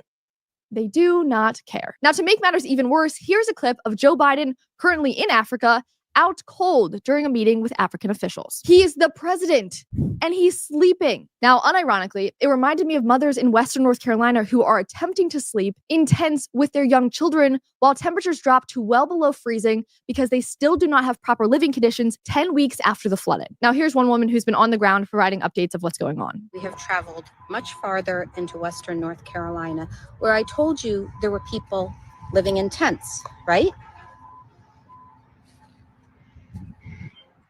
We just got to this base camp. I have no idea what we're going to be doing here, but there are 5 people living in each tent. One of the girls told me that last night they ran out of firewood and they were cold for most of the night. So I promise you, I'm here. And I've seen many other tents on TikTok that are simply just your average camping tents that people are setting up on their land that has been totally obliterated. Now, there are some people on the internet saying, well, FEMA's offering hotel vouchers, so it's their fault if they've turned down this help. Thankfully, Matt Van Swol, who has done a fantastic job covering the recovery efforts and helping people affected, he summarized why some people would ever do such a thing like turning down the government's help. And he said, FEMA seems to be confused why the people of Western North Carolina are choosing not to use hotel vouchers they are handing out. Let me explain. You're living in Swannanoa, North Carolina, when the river rises 22 feet and sweeps away your home and 2 vehicles. You have a family of 4 depending on you to make ends meet, and work starts back in a few days. FEMA hands you a hotel voucher an hour's drive from your now destroyed home. You tell the FEMA rep, look, I don't have a car and I can't live in a hotel 40 miles away from work and the home I need to start fixing. FEMA says, okay, well, your temporary home is 3 months away. Sorry, go live in the hotel. You say, if I go live in that hotel, I'll lose my job, I won't be able to repair my home, and everything we've worked so hard for will be gone. FEMA says, we still don't understand why you don't go live in a free hotel. You decide it's actually less risky to live in a makeshift tent outside of your home and pray a volunteer will deliver you an RV than go live in a hotel an hour away and lose everything. This is what FEMA cannot seem to understand. People are genuinely very logical. They don't want to sleep in tents. Government policies tend to be broadly applied to all situations, and hotel vouchers are just not going to cut it for the people in Western North Carolina. I mean, as we've covered in the past, FEMA's #1 objective is to prioritize a diverse workforce. Not to mention the fact that workers were allegedly advised to pass over the houses with Trump signs when offering assistance. So their inability to customize assistance that actually helps doesn't surprise me in the slightest. FEMA is a legitimate mess, but I wanted to dive a bit deeper into the absurdity of our government's response to reinforce the statement that Ronald Reagan once said, the 9 most terrifying words in the English language are I'm from the government and I'm here to help. Investigative journalist Steve Baker spent over 3 weeks embedded in North Carolina to give updates on the latest going on as of late November. And he said that the interstate connecting North Carolina to Tennessee is still closed. And he also said that despite the fact that the North Carolina National Guard is actively posting pictures on social media as if they're still there and helping, their troops were all pulled out several weeks ago. Here's a clip of Steve talking a little bit more in depth about what's going on. We have, according to the state, $60 billion worth of damage done. That's both private property and public infrastructure in Western North Carolina. A FEMA spokesman told me on the ground at one of their mobile disaster relief centers while I was there, he said that he works all of the hurricanes. He said, this is the worst disaster I've ever seen times 10. So with that stage laid and $60 billion worth of damage, our government has spent 4 times that to destroy shit in Ukraine. Every one of these disasters that I mentioned, whether I mention New Orleans, Katrina, whether I mention Houston's, whether I mention Puerto Rico, Hawaii, Haiti, Indonesia, or 60,000 troops in California for their latest wildfire episode. Right. The minimum of all of those that I just listed was 15,000 troops deployed. In North Carolina, according to FEMA spokesman, the worst disaster he's ever seen times 10, the largest troop deployment we had there from both federal and state, 3,150. And now they're gone. Now, gross incompetence? Yes. Now, meanwhile, you have FEMA openly admitting that they are struggling to provide aid because there are these hills and mountains. Meanwhile, we have badass, highly trained fighting forces commanded to leave the region. I mean, it doesn't make sense. Someone commented under this video and said, Black Mountain here, this is 100% true. Asheville here, nothing but facts in this video. I'm in Boone, Banner Elk area, and it's the same here. So many places here, still full of debris and downed trees and trash like it just happened. East Tennessee here, so many people. Not everybody confirming it. It's like everything they said, and the old man, these conservative or MAGA are lying. They're just trying to spread misinformation, but everybody in these cities or these states who've been affected is kind of singing the same tune. People are in just as bad situation as they were week one, especially with the tiny homes the Amish helped build being rejected for permits by the county. Classic, because they are so disconnected from reality to be human enough to actually help meet basic needs. People are building these temporary structures for those who have been displaced, and yet the government has the gall to tell them that they actually aren't allowed to live in those structures or tents because, well, they haven't been inspected or they don't have permits. Or I've heard other stories of locals creating these makeshift roads to be able to get to and from somewhere, and the government coming in and shutting down the roads because, well, they haven't been inspected yet. I mean, if there was ever a time to cut the bureaucratic red tape, it would be now, in a state of emergency for these people. And once these people are back to sleeping in their bed at night, then we can go back to making sure that things are up to code long term. But for the time being, when Americans are living in cars and tents and campers because there are no more homes in their town, I think the government needs to reevaluate their areas of concern because they are very out of balance, unlike Balance of Nature, who are helping people try to for balance of the fits matters. Needs of a promo code Cooper today.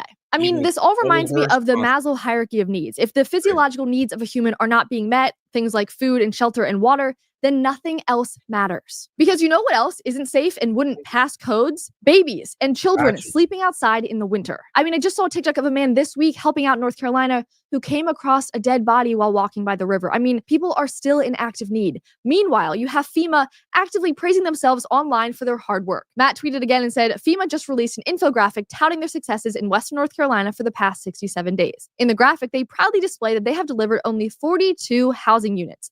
How does an agency of 20,000 people deliver just 42 temporary homes in 2 months? And Matt, that is a fantastic question. Meanwhile, you have teams like Operation Shelter, which Matt works with, that consists of only, I think, 5 individuals, but they have been able to secure multiple housing units and RVs to families immediately. And that group is just one of countless examples I have seen of neighbors being more effective and more efficient than our fat-pocketed federal government. Imagine that. Now, Matt also posted this recently that I thought was a good way to type the episode, and he said, I've had it. As a local Western North Carolina resident, I finally get it. For the first time in my life, I've seen the media and my own government lie to my face. Tell me that I shouldn't believe my own eyes. I thought it was all conspiracies, all right-wing crazy talk. I was wrong. You don't believe it until it happens to you. Then it's all you can see. Well, we've been trying to tell y'all the whole election that, they will cover up y'all suffering to win a point. They will cover up y'all suffering just so they can get more votes. And it's kind of crazy that they're supposed to be helping the American people, but they ignore the suffering of the American people. And there's a lot of people who's willing to vote that back in power. Isn't that crazy? Isn't that crazy? But all right, and let's get into Obama's wild ass speech. This man really is hurt, and he said that we do not care about a democracy as much as he thought we did. I mean, man, the condescendingness just continues. One of the lessons I think we've come to understand, I hope that everyone has come to understand, is the power of projection. Yes. Accuse your opponent of the sins which you're committing. Former President Obama gave us another example of projection Thursday night in Chicago. He gave a speech where he talked about the weaponization of government and the polarization of your opponent, the polarization of America. Let's listen to the words of former President Obama. Since total victory is impossible in a country politically split down the middle, the result is a doom loop of government gridlock, even greater polarization. When I mentioned to a few friends that our foundation would be hosting a forum on democracy and pluralism, I got more than a few groans and eye rolls, especially since, as far as they were concerned, the election proved that democracy is pretty far down on people's priority list. There are going to be times, potentially, when one. So you mean the same democracy that y'all disrespected through just putting Kamala Harris through the primary, just not even having one, not even challenging herself among her peers? You mean the same democracy that y'all disrespected? You want to say that Americans just don't care about? Yeah, he's bitter. Oh, he's bitter, all right. One side tries to stack the deck and lock in a permanent grip on power, either by actively suppressing votes. You don't really seem too secure in what you're saying right now, my friend, because think about it. One, your influence is dwindling, and two, nobody's believing the BS no more. Or politicizing. Like, he got the mandate of the people, my man. Yes, that was democracy right there. So if you want to sit there and say that we don't care about democracy, you sound stupid just on the premise of it. The armed forces are using the judiciary, the criminal justice system to go after opponents. That, my friends, is projection. That is amazing, actually. So it's intentional. I mean, this isn't just some tick or something that just popped into his head because he's bummed out that they lost the election so bad. I mean, people need to understand Barack Obama has been a really negative force on this country and on politics and creating so much division. That comes from Saul Alinsky. People forget Barack Obama was teaching rules for radicals. He was teaching about Saul Alinsky at the University of Chicago. That is a hero to him. And one of his rules, among many, that was meant to basically dismantle society and bring about this, liberal utopia. One of them was how to attack your enemy. And Saul Alinsky, took his lessons from Lucifer, actually. Like, he talked about that being somebody who could teach them how to take power and control. And here's Barack Obama, Charlie, I think, really kind of going, he's in a bad spot. He created this. He thought it was going to become this permanent power base for him. And now he's accusing the right of what he did because he's just super bummed out right now. Yeah, and it is total projection. It's also desperation. Yeah, he's officially lost power. Yep. And when these narcissistic type lose power, they fall apart because that's what they honestly identify themselves with. When they lose what they identify themselves with, they get real insecure and they get a little bitter, and they get a little outlandish. That's the thing that is so striking to me about that entire all those remarks that he made, that entire speech or whatever it was the depth of he's very bitter. That's not the Barack Obama who gave that speech in 2004. Even if you didn't agree with him and didn't like him and didn't agree with his policy prescriptions, it's a different guy than he was when he gave that speech in 2004 or when he won that election in 2008. He is a deeply bitter, angry guy, and he's talking about how voters don't care about democracy. And we got 200 of y'all in here, man. Make sure to go ahead and double tap that screen to like the video or hit the 3 dots up there. We appreciate the support, and let's get more people in on the conversation, guys. If you have any question, comments you want read out loud, just super chat $1 in and help us reach our goal of 50 super chats. We'll go ahead and open up the call-in line, man. We appreciate the support. Let's keep it going. Chrissy, open change has turned into dour and bitter. Yeah. Bitter and really projectionism. And I would say, and while he's projecting. Yeah, because Obama's projecting on us heavily. He's like, oh, we don't care about democracy? Really? The same Democratic Party that low-key skipped over democracy is trying to tell the American people that, oh, y'all must not care about democracy because you didn't vote for us. It must not be high on your priority list. Well, you know what? Maybe that wouldn't have been so if you didn't put, like immigration and inflation high on our priority list. Maybe it wouldn't be so if that was the case. He's not just projecting which we all know at this point, which is the Department of Justice was weaponized under Joe Biden. There was a consolidation of permanent Washington under Joe Biden. What we should also point out is it all began under Barack Obama. Yes. Yep. That is when, for example, he spied on a Fox News reporter. That is when Lois Lerner targeted conservatives with the IRS. That is when much of this began and was just extrapolated under the presidency of Joe Biden. Yeah. And then they also under Barack Obama and then metastasized under Joe Biden, which, many people believe that administration was being run out of Obama's mansion in Colorado, Washington, D.C. But that said, I mean, the censorship industrial complex that was used to also consolidate that power is something else. And that's one of the things that people were really voting against, along with the weaponization of the government, this idea that it could be used to censor us and therefore allow them to consolidate power. Barack Obama is very isolated right now. Even his best friend, George Clooney, who wrote the op-ed that ended up pushing out Joe Biden, is now upset at Barack Obama, going, hey, you told me to write that op-ed. Now everyone's blaming me online. Where are you, Barack Obama?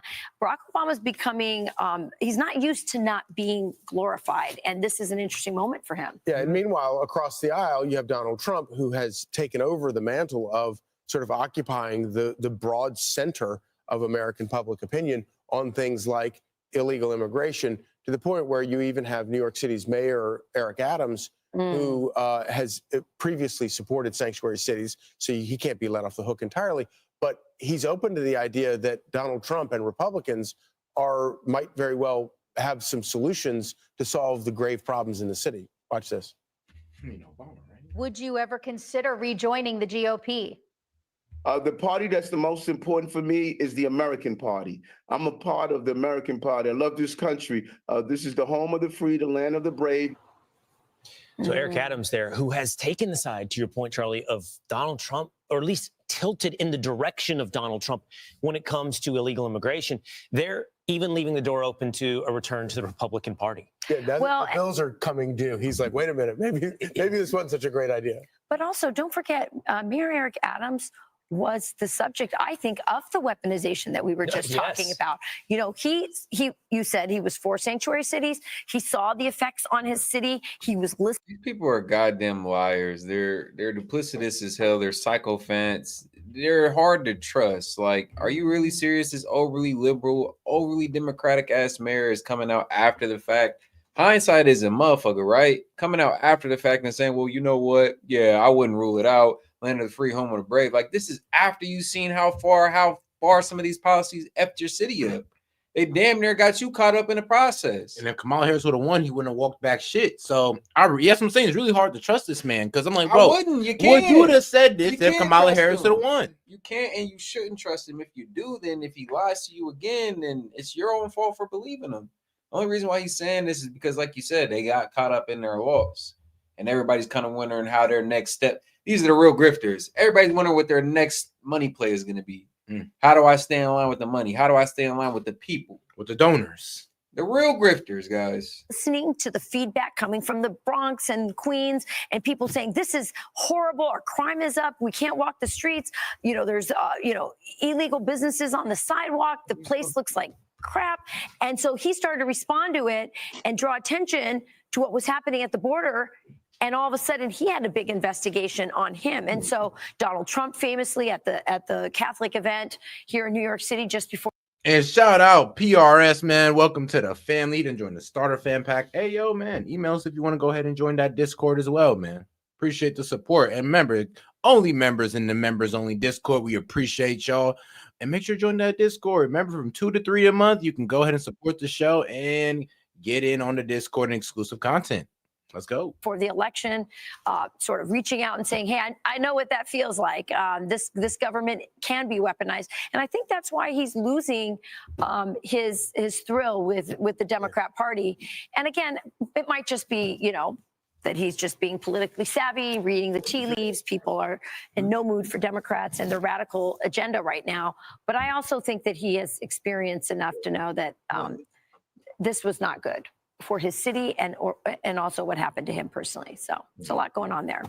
I'm Steve Doocy. I'm Brian Kilmeade. And I'm Ainsley Earhart. Love it. And if you guys find that video informative, go ahead and double tap the screen. Show some support to us, man. Like the video. Let's move on to this next video. What we got for him, Seth? All right, man. Now, it's House, I guess it's what's his name? A House Speaker slams Dems character assassination over Trump picks.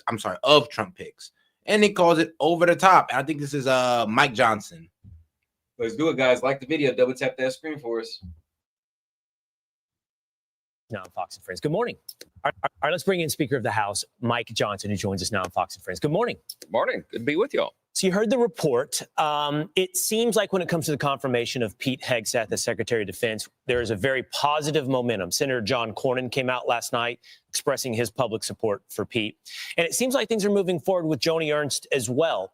How do you feel as we sit this morning about Pete Hegseth getting confirmed as at DOD? I'm optimistic about it. I think he's on the right track. I've talked to a number of senators personally on the Hill just over the last couple of days, and it seems like the momentum moving the right way. I like how he's approached it. We've all made mistakes in our lives, right? But we believe in redemption. And what Pete brings to the table is a love for the military, a great education background, a great experience set. I think he's well suited for the job, and he will shake up the status quo, which is why this pick is so important. That's what President Trump, that's the common denominator, people who will shake it up. And I think that's precisely why he's getting the pushback that he has. I mean, let's face it, and by the way, I love what you said about redemption. We've talked about this journey that Pete has been on, and his brother talked about it here. Those of us who sat on the couch have also seen that. It's a sincere thing. He's a family man. He comes here on the weekends. We see him, we know him so well. We know who he is.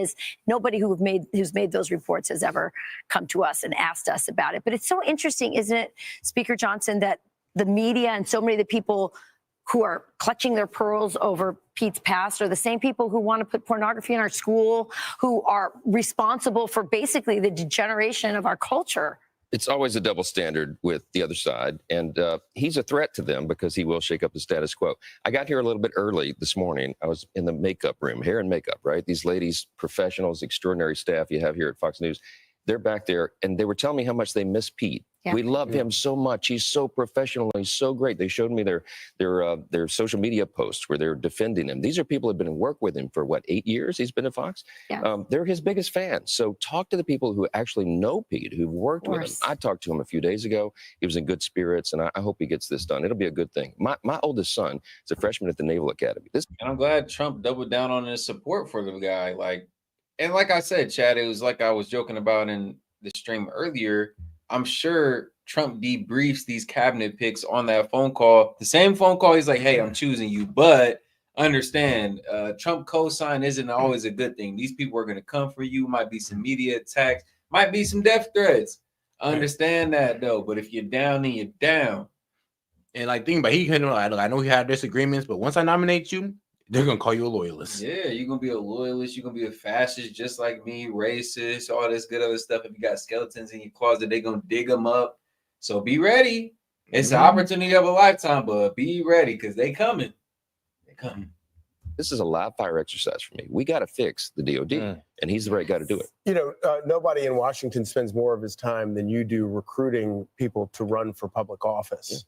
Yeah. And I would think that things like this, the treatment of Donald Trump, the treatment of Brett Kavanaugh, make your job a whole lot harder getting good people who are willing to expose themselves to That's exactly right. If you want a higher caliber of folks serving in government and taking on government service, this is not a good look because who wants to subject themselves from this? And then the constant, barrage on social media and all the things that come with it. But patriots like Pete are the ones that we need. He's willing to take the fire to stand and serve his country. Mr. Speaker, we've seen this process play out almost like dominoes falling. You saw it with Matt Gaetz. It moves to Pete Hegseth.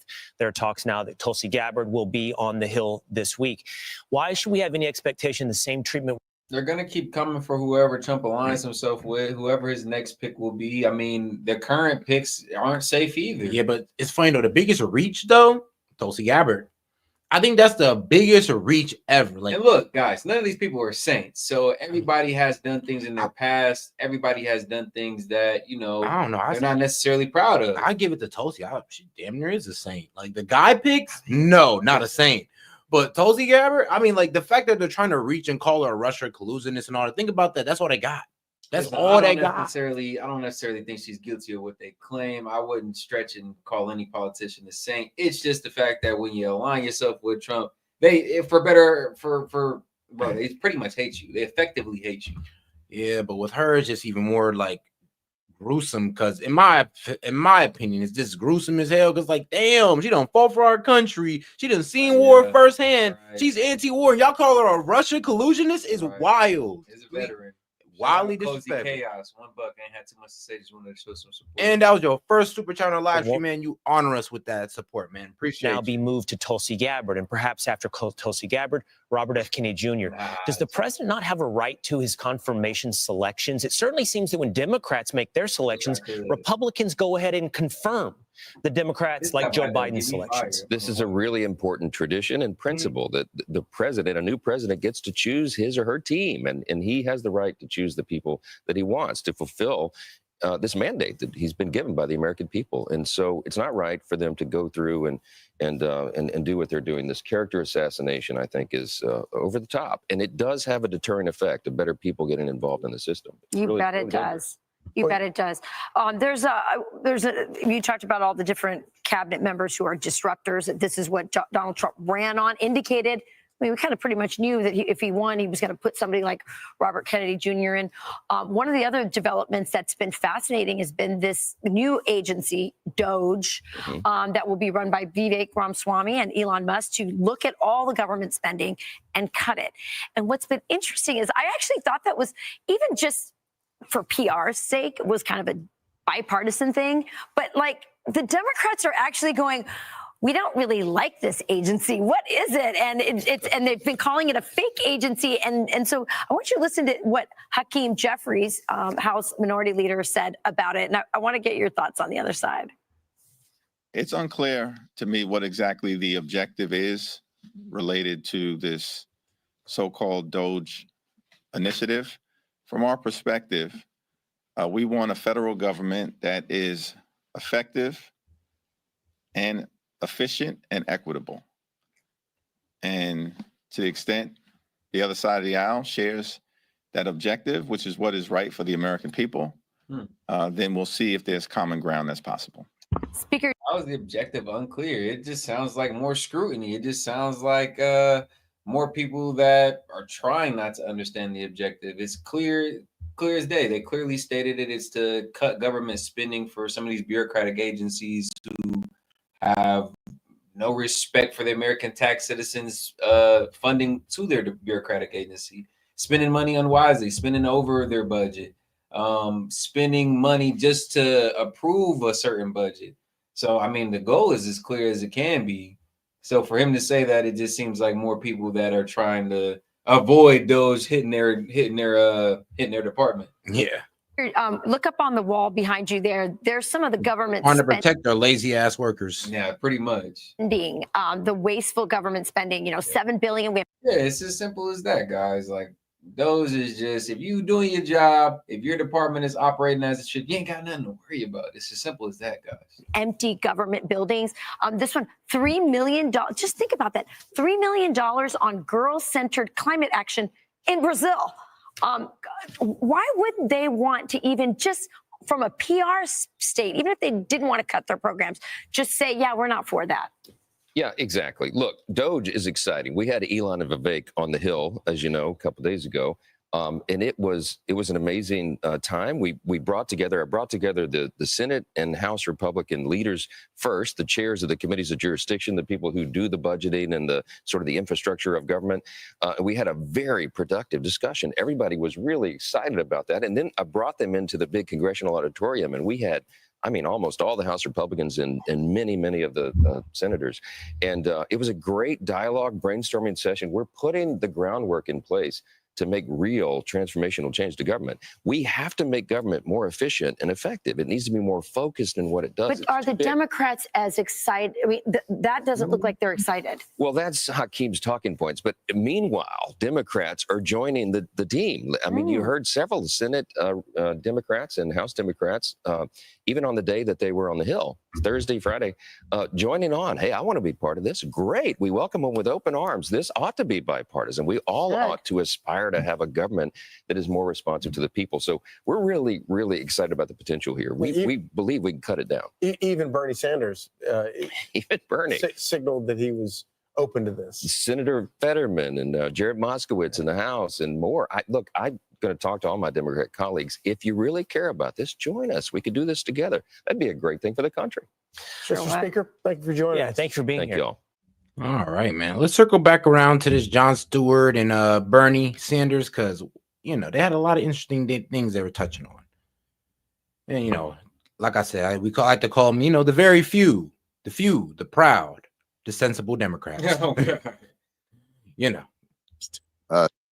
Not as cold as the Marines, nowhere near the valor, but at least they got some common sense. social safety net programs. But I'll even go a little further. You know, when you mentioned earlier incrementalism, and I think that's such a fascinating point, Senator, and one that we don't talk about. You know, think about the trumpeting of, hey, we lowered insulin prices. We finally, after a 30-year battle of charging up the hill, we finally, as the federal government, got to negotiate insulin prices. And you want to say, well, we've been spending billions of dollars in subsidies for drug companies, and yet our drug prices are much higher than anywhere else in the world. If this were Shark Tank and you were the investor, which is what the American people are, the return on investment is fakakta. It doesn't make any sense. John, you're right, and you're wrong. But wait a minute. Don't pull the rug out here, Senator. Yeah, talk to me. Your basic premise is, of course, true. Right. On the other hand, you have to appreciate, given the corruption, the broad corruption that exists here, and the power of the drug companies, that it was a very significant achievement on the part of Congress and the Biden administration to at least start to do what every other bloody country on earth is doing. So we spend zillions of dollars on prescription drugs. It doesn't take a genius to say, hey, drug companies, let's sit down and negotiate a good price. The Veterans Administration, by the way, has been doing that for decades. Okay? That's instant proof of like pharmaceutical lobbying. Instant proof that no senator, no president has ever sat there and just been like, you know, we need to until Trump, we need to renegotiate how we do business. Because why everybody else getting a lower price on these pharmaceuticals, but us? Very true. So you're making the most money off us, and then what? So you can afford to make it lower for everybody else? Oh, y'all got us effed up. You better find a new sucker, or I'm gonna be real with you. They ain't gonna be here. We're just gonna work in the pharmaceutical companies that do want to play ball. But it's the lobbyists spinning it so smooth to the politicians or lining their pockets to where they just turn a blind eye to it. Man, really, like Doge is nice, but maybe if we could also get out some of these lobbyists, like, you know, efficiently get out these lobbyists out of our government, that'd also be nice as well. Every other country on earth does it. It was a huge struggle. So the Biden administration deserves credit. But your point is, yeah, so what? We got insulin. Good. How did we end up in that position? That's, you know. Yeah, all right. To your point, and this gets back to, I think, getting back to the campaign, not good enough to say, look, what we did, we got insulin. But by the way, a new cancer drug coming onto the market. You know how much it's going to cost a year? Right. Hundreds of thousands of dollars. Are we really talking about taking on the pharmaceutical industry so that they don't continue to rip off the American people? No, that's not on the table. Can't be talked about. And in many ways, you know, for me, I think if I'm fundamentally thinking about why government plays an important role in all this, you know, we talk about the system of democracy as checks and balances, and we all talk about legislative and executive and judicial and all these. I think what nobody ever really maybe projected into was the power of multinational global corporate interest. And there really isn't anything that is other than government that has the size and hopefully the will. Look, the system that we have chosen to generate profit is a powerful one. And it, as you very adeptly pointed out earlier, generates an incredible amount of wealth. But very clearly that system has victims and collateral damage. And it feels like government's role should be to support those victims and the collateral damage and somehow be a check on this larger corporate entity. But the corporate world understands exactly what you said, and that's why they're trying to buy the government. So in some ways, you can almost look at government today as a result of Citizens United, as the House and the Senate, as employees of large corporations and wealthy people. I mean, that's what, you know, if you're a billionaire, you could start a super PAC, put hundreds of millions of dollars into an effort to defeat, say, Sherrod Brown in Ohio or other candidates, or AIPAC. If you disagree with what Netanyahu is doing in Gaza, well, you're going to have to deal with AIPAC, who's prepared to spend $17 million in a bloody Democratic caucus. You want to stand up to AIPAC? Good luck to you. So that gets back to money in politics, how horrific Citizens United has been, not only in allowing billionaires to buy elections, but to intimidate people. You want to stand up to the drug companies? Fine. They're going to put a whole lot of money to defeat you. You prepared to do that? Well, maybe I don't want to do that. That's where we are at. Senator, do you think it's fair to say, even before Citizens United, that, kind of money talk? Hey, and shout out Steph Travel. Good to see you, girl. She said, you two gave me a milestone super chat. I'm already on highest membership goal trying to reach. It's too high at once, guys. Same time, wish y'all would do call in. Monday I had surgery. Might not be on. IDK, when you doing call in? Call ins are always on Sundays, Steph. Sunday nights. We plan on still streaming that one tomorrow, 8 or 9 o'clock. So be sure to pull up if you can. But it is good to see you. Hopefully you're doing well. Hey, I appreciate you, Seth. And shout out, Shit walks like hanging in the there. government had been like that new badge, captured by these sort of moneyed interests for a very long time. I mean, even back to our founding, it's been. God, it's always been the case. It goes without saying. The rich have the power, but Citizens United and these super PACs have made a very bad situation much, much worse. So let's talk about how, the Republicans have captured that kind of mantle of, we're going to defend the forgotten man. We're going to defend, the mantle that you have taken on for your entire career, and never wavered in any of it. But is there populism for workers a false populism? Because if you look at, they might say, okay, let's get more protectionist on trade and try and draw some of those jobs back. But if you look at all the court decisions from the right, it strips workers of their rights to form unions. You got it. It strips protections for workers. Is this a facade that they're proffering? Of course it is. Or are there things in it you like? Well, there will be, some things that Trump said, some things that Elon Musk said, some things that Robert Kennedy said that make sense. But overall, I think it's very clear. Trump is appointing his billionaire friends to the important positions in the cabinet, and his job is to represent the billionaire class, with some exceptions. He's going to have to walk a bit of a tightrope because he's made promises to working class people. And I think what my job, and people in Congress who share my views, not too many, is to say, okay, Mr. Trump, you talked about a 10% cap. This man Bernie was a trailblazer. What was it? I think he was the first one really talking about free healthcare, free schooling, and there was a time when most of the kids most of the people in my generation were in college. Yeah. So that was like the best time to be talking about that in 2016 or 2014, 2016 times. A lot of Bernie supporters right around that time. Actually, Bernie was a very prominent Democratic politician around that time. People thought he might be the next guy up for the Dems. Yeah, but that was the first person to hit him with he's too old. Yeah. I was like, but he got good ideas though. I mean, everybody's favorite socialist uncle, Bernie Sanders. Oh yeah, but y'all let Biden in and not say nothing. I don't even know how the Democrats can even trust their party again. I'm like, hold on, y'all turned down Bernie, but Biden was good to go. It's funny. Who ended up lasting longer? At least their mind. Bro, exactly. Who ended up lasting longer? Bernie Sanders can still come out here, hold a conversation like this. Biden could never. Biden could never. On interest rates for credit cards. That's a great idea. Well, you know what, John? I'm going to introduce that legislation. Let's see how far it goes. For years now, I have understood, as most Americans have, that the defense budget is bloated, that many of the major defense contractors engage in fraud and waste, massive cost overruns. All right, I have legislation in to cut military spending by 10%. Recently, you may have noticed Elon Musk came out and said, you know what? We should be cutting military spending. How many Republicans will go along? So when they say good things and appropriate things, I think we should work with them.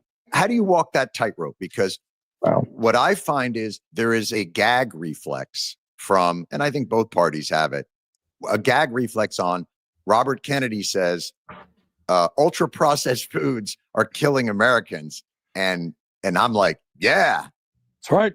God awful. That's got to change. But if you were to say that, boy, are you just dogpiled.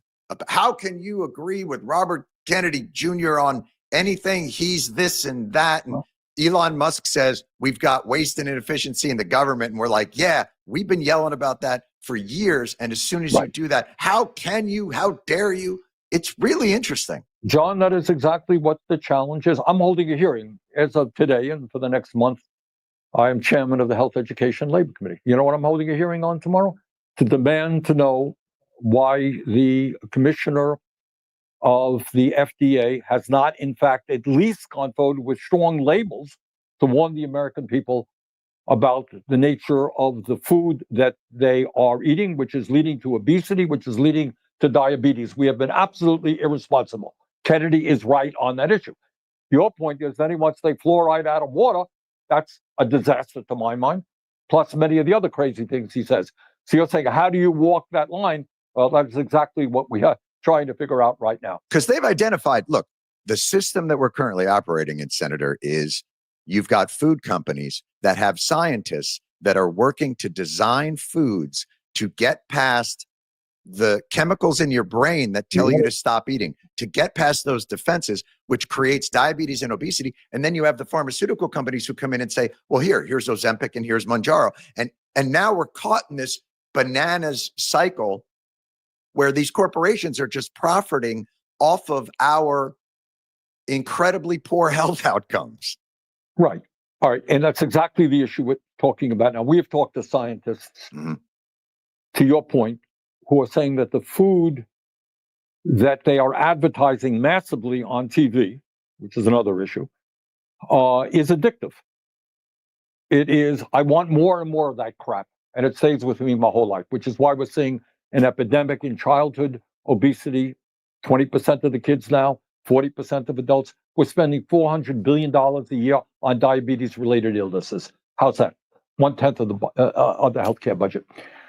Has the government acted in any way with the urgency that is needed? Of course it has not. So Kennedy is right on that issue. But your point, how we deal with that, plus, the crazy stuff that he's saying is exactly what I'm trying to figure out. So how do we get the government to be more, look, democracy is clearly kind of an analog system and designed to be as such. And we live in a digital world. But let's go to a specific example that I think proved really detrimental during the election for the Democrats, and that is the border. Now, it's pretty clear that the border was a real problem in terms of security and the pressure it was putting on not just those border communities, but all kinds of other areas with the amount of people coming in. The administration had the ability to do something in a pretty agile and urgent way through executive action. And they kept saying, well, if they put something in front of my desk, I'll sign it. Or the parliamentarian says I can't do, and they've got all these reasons. And I always think of this as, this is Washington.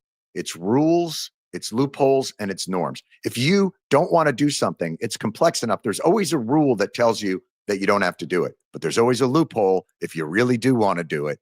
And there's always a norm where you can shake your finger at somebody for doing it. They let that border situation fester for 2 years and ultimately just did the thing that they could have done 2 years earlier. And didn't that show people, wait, so the government could do it, they just didn't? Yep. Yep. I could give you many examples of that. Bring them. All right. I'll give you one example. Yeah. All right. It's relevant to the state of Vermont, but it's, I think, speaks to the broader issue. Vermont has been hit hard by flooding in recent years as a result of climate change. And one of the floods did a job on our state capital, Montpelier, Vermont, beautiful downtown, and included damaging the federal building, which contained the local post office, okay? Post building was shut down. We needed a new post office for that community. Oh. There were many vacant buildings in the area. Probably it would have taken somebody in the private sector a week or two to find a location and start the process of opening a new facility. We and the entire Vermont delegation begged and pleaded with the post office. It took them literally a year to do what could have been done in several weeks. All right. And the examples go on and on. So if we believe, I believe, that in a democratic, civilized society, government must play an important role in protecting ordinary people. People are not going to believe that unless we make the government efficient able to deliver services in an appropriate way. And I guess ultimately the question is, Senator, do you believe it can? Have you seen instances where it does accomplish that? Like at the border, they just decided, oh, yes, do that. Yes, there are many instances. I mean, I can go back to when my family didn't have any money. So I went to a public school. You know what? It was a damn good public school. Teachers were respected. They took their job seriously. It was adequately funded. They educated kids in an appropriate way. Right now, despite all of the criticism you may hear, the VA medical system, you go to a VA hospital in Vermont, you know what the veterans will tell you? Pretty good health care. And it's cost effective. And they need more support. But those are just, and there are great public schools today all over this country where teachers are doing a great job. VA is doing a good job. There are other agencies that are doing a good job. So I don't want to throw out the baby with the bathwater. But there is no question that if we're going to get people to believe in democracy, we've got to make government more accountable, and we've got to start delivering for the people. And perhaps for Democrats, if they feel like this is a time to really reflect on that the changes aren't about wokeness or other issues that are ancillary. The change is really about getting government. You know, I always thought this was really interesting. Amongst the Democrats, they'll say the billionaires have to pay their fair share, and we need to get the upper class to pay their taxes and do all that. But they don't do a very good job of convincing you what that money is going to be used for and what value are you going. So if you go to somebody and you say, we need those people to pay their fair share, but the public says, well, what are you doing with that money? Because it looks like you're just diddling around. So don't Democrats, to kind of recapture the faith of the people, have to begin to square that circle of having people believe that the money that they send up comes back with reasonable value. Yes, absolutely it does. And I think that speaks to not only making government efficient, it's really changing the mindset of the whole country. Right now, you tell me how many graduates of Harvard or Yale College go into public school teaching. What would be your guess? That go into public school teaching? Yeah. Oh gosh, I mean, I would think it's incredibly small. I would think it's 3% or less. All right, I think that's true. Right. What we have got to do is, in a sense, change the value system of this. Right now, we're getting into a deeper issue. We talk about oligarchy, which is the reality. You have 3 people in America who own more wealth than the bottom half of America. You got more concentration of ownership today than we've ever had, and you got billionaires buying elections. You add that up, that is not maybe. That is oligarchy. I mean, but I remember I made the comparison like a while ago. It's like, it's kind of funny how we judge all of these places saying that they're dictatorships, or they're communists. But I'm like, bro, I don't really see communism. I see an oligarchy. I see a full-blown oligarchy where there's like bro, China led by 9 people. 9 people hold the most power in China. Everybody else got to eat dirt. Russia. About the same number, about maybe 9 to 10 people, hold power, control all the resources, control all the departments in Russia. Same thing with America, except these are not officials; these are corporate people. Same thing. Game, just played a different way. It's like we're all in an oligarchy. We just want to be the strong. We just want to see. This is presented in a different way. Yeah, or are we going to see who provides the best illusion? Who provides the best illusion that they're not an oligarchy? America. And then what you got is, okay, John, you're raising a kid. What should this child strive for? Well, obviously, to become like Elon Musk. The goal of life is to become a billionaire. That's all it is. And, Trump is a perfect example of that. You lie, you cheat, you steal. He was involved in 4,000 lawsuits as a private businessman. He lied all the time. Wow. But that's good because he made money. That's all that we want.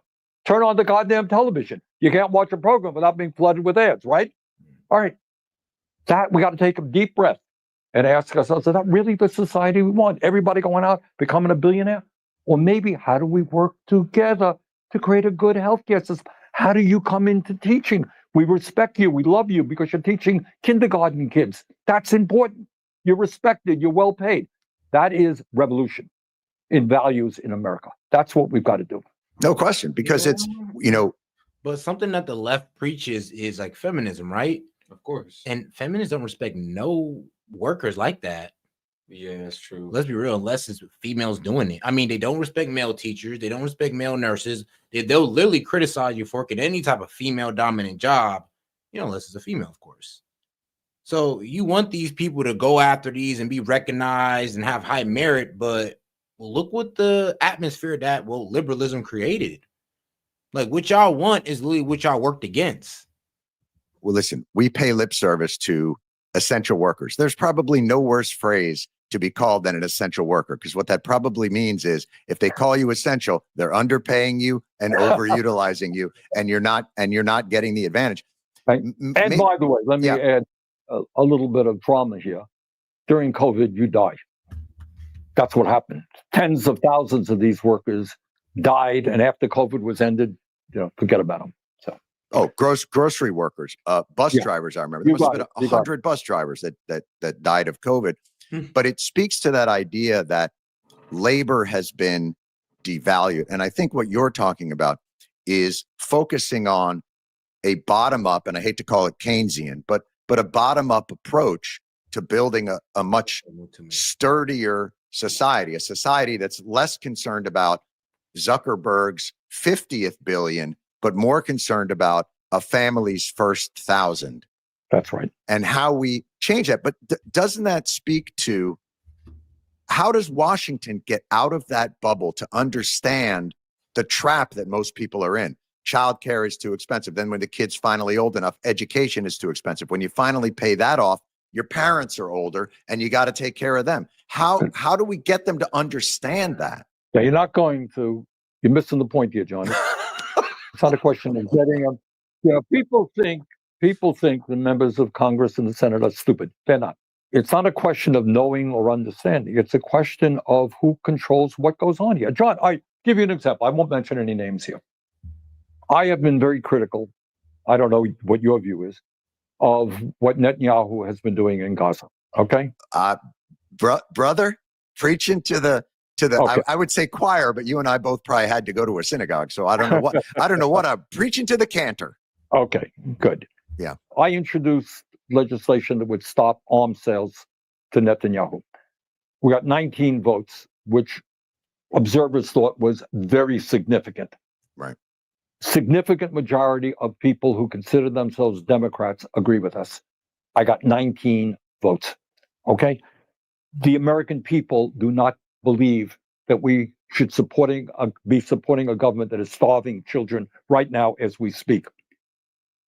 But if you stand up, you're going to find that AIPAC and other billionaire-funded super PACs are going to go to war against you, putting huge amounts of money in a primary in your general election. So it's not a question of not understanding. There are many members of the Senate who will come to you privately and say, my God, what Netanyahu is doing. And that's political manipulation. He just He just defined it as simply as that, guys. You could step up, stand out against Zionism, or not even necessarily Zionism, just kind of some of the stuff that Bibi Netanyahu is approving over there in Gaza, some of the resources that they're scrounging from some of the Palestinians. If you stand out, AIPAC is going to weaponize everything they got against you, just to silence you, shut you up. What you mean, boy? Get in line. In a primary in your general election. So it's not a question of not understanding. There are many members of the Senate who will come to you privately and say, my God, what Netanyahu is doing is outrageous. I just can't vote because money is going to come and destroy my political career. That's So you got to get at the root of everything, not at everything, but So you got people who know what they're doing over there is a violation of human rights. You got people who are aware of how despicable some of the things that have happened over in Palestine are. Fully aware politicians, but they're just too scared to speak out because they don't want to lose any donorship. They don't want to lose that money coming in. Yeah, those fundraising dollars. They don't want to lose that. Yeah, but they know lives are being lost, blood is being shed. Yeah, as soon as while they they sit idly by and do nothing. Yeah, as soon as they try to have a position or preach a policy that don't align with their donors, yeah, they do risk losing money, and they don't want to be subjugated to that yearly salary of a senator or a president. Ain't that crazy? Wild as hell. The corporate world or the big money world. You just as guilty as the people doing it if you over here sitting idly by and not stopping them. Might as well hold hands with them. They're going to get defeated at the polls. That I have to say, that's an incredibly dispiriting statement, because it speaks to, it's not ignorance, it's willful and it's cynical. No. That's not will. But look, John, you're a politician. You're a United States senator. You're thinking about, the issue. All right. You know the prescription drugs are too high. You want to vote with your constituents, but you know that if you take a bold step to take on the greed of the pharmaceutical industry, they're going to pour huge amounts of money and defeat you. All right. That's what you got to be thinking about.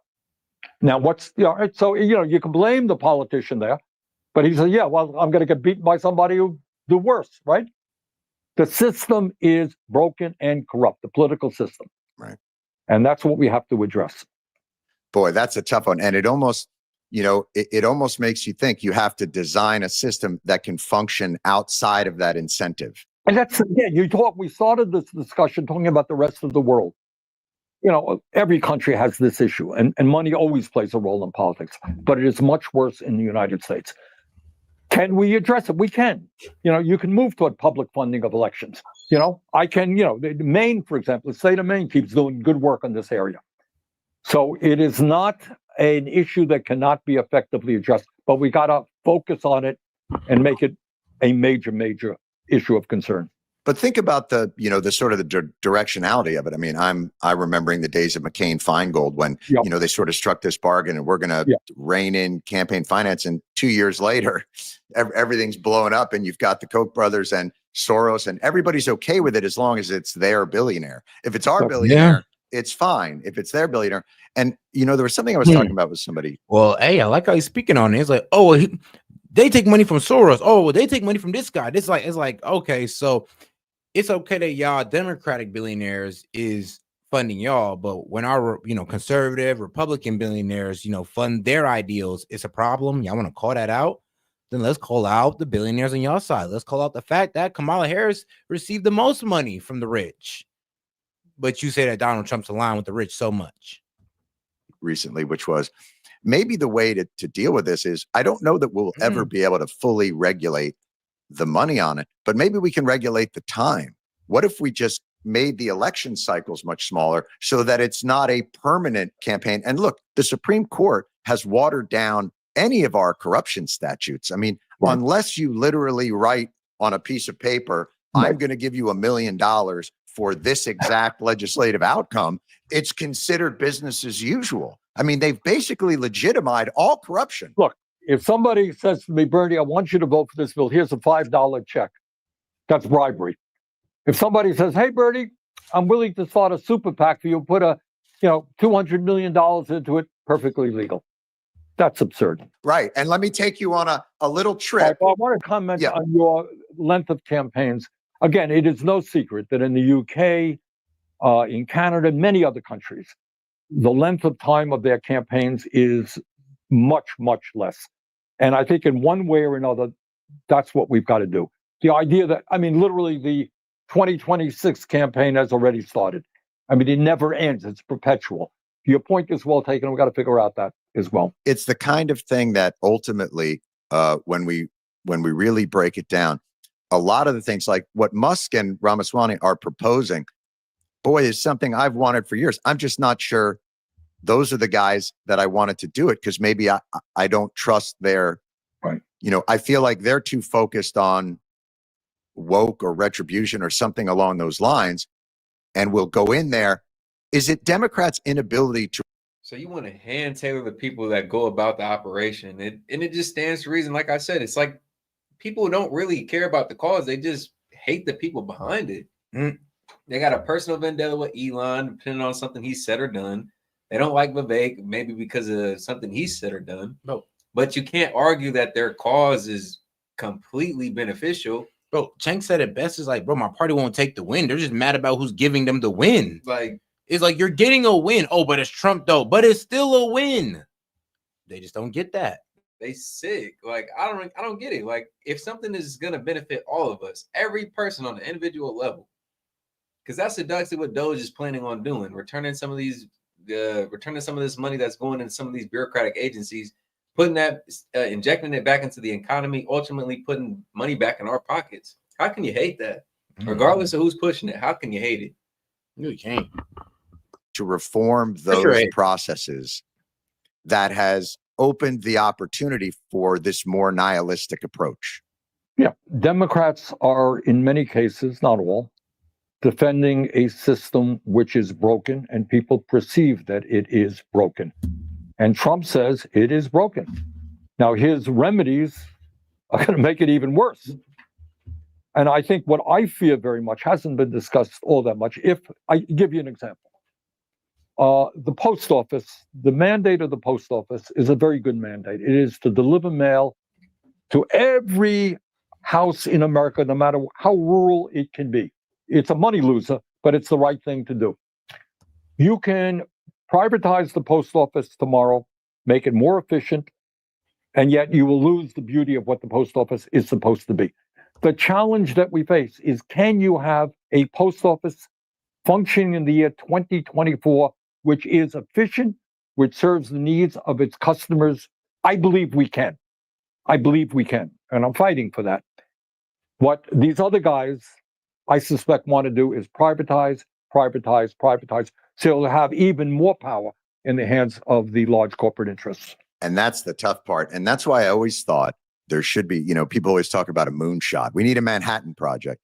I always thought we needed a bureaucratic moonshot, a bureaucratic where we streamline, because so many of government programs, and I know this from, doing some work through the VA, set up an adversarial system to the people who are there to access these government programs, that the bureaucracy itself that is set up for whatever 3% of people they think might be trying to defraud it actually costs more money to set it up that way. But it is two things, John. Number one, for a lot of the people, the ultimate goal here, using the VA as an example, is to privatize the VA. Let's not be naive here. If we can make government so incredibly dysfunctional that people say, Jesus, forget about it, right? Do you think if we expanded Medicare, just one example, if we expanded Medicare, which the American people want, to cover hearing, vision, and dental care, if we got rid of Medicare Advantage, because we're doing these things. And that's privatized. For people who don't know, the Medicare Advantage is a privatized part of the system. Which is eating away at traditional Medicare. So if you had an efficient Medicare system that covered all basic healthcare needs, it was run in an administratively effective way, what would the people say? You'd say, hey, that's great. I want to use that to cover all the kids and everybody else. There are people here who that's their nightmare, that you have an efficient government, because ultimately they want. You can't spend whatever they want. Part of America. Yeah, they don't want an efficient government because they can't lays off and have a government job where they make these high five figures and only got to come in 2 days out the week. It's like, yeah, of course people don't want that government efficiency, because that means their job, which is not efficient, gets cut. I mean, they've been living the luxurious, sweet, caked up life for forever. I mean, I would be mad if I heard about Elon and Vivek trying to come up and take my high paying, low labor job away from me. Like, man, I'd be pretty upset too. But shout out though, we're going to transition right here into this Fox News video. And this is a really dangerous situation for the U.S. national security expert. All right, shout out. Let's get into strengthening ties with Russia over the past year, even as it faces major economic troubles. At home, Chinese President Xi Jinping has met 3 times with Russia's Vladimir Putin. And those 2 U.S. adversaries have conducted several military joint exercises. The Pentagon warns China is working with Russia to increase its presence to our north in the Arctic. Let's bring in Dr. Rebecca Grant of the Lexington Institute. So, Dr. Grant, I do want to start here and ask you, will the ties between China and Russia loosen, and will the joint military exercises stop when President Trump takes office? Interesting question. But what we've seen in the last 2 years is a great strengthening of these ties.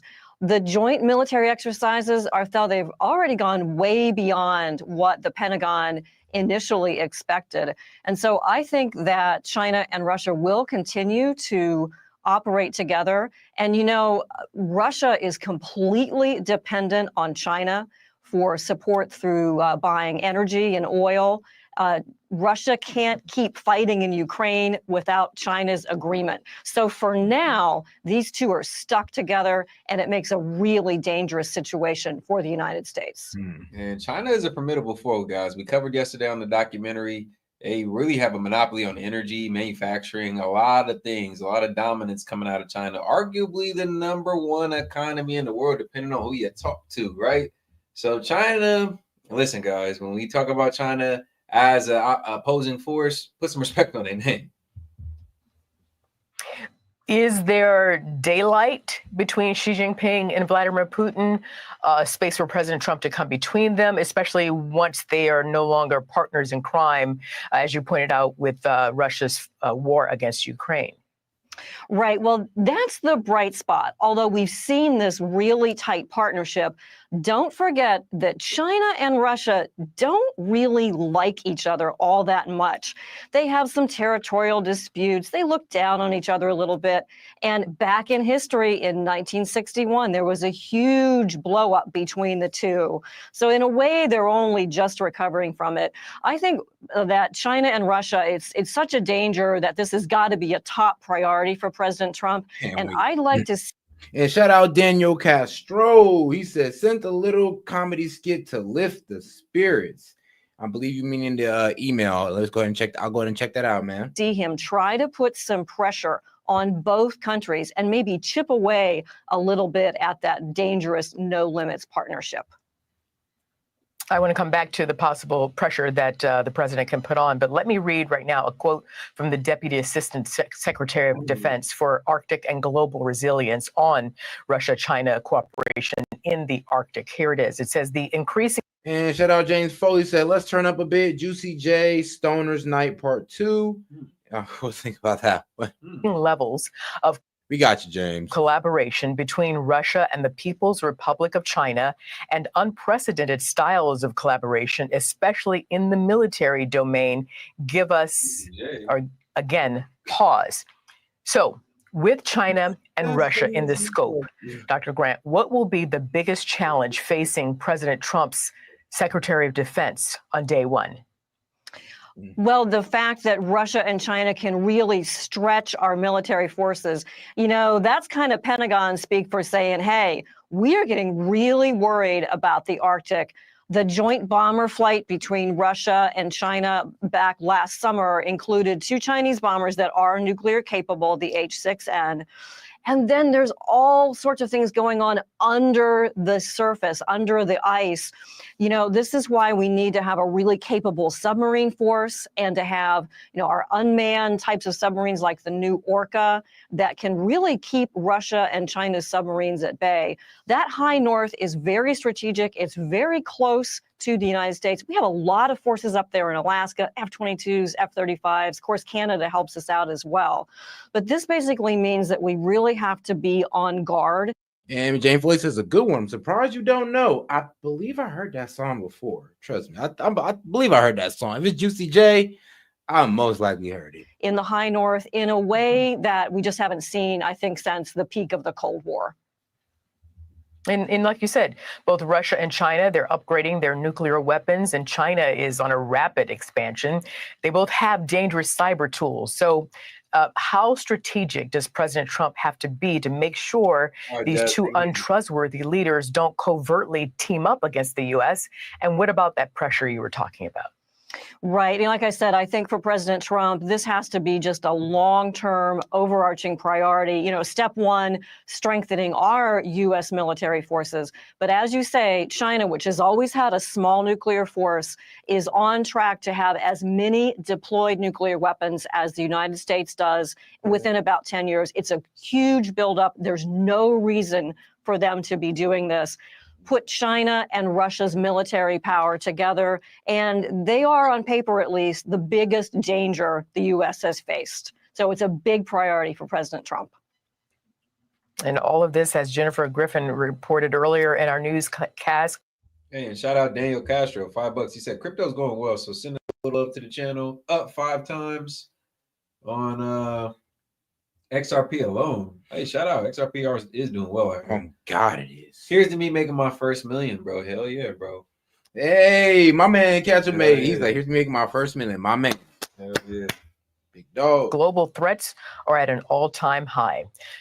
Dr. Rebecca Grant, I'm sure we'll see you again. Thank you. I'm Steve Ducey. I'm Brian Kilmeade. And I'm Ainsley Earhart. Those videos in history. Mm-hmm. Yes, it is. Yes, it is. And shout out for the video suggestions from the supporters. All right. Shout out Daniel Castro. Man, we're going to go ahead and play yours first. This right here? Yes, it is actually.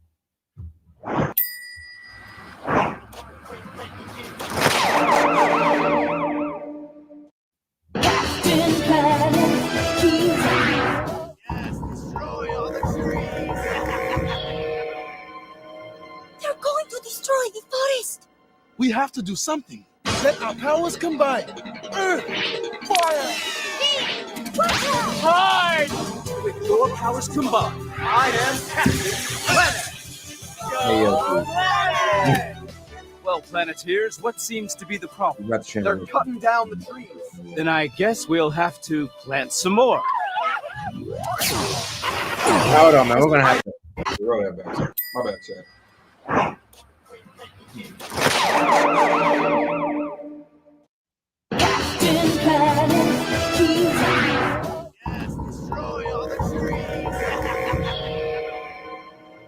They're going to destroy the forest. We have to do something. Let our powers combine. Earth, fire, hide! With your powers combined, I am Captain Planet. Go Planet! Well, Planeteers, what seems to be the problem? They're cutting down the trees. Then I guess we'll have to plant some more. Attaboy, Captain. Let's spruce this place up a bit, huh? Okay! The wood is good. Please make them leave. Damn. Hold on. Hold on, G. Hold on. Captain? Human tree. Oh, this man a little evil. Going crazy. Captain Planet, stop right now. Oh, no. My heart.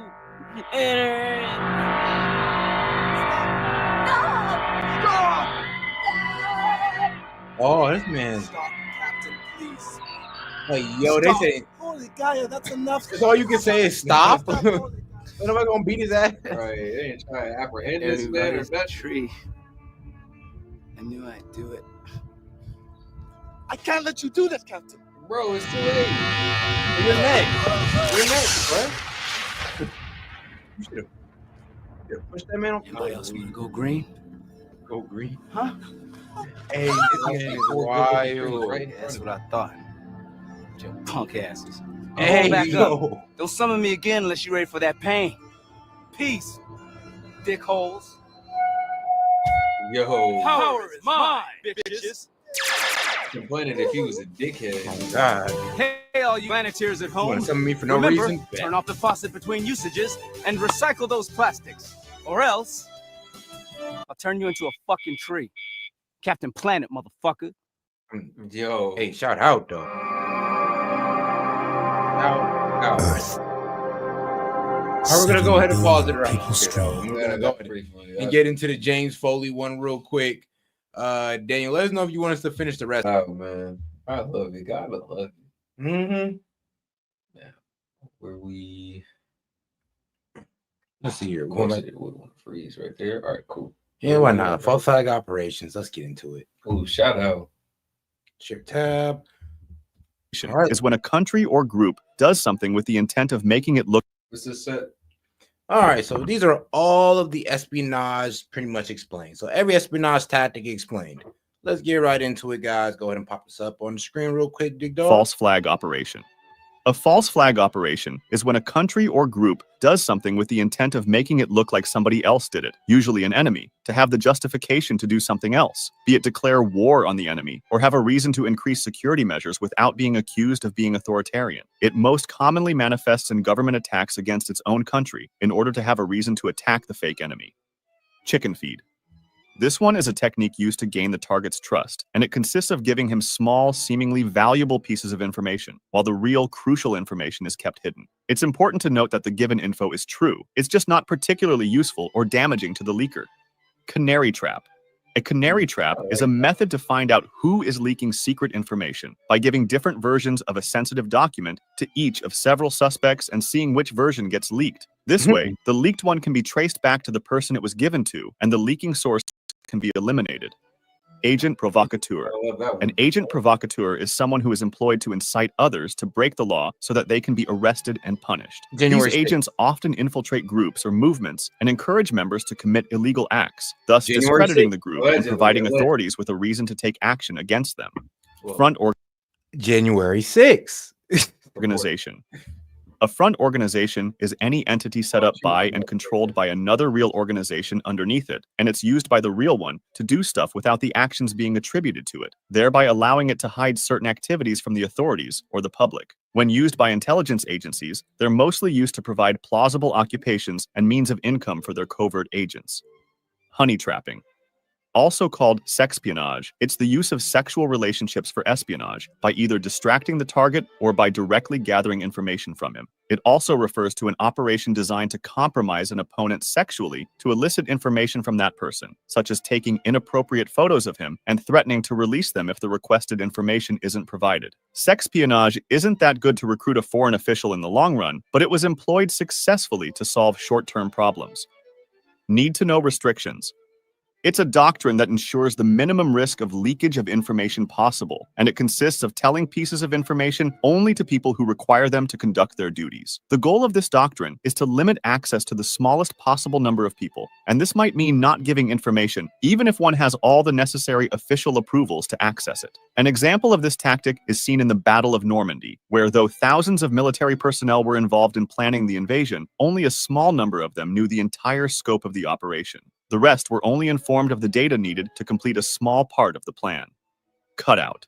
A cutout is a mutually trusted intermediary, method, or channel of communication that facilitates the exchange of information between agents. They usually know only the source and destination of the information to be transmitted, not the identities of any other persons involved in the espionage process, so a captured cutout cannot be used to identify members of an espionage cell. It's also used to isolate the source from the destination, so neither necessarily knows the other. Overall, it fits perfectly into the need-to-know doctrine. Dead drop. This one is a And tell me if y'all recognize any of these espionage strategies or techniques, y'all. And if y'all like the video, finding it informative, go ahead and leave a like. Double tap the screen, or you can hit the 3 buttons right above my head. Show some support. Feel free to super chat into the stream as well. Thoughts, questions, comments, anything you want to get off your chest, we'll go ahead and pull it up on screen. React and engage with it.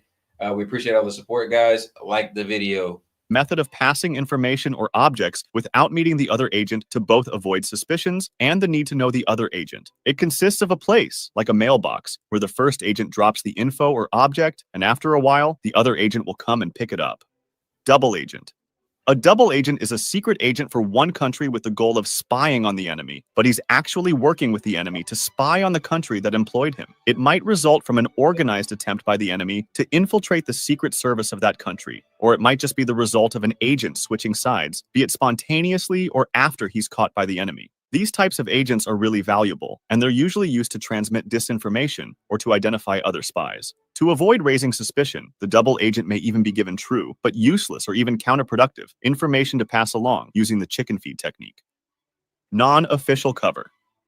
Non-official covers are spies without official ties to the government for which they work. This is in contrast to an operative with official cover, where they assume a position in their government, such as the diplomatic service, which provides them with diplomatic immunity if their espionage activities are discovered. This obviously makes it riskier for the spies, because if they're caught, they're usually subject to severe criminal punishments. Also, their services are never going to be officially acknowledged. These operations have a big advantage for the government, though, since they don't have responsibility for the things that happen during them. United Healthcare CEO.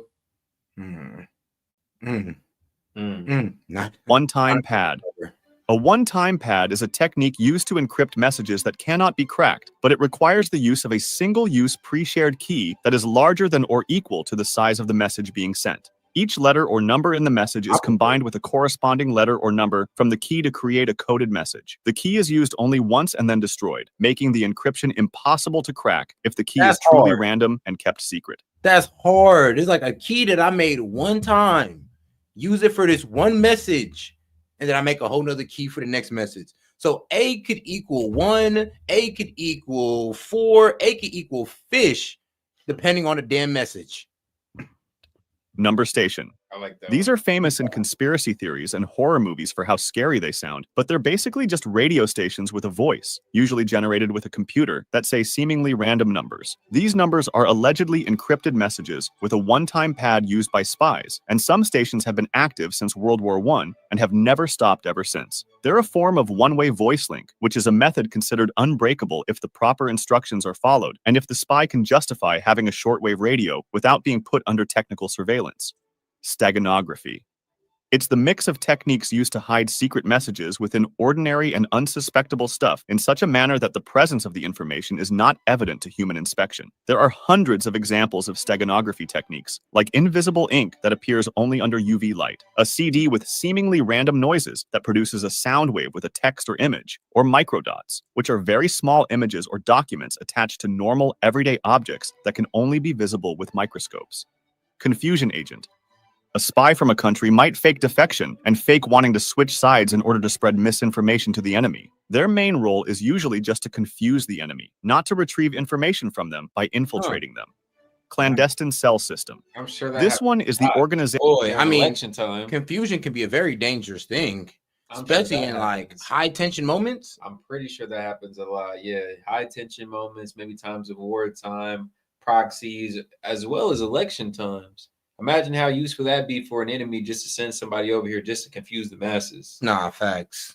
Organizational structure for spies that abides by the need-to-know doctrine, making it difficult for the enemy to catch the members within it. It consists of the creation of different cells, with each cell consisting of a relatively small number of people who know little to no information beyond their cell. This limits the harm that can be done to the organization as a whole by any individual cell member that is either defecting, under surveillance, or being interrogated. Limited hangout. It happens when someone's veil of secrecy is shredded, and he can no longer rely on a phony cover story to misinform the public. He resorts to admitting, sometimes even volunteering, some of the truth while still managing to withhold the key and damaging facts in the case. The public is usually so intrigued by the new information that it never thinks to pursue the matter further. Laser listening device. A laser microphone is a surveillance device that uses a laser beam to detect sound vibrations in a distant object, and it can be used to sneakily hear with minimal chance of exposure. The object is typically inside a room where a conversation is taking place and can be anything that can vibrate, like a picture on a wall, in response to the pressure waves created by noises present in the room. The laser beam is directed into the room through a window, reflects off the object, and returns to a receiver that converts the beam to an audio signal. Honeypot website.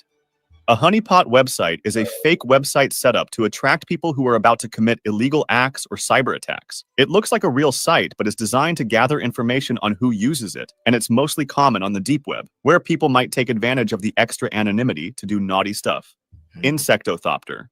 This one isn't really used, but I included it because I thought it was pretty cool. The Insectothopter is an abandoned CIA project to create a fake dragonfly. It was abandoned because the Insectothopter was found to be too difficult to control in crosswinds, and it was revealed to the public in December 2003 at the CIA Museum. If you want to discuss this video or suggest an idea for the next one, hey, shout out, that was pretty hard. That's what I was saying. I was like, yo, all the espionage in 8 minutes. You gotta love it. All right, then let's get back on the search all right there, because that's exactly where we left off in that whole situation. Share tab. And shout out, man. Let's keep it going, guys. Double tap that screen or hit the 3 dots up there to like the video. And the female to male bottom surgeries, these are huge money makers. Again, I think this has to be an underestimate. If they're quoting around $20,000 for a phalloplasty, there's been different things that I've read that said it could be up to $100,000. Dr. Winokur, who's our surgeon, says that there's entire clinics where the entire clinic is supported just by their phalloplasties, and that is like a fraction of the surgeries that they're doing. These surgeries are labor intensive. They require a lot of follow-ups. They require a lot of OR time. And they make money. Yeah, because you're chopping off your penis. They're chopping off your penis and constructing a fake vagina. The infections, the problems. Bro, this is big business. And every single doctor, physician, that are pro this because of the money. I pray that they better find Jesus as soon as possible, because what you're doing to these kids is not only unholy, it's disgusting and it's an abomination. And you're ruining this kid's life. You're ruining their life. And the parents that are like, oh, you feel like a boy? Chop it off. This drives me freaking crazy. What's so insane about this as well, like, because I've studied a lot of like detransitioner stories. They're heartbreaking. Like, I've literally been moved to tears hearing some of these people's stories. But you know, when they start you on this trajectory at a very young age, not only do they make a lot of money from the surgeries, but you're also signing up to be a lifelong medical patient from the hormones, the cross-sex hormones, and initially the puberty blockers that they give you. Now, when they give you these puberty blockers when you're very, very young and you don't actually end up going through puberty, what's crazy for the people who are actually really trans and weren't just manipulated into believing that they're trans is when they get old enough to actually do the surgery and turn the P into a VG, it hasn't developed enough because they never went through surgery, so they can't even get the friggin' at the end of the tunnel anyways. Sorry, it's so backward. None of it makes any sense whatsoever, that if they actually want to help these people transition in the long run, you're actually inhibiting them from doing that by preventing them from going through puberty, because that part can't develop enough to turn it in. And that's what I was about to make a point. A lot of this stuff, a lot of these puberty inhibitors, a lot of this gender affirming care that we provide, especially to the youth, is unfounded. It's untested. It's unprecedented. We really don't know the end result of a lot of this very speculative treatment we provide. So when these people have issues later on in life, or when they're self-deletion prone later on in life, they really should be holding these doctors and these pharmaceutical companies liable. Like, they were pushed, they were influenced to take this gender affirming care only to have medical complications later on in life. A check over mental health. The doctor took a check knowing damn well your mental health was going to be affected. Yep, you should go to jail. No, not go to jail. Lose your medical license. Into what they would want it to turn into. When you hear that woman going through that whole list of how much money they make off these things,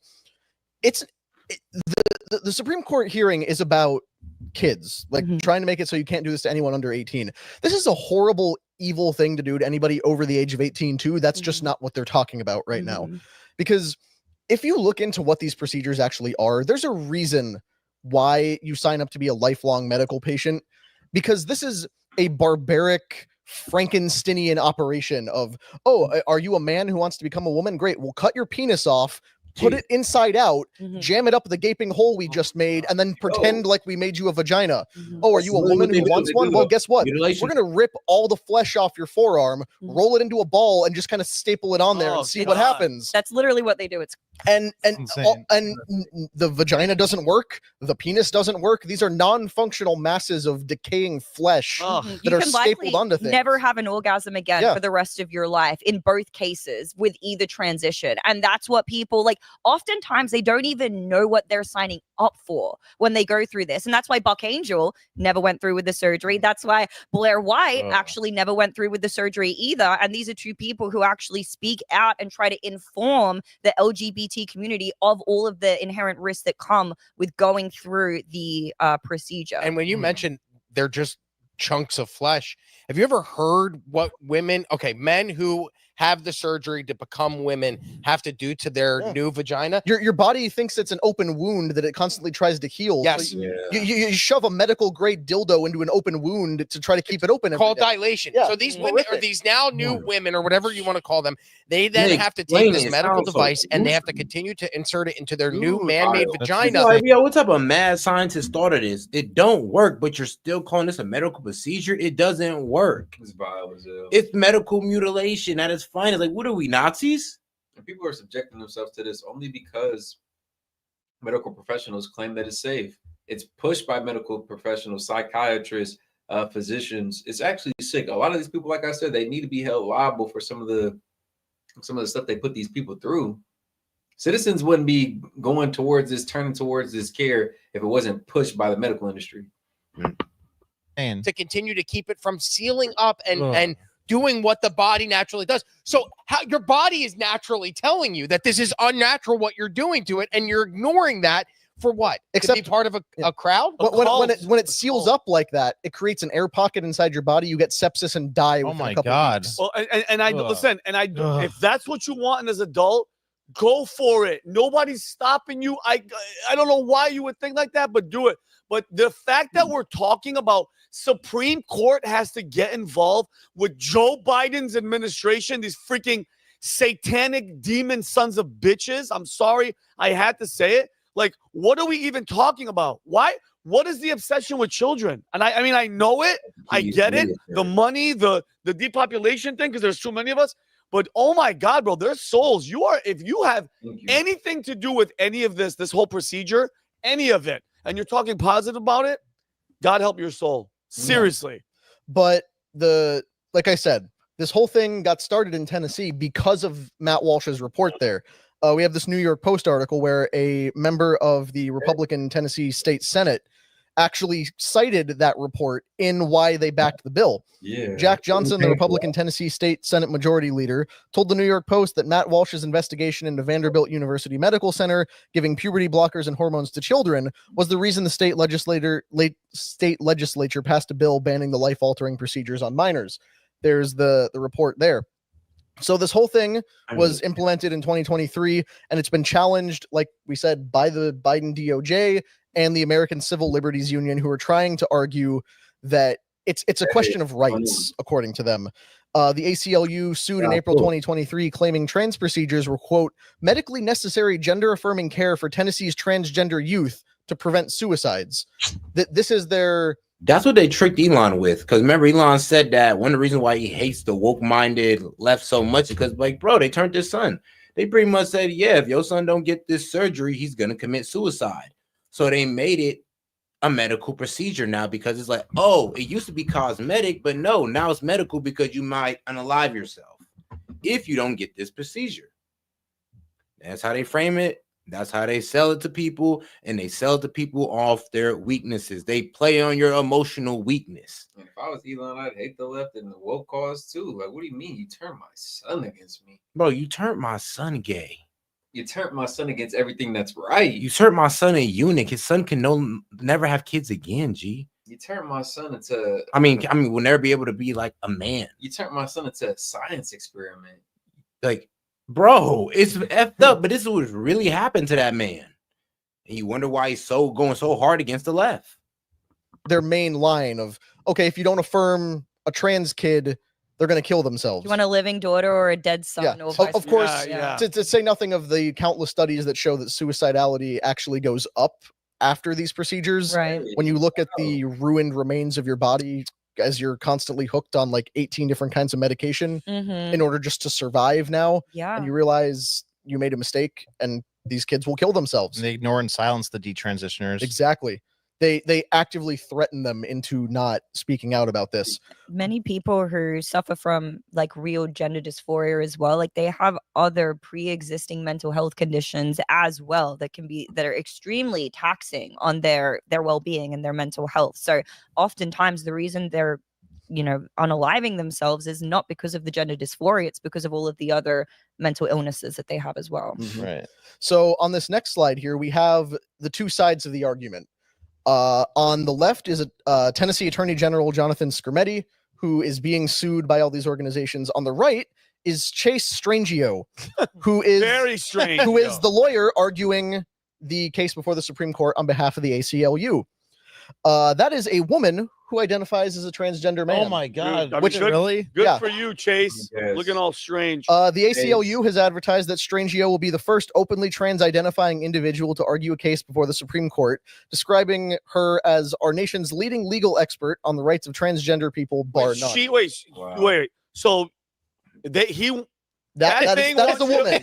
But does she want you to call him a she? No. He wants to be called a dude. That is a woman who identifies as a man. Okay, so he wants you to call him as a guy. He's a Yes. guy. Strangio. Yes. But I don't respect arbitrary selected pronouns. No, they become it. Yeah, I acknowledge biological reality, so that's a woman regardless of what she's done to her face and body. Yeah. It's tragic, and honestly, she's as much of a victim of it as anyone else. But this whole thing has kind of become the victim abuser spiral, because you have sympathy when you're a victim, but as soon as you start victimizing others, that sympathy kind of goes out the window. If we can go to the next slide, we have a segment of the speech Matt Walsh gave outside the Supreme Court. I want to give credit where credit is due here, so I want him to kind of articulate his position on it. We can roll a few minutes of this if you want. Go ahead. All right, great. Thank you, guys. We are all here on this cold day because we recognize three very basic truths.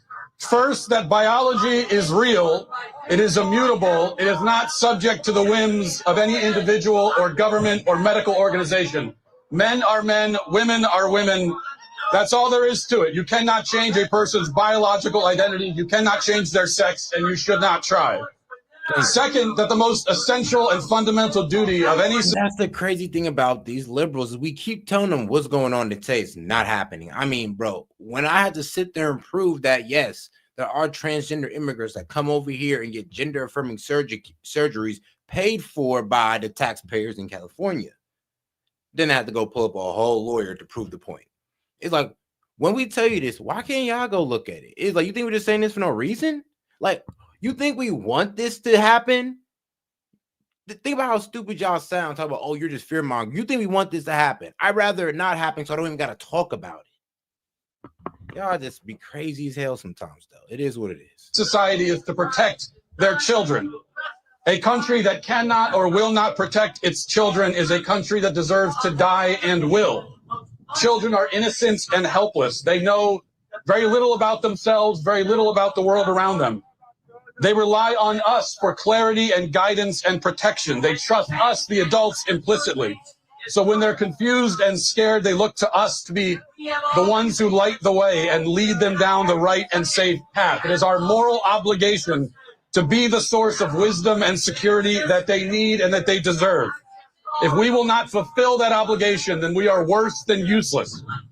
The third truth is this, that gender ideology, the radical leftist doctrine that claims that girls can be boys and boys can be girls, and that such a impossible transition can be made possible through irreversible drugs and surgery. Gender ideology is deeply sinister. It is a unique threat to children in particular. It is one of the greatest and most incomprehensible evils ever visited upon children in the whole history of the human race. These are the truths that bring us to this spot on this day, that biology is a fact, that we have a duty to protect our children, that the trans agenda denies the fact of biology and is a distinct threat to our children. We affirm these truths. We call the Supreme Court to affirm them too. How much longer is it? Now, the other side claims we can cut it there. that this is a... So that's basically the crux of the argument. That I love it. It's one side is standing for biological reality, the other side is standing for the mutilation of children. There are certain issues that arise in politics where if you try to make an argument on behalf of that, it is openly evil. Where it's not just two conflicting opinions, it's good versus evil. This is one of those. That was what was happening outside the court. I'd like to take us inside the court now, if we can. Here's some quick segments of the oral arguments. Speaking of, as Matt Walsh said, immutable characteristics. This first one might be a little bit difficult to hear because the quality of the audio isn't fantastic on how they're releasing these things. But this is Justice Alito questioning the attorneys on whether gender is an immutable characteristic. Category of does transgender status apply to individuals who are gender fluid? I think that the distinguishing characteristic is to have a birth sex that does not align with, or a gender that does not align with one's birth sex. So it may include people who have different understandings of their gender identity, but I think it is still the distinguishing characteristic of a birth sex and a gender identity that are incongruent. Are there individuals who are born male, assigned male at birth, who at one point identify as female, but then later come to identify as male, and likewise for individuals who are assigned female at birth, at some point identify as female, identify as male, but later come to identify as female? Are there not such people? There are such people. I agree with that, Justice. So it's not an immutable characteristic, is it?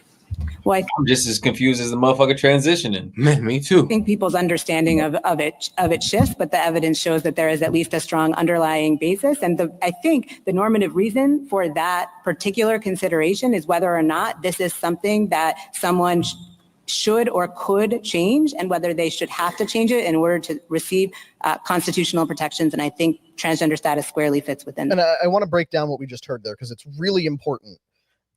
This whole case is being argued as if it's a civil rights issue of you can't discriminate against people. They have a right to transition. They have a right to have care that affirms their gender identity.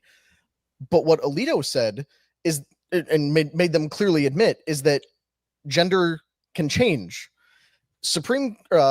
Constitutional civil rights protections are for immutable characteristics. That is race. It was supposed to be sex of male, female, because at that point it was considered immutable.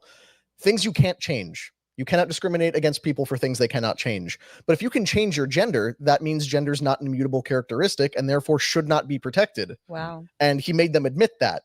But of course they're trying to argue, no, because it's not just that they're changing. It's that they always were this.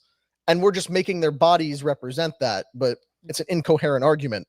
And any thoughts on that real quick? Because it's incoherent because of the detransitionism, and that's proof enough, which is why he said, but is it true that they could then change back? I mean, that's proving it's not immutable. Like, this whole thing about like being born in the wrong body is just so freaking ludicrous. Like, the fact that people actually believe this is insane. Well, they're trained. It seems like you can make them believe anything today, though. But I mean, it's a really like unhuman and ungodly thing. I mean, it's the whole transhumanism thing. Like, they're trying to detach the soul from the body and make it like your body's not like a real core part of who you are. And that's the problem with the transgender argument is, well, nobody's denying that someone who identifies as trans is experiencing a disharmony between their brain and their physical reality. The problem is that they're trying to say the solution is to change the physical reality to fit the brain, rather than addressing the problem with the brain in the first place. The brain's the problem. Oh, you're thinking something that doesn't match with reality? Great, we'll just change reality to match your diseased thoughts. And is reality tilting you to think that way in the first place? Exactly. It's a reality society. Yeah, it's insanely easy to tilt somebody to think certain things. So this next clip is also of Alito, where he again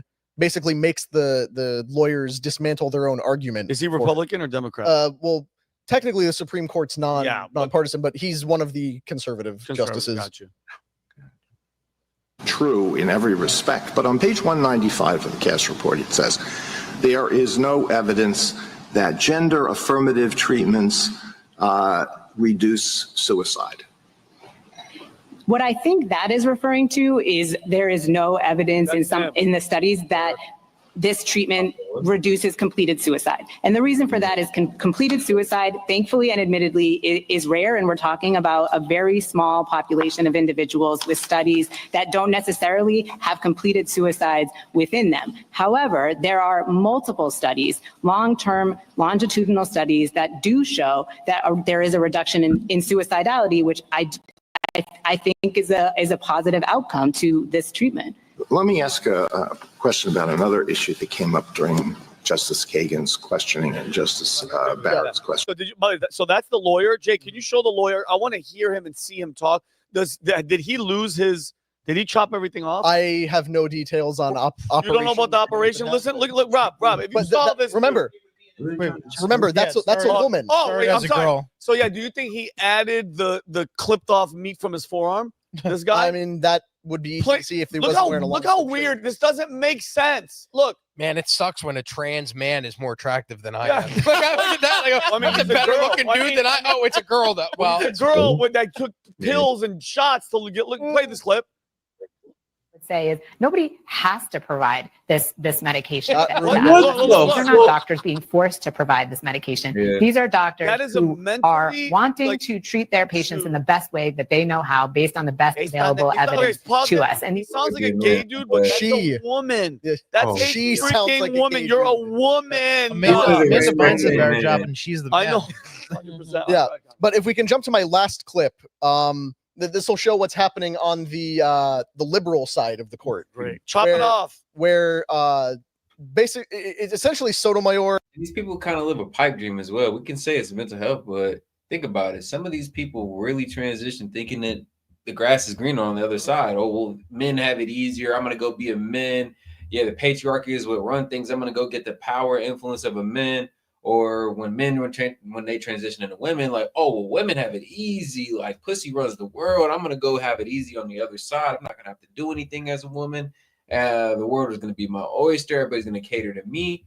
And again, I can understand the plight of being a trans woman, but being a trans man just sounds like you're going backwards. But there's struggles on both sides that people before transitioning don't really realize or appreciate. There's struggles on both sides that both genders have to experience. Like, there's struggles that are inherent to being a man. There's struggles that are inherent to being a woman. But, just people are so quick to transition, they don't even really consider what life is truly like after transitioning.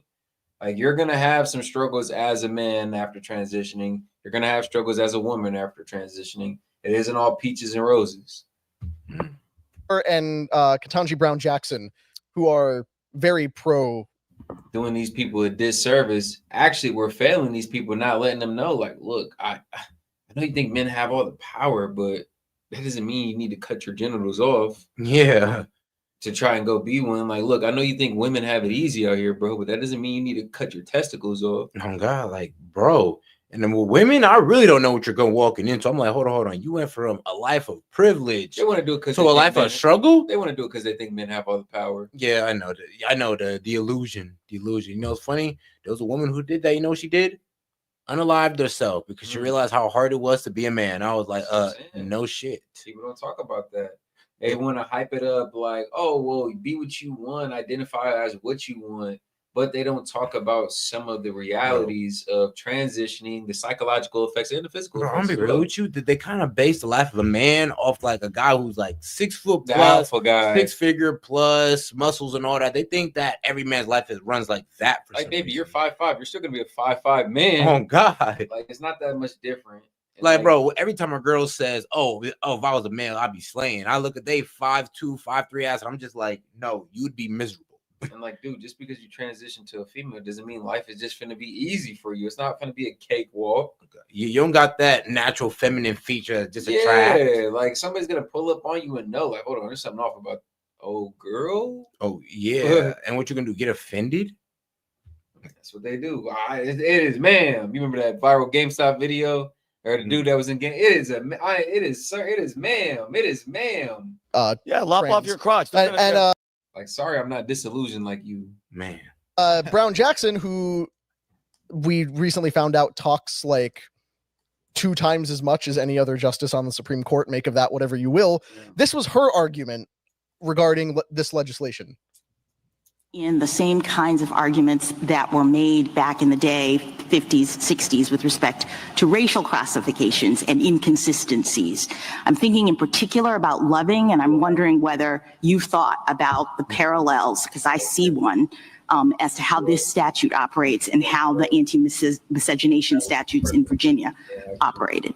Yes, and I think the court has recognized that the Equal Protection Clause was intended to force some changes in society and get us to think more closely about the way that people were being classified, including when that was based on overbroad generalizations of how we expect them to live and order their affairs. And the court has made that clear in the sex discrimination cases as well, where it said sometimes these laws operate to disadvantage someone who falls outside the average description, and that person needs the protection of the court. Well, and the thing I thought what was most interesting about the potential comparison to Loving is that in that case, everyone seemed to concede up front that a racial classification was being drawn by the statute. That was sort of like the starting point. The question was whether it was discriminatory because it applied to both races and it wasn't, necessarily invidious or whatever. But, as I read the statute here, the case here, the court starts off by saying that Virginia is now one of 16 states which prohibit and punish marriages on the basis of racial classifications. And when you look at the structure of that law, it looks in terms of, you can't do something that is inconsistent with your own characteristics. It's sort of the same thing. So it's interesting to me that we now have this different argument, and I wonder whether Virginia could have gotten away with what they did here by just making a classification argument the way that Tennessee is in this case. Yes, I think that's exactly right, that there is absolutely a parallel between any law that says you can't act inconsistent with a protected characteristic. She's going to lose the argument. Well, on that point, the Supreme Court is very much leaning towards upholding the Tennessee ban,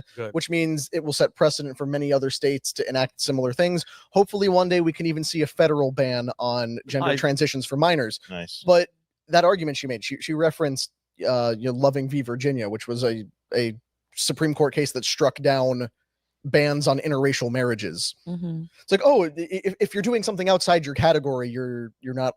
The argument doesn't even make any sense. It's hard to articulate because you can't track the logic of, oh, if you don't let someone slice off your teenage son's penis, that's as bad as saying a black man and a white woman can't get married. Yeah, that's how they always. That's the same thing. It always has to go back to race. It's always racialized. I found a list. I just wanted to give you, just to put this in perspective, things that you must be 18 years or older to do in the United States. If you're under the age of 18, you can't vote, you can't sign contracts, you can't serve on a jury, you can't sue or be sued, you can't be tried as an adult, you can't open a bank account, you can't apply for credit cards, you can't get a loan, you're not allowed to live independently, you can't get married, you can't buy a lottery ticket, you can't work full time, you can't drive a commercial vehicle, you can't rent a car, you can't make medical decisions.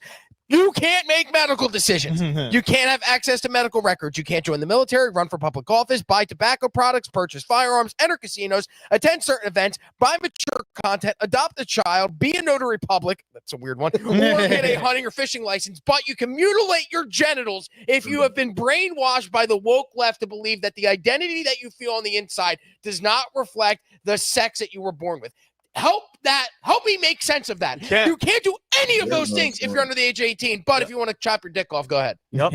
Doesn't make any sense. And reasoning, logic, sensibility is devoid from that conversation. Like, it's all feelings and it's all, I would say, just a psyop, really. Some of this gender affirming care, the conversation surrounding it is really just a psyop. Or just capitulating to people who probably need a psychiatric evaluation more than anything. Facts. A hug and a handshake is what these people need. Like I said, bro, God help those people, because that's the only thing that can help them, bro. And the fact, and I pray that these kids, they start waking up and this, like, bans like this start happening, especially at the Supreme Court level. And I hope it becomes federal. The court is expected to have a ruling sometime next year. They'll take their time to deliberate and then have a break, and then they'll come back and issue a ruling. So hopefully we're on the verge of a precedent-setting ruling here that maybe helps us take a step in the right direction. Until then, prayers for everybody involved in that whole thing. Hats off to Tennessee, their attorney general, the Daily Wire. Yeah. Well done all around. Hell yeah, Matt Walsh, shout out. So if you like this clip, click right here. And if you want to see more like it, click right here. Stay angry, Patriots.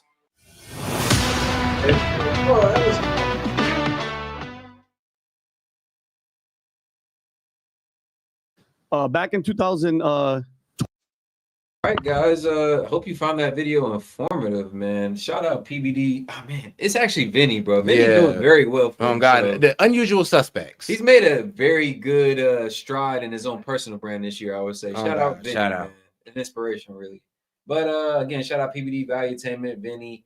We're gonna round this stream out, guys. We appreciate all the support, whether you're able to view the whole time, like the stream. A special shout out to the following. We got. Let's see. Daniel Castro, man, we appreciate that. James Foley as well. Always good to see you both. Steph, 2 months in. She got that nice iced out Donald Trump emblem. Yeah, she got the iced out Donnie. Y'all make sure to check out that membership program if you're trying to get bling iced out like Steph. Shout out Cozy Chaos. First time seeing you here, and it's your first super chat on the live. We appreciate the support. PRS also joined the starter fan package. Y'all make sure to welcome him to this thing of ours. If you're still in here, make sure to check out the community post for access and the link to the Discord, or you can hit us up on our email. Jazz work from home, $5. We appreciate that as well. Stay safe out there on the roads. Catherine, Steffi, we appreciate the female supporters, of course. And shout out Zola, our first super chat of the live. We appreciate all the support, guys. All right, man. We're going to go ahead and close this one down, man. We'll be back tomorrow with the call-in show. We do have some announcements to make in the Discord after the show. We do appreciate y'all support. Make sure y'all tune in later. We'll catch you on the next one, man. Peace. Peace. You have a good one.